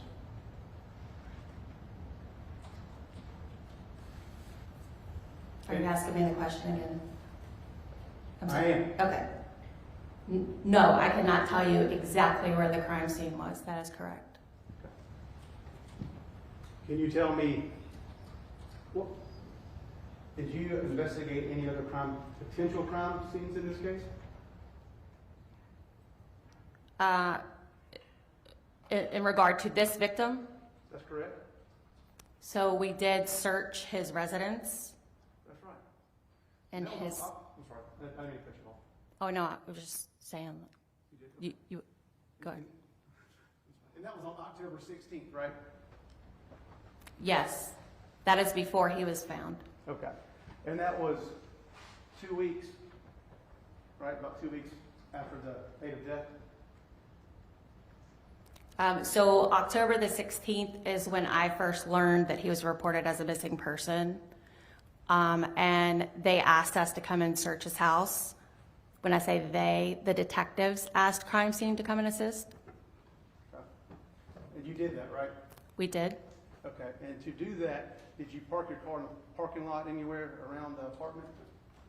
Yes. Did you get out of your car? Yes. Did you walk to the apartment? Yes. Did you take the sidewalk? Yes. And when you did any of that, you seem very thorough. When you did any of that, did you find any shell casings? No. Did you see any blood stains? No. 2 weeks later, did anybody approach you and say, ho, ho, ho, we're glad you're here because we heard some gunfire on October 2nd? I don't have that information. I don't know. Nobody approached you, though? No neighbors approached you? No.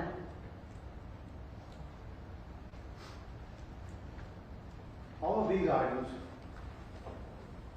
that have been identified in your round table, did it ever get to you? Those were all items that Chris Dantel purchased? Yes. Okay.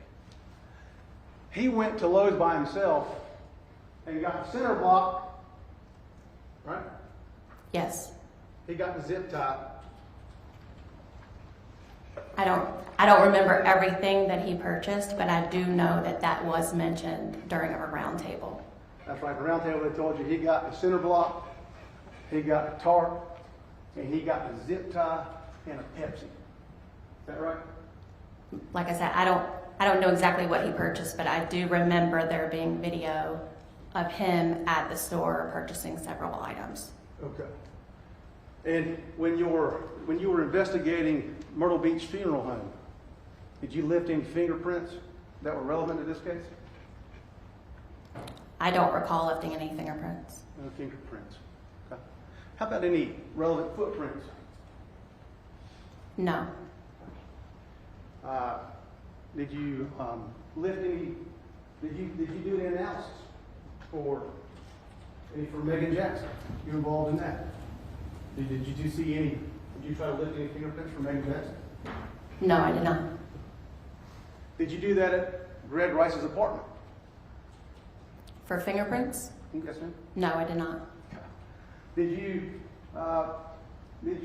get any footprints of Meagan Jackson at Gregory Rice's apartment?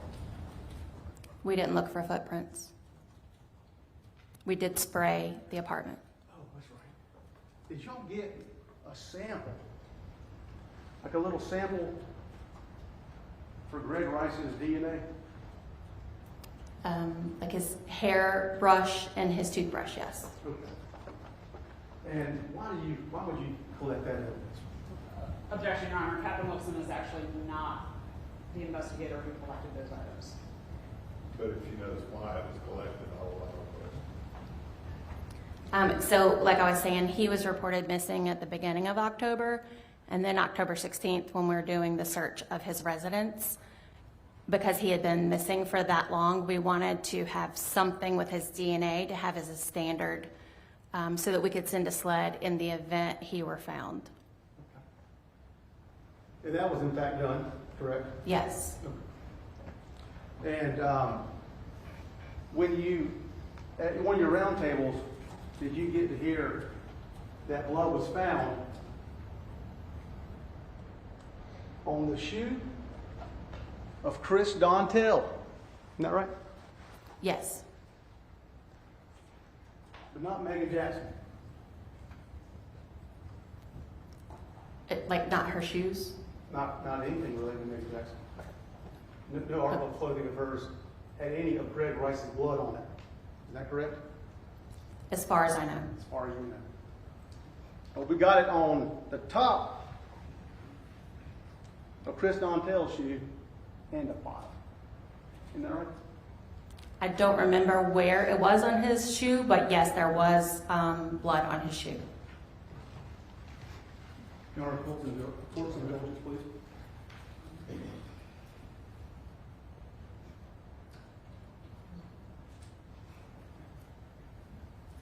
I don't have any further questions, Your Honor. All right, Greg Rice. Just very briefly, Your Honor. So if, just trying to do my math, Greg Rice is killed on,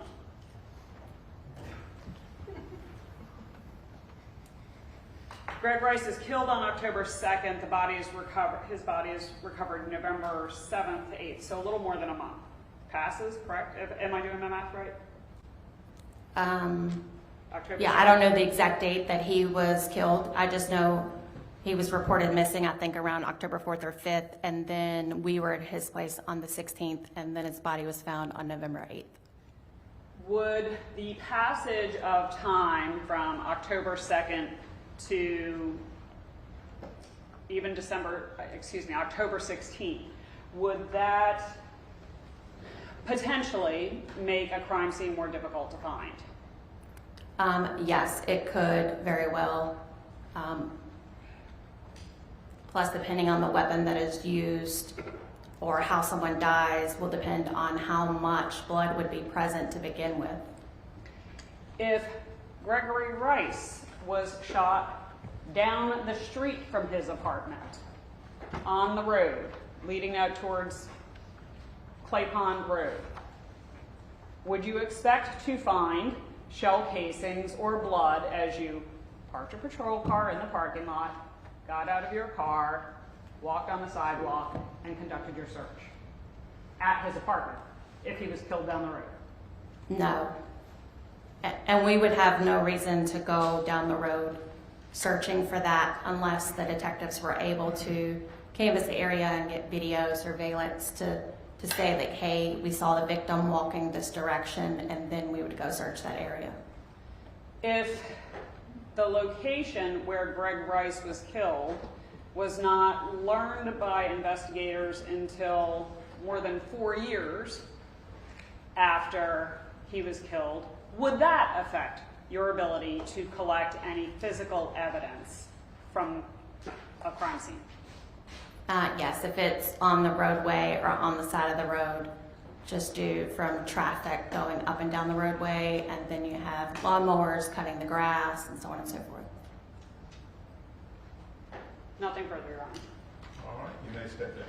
Your Honor, I would ask that Captain Wilson be released from her stand. Any objection? No, sir, Your Honor. All right, you're pretty good. Thank you.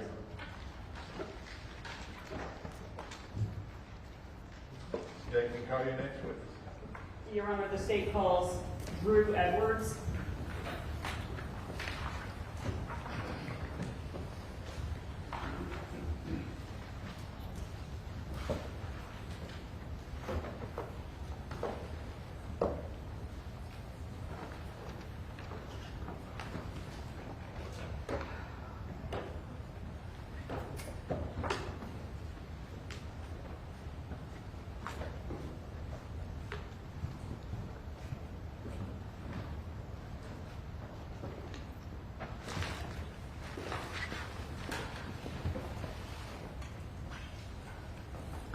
Raise your right hand and put your left hand on the Bible. Do you solemnly swear or affirm the evidence you're about to give the court in this case be the truth, so help you God, and nothing but the truth, so help you God? I do. Thank you.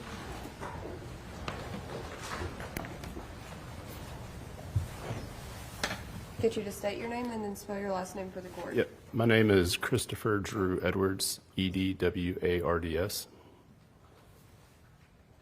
Court's indulgence, I'm just trying to... All right.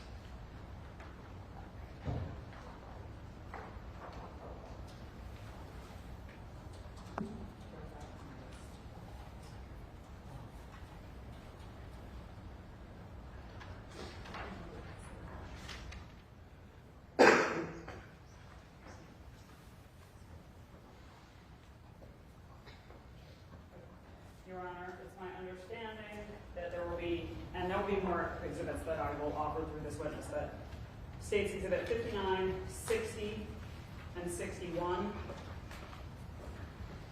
along with Exhibit 149, I believe there's no objection to their admission. Any objection? No, sir, Your Honor. United States Exhibits 59, 60, 61, and 149 are admitted into evidence. May I, Your Honor? Yes. Thank you. Detective Edwards, Yes, ma'am. where do you work? I work for the Oregon County Police Department. How long have you worked there? 18 years since October 2006. What is your current assignment? I'm currently assigned to the Narcotics and Special Operations Division as a gang investigator How long have you been in that assignment? since April of last year. What was your assignment back in October of 2020? I was assigned to the violent crime section of our investigations division. So what types of crimes did you investigate? We investigated anything from homicides, armed robberies, to overdose deaths. What types of things did you do during the course of those investigations? Common things we would do, we'd find witnesses, interview them, canvass areas where the crime occurred to find any video or evidence that we could find. And that's not a comprehensive list? No. When an investigation comes in, how is it assigned to a lead investigator? So if it's a call out, like something happens in the middle of the night and they need an investigator right away, the on-call person would get it. If it's something that happens over the weekend and it's like a property crime, it would be assigned, the next business day.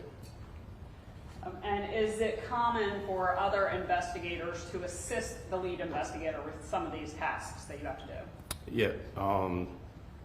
Some of these cases can get very complicated with a lot of work to do, so the work can be split amongst different investigators. Directing your attention to this case, did you become involved in the investigation into the disappearance and murder of Gregory Rice? I did. Were you the lead investigator? No, ma'am. Do you know who was? Detective Susie. Did you, in fact, however, help Detective Susie with some of the assorted tasks? I did. So directing your attention first to November 8th of 2020, did you respond to a call about a body being found in the Little Pee Dee River? I did.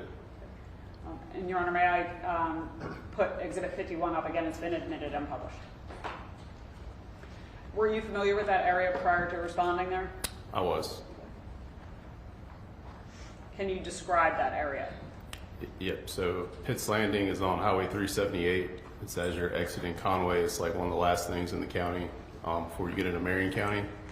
It's a boat landing. It's a dirt lot surrounded by trees, and then you got the river. Is that an accurate representation of that area? Yes, ma'am. Okay. What did you see when you got there? When I first got there were patrol vehicles, and I believe some fire personnel were on scene. Were there any civilians there as well? Yes, ma'am. And Captain Wilson testified about the kind of county boundary that runs through the river. Did that present any sort of unique jurisdictional issues? Yes, ma'am. For us to investigate it, it would have to be within our jurisdiction. Yes, ma'am. Okay. When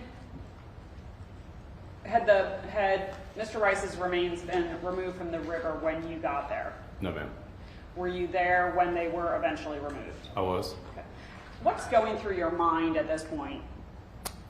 So we were once I got there, I had to wait on Marion County crime scene, and the fire department was sending out their dive team, so it took a little bit of time for all those resources to get there.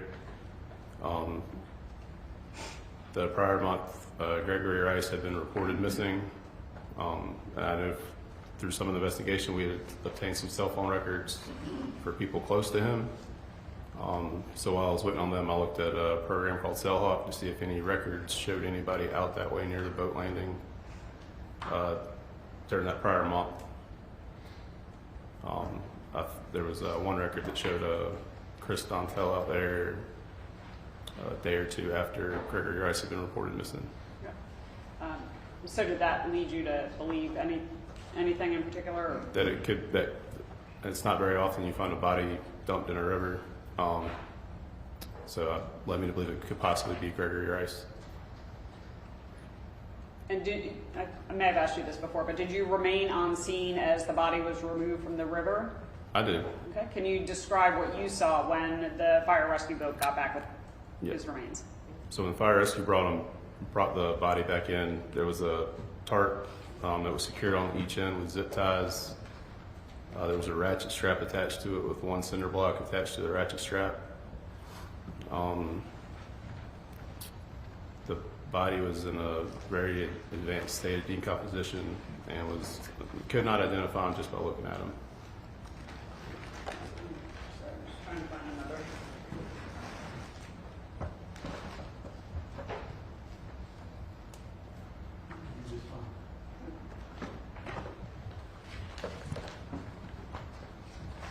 Honestly, I don't feel like carrying the cinder block again, so I'm going to approach with State's Exhibit 149, which I believe has been admitted without objection. Does that look to be a photo of the cinder block that was recovered? Yes, ma'am. Your Honor, made that one published? Yes. Did you notice anything unusual about the cinder block? It's not a cinder block you typically see. It's, I'm pretty sure everybody can picture a cinder block in their head. This one, if you turned it sideways, it had little tiny slots in it instead of a big open square. Kind of stood out. Showing, if I can republish, State's Exhibit 54. All right. You mean? Yes, ma'am.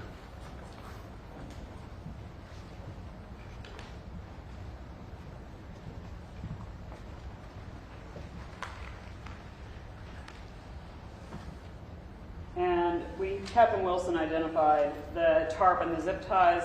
Were you there when, and you can see the ratchet strap in that photo, were you there when that was recovered? Yes, ma'am. And Your Honor, I don't believe there's any objection to the admission of State's Exhibit 126. Any objection? No, sir, Your Honor. All right, State's Exhibit 126, admitted into evidence without objection. Is that the ratchet strap? Yes, ma'am. Your Honor, I would ask that this be published to the jury. All right.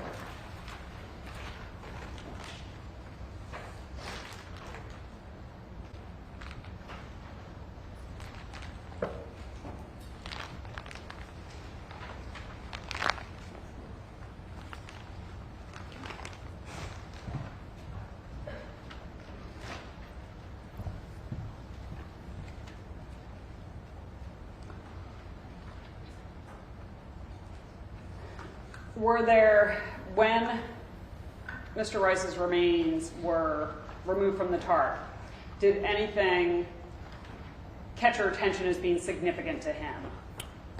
Yes, ma'am. So we had a Facebook photo of Gregory. He's wearing a black ball cap with the comic book Punisher logo on it. He's also wearing a Village Surf Shop t-shirt. And we had been told he liked to smoke Marlboro Reds. This person had a pack of those in his pocket. He was also wearing, he was described to always buy cheap shoes from Walmart. It's just what he liked to wear, and that's what this person was wearing. Okay. Now, let me go back to the tarp. It's wrapped up in a nice biohazard kit. Were you able to look at the tarp from State's Exhibit 55, which has already been admitted and published?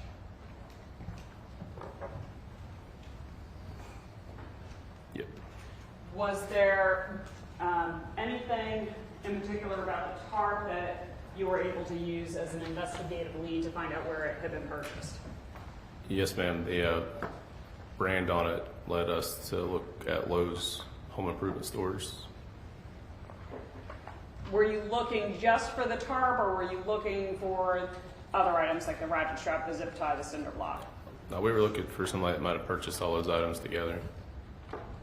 Were you able to find any evidence of a transaction where all of those items were purchased together?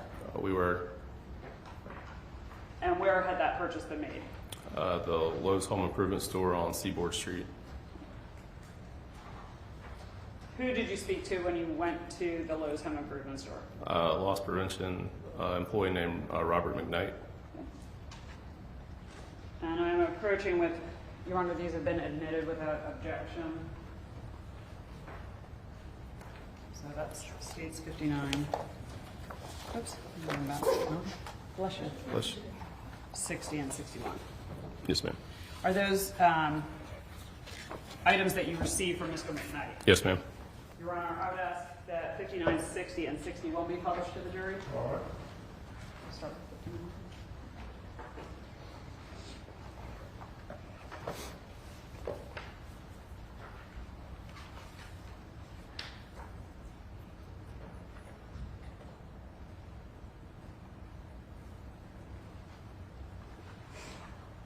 You probably did. And what is depicted in State's Exhibit 59? It's a tarp, ratchet strap, zip ties, and cinder blocks. So newer ones, right? Not the ones. Yeah, these are just like stock images from Lowe's. I'm sorry? It's like a stock image from Lowe's. And showing you State's Exhibit 60. Put that up.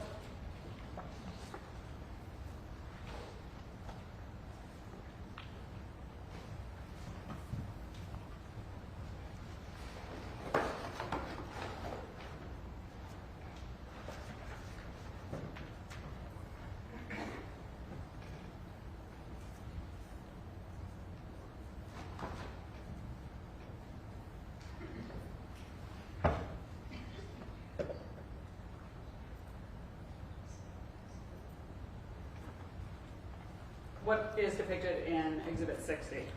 That would be a transaction receipt for the items purchased on October 3rd, 2020. Right. And does that also have a timestamp on it? Yep, so it says 14:54 hours, which would be 2:54 p.m.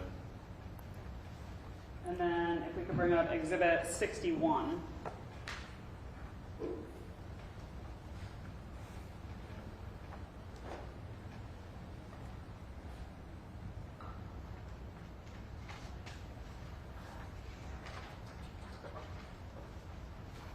What is depicted in Exhibit 61? That would be Christopher Dantel with the items in his shopping cart.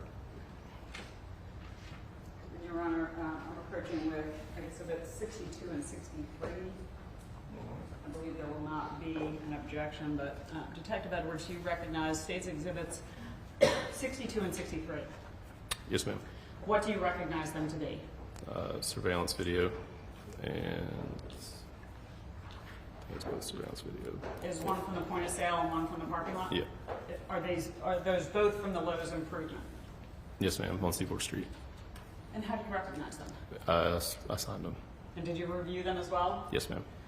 So, did the stills depicted in Exhibit 61 appear to come from the point of sale surveillance video? They do. And you said that you reviewed the parking lot surveillance video on that plan. Yes, ma'am. What, if anything, did you see that would be relevant to this case in the parking lot surveillance video? After Dantel purchased the items, he took them outside and placed them into his county-issued Ford Explorer. Okay. Probably should have asked this before, but were you familiar with Christopher Dantel prior to this investigation? I was. How? From working violent crimes, we deal with coroner's office, unfortunately, pretty frequently, and I had worked cases with them before. Were you familiar with the defendant? I was. And how? She comes to pick the people up whenever they pass away. Of course it will.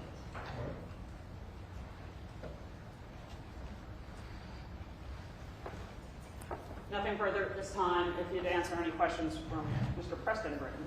Yes, ma'am.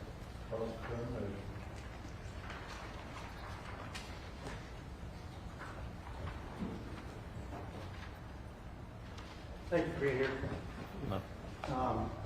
Just a couple questions, really. Yes, sir. The Cellhawk stuff, did you do that? How did you get the Cellhawk at? I just logged into the website. Okay. You weren't involved in any kind of extraction for phones? No, Cellhawk would be like cellular CDR records. It wouldn't be like an actual download of a phone. It's not download, it's just, it's a, It's like call detail records. Call detail Somebody had, gotcha. yeah. Okay, thank you. Maybe out of just curiosity, but these cigarettes in his pocket, I mean, they've been in the water for 30 days. I mean, Well, it was a pack. I didn't like open the pack of cigarettes. it was a sealed pack. I don't remember if it was sealed or not. And just wanted to confirm on that receipt, we did have a Pepsi. Pepsi Zero. Pepsi. Yep. That's perfect. Yep. Read right? No, Your Honor. All right, you may step down. May we approach on scheduling now? Yes. Oh, Your Honor, may Detective Edwards be released from his subpoena? No objection, Your Honor. I agree with that.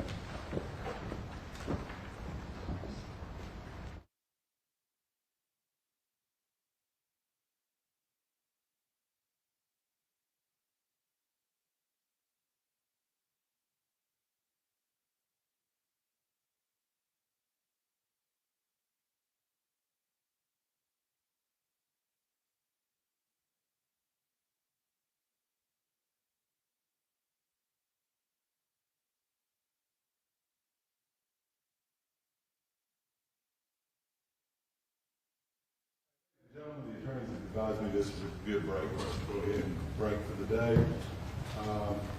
Leave your notepads in the jury box. I ask that you please be back again at 9:15 tomorrow morning. Again, do not discuss the case with anyone. Don't conduct any independent investigations. Don't watch any news reports. If anything big happens, I'll let you know. I hope everybody has a good evening, and we'll see you back at 9:15 tomorrow. Thank you very much.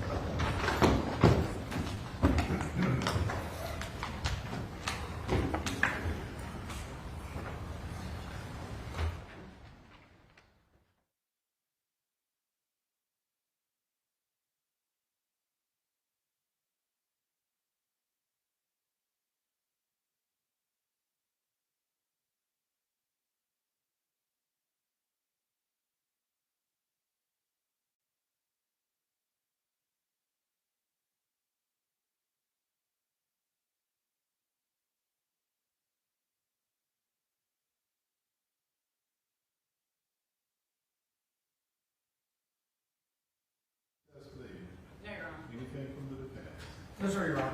All right, we'll be in recess till tomorrow morning. I'll try to take the bench as close to 9:30 as possible. All right? Thank you very much. Thank you, Your Honor. Thank you. Your Honor, may I approach? Yeah.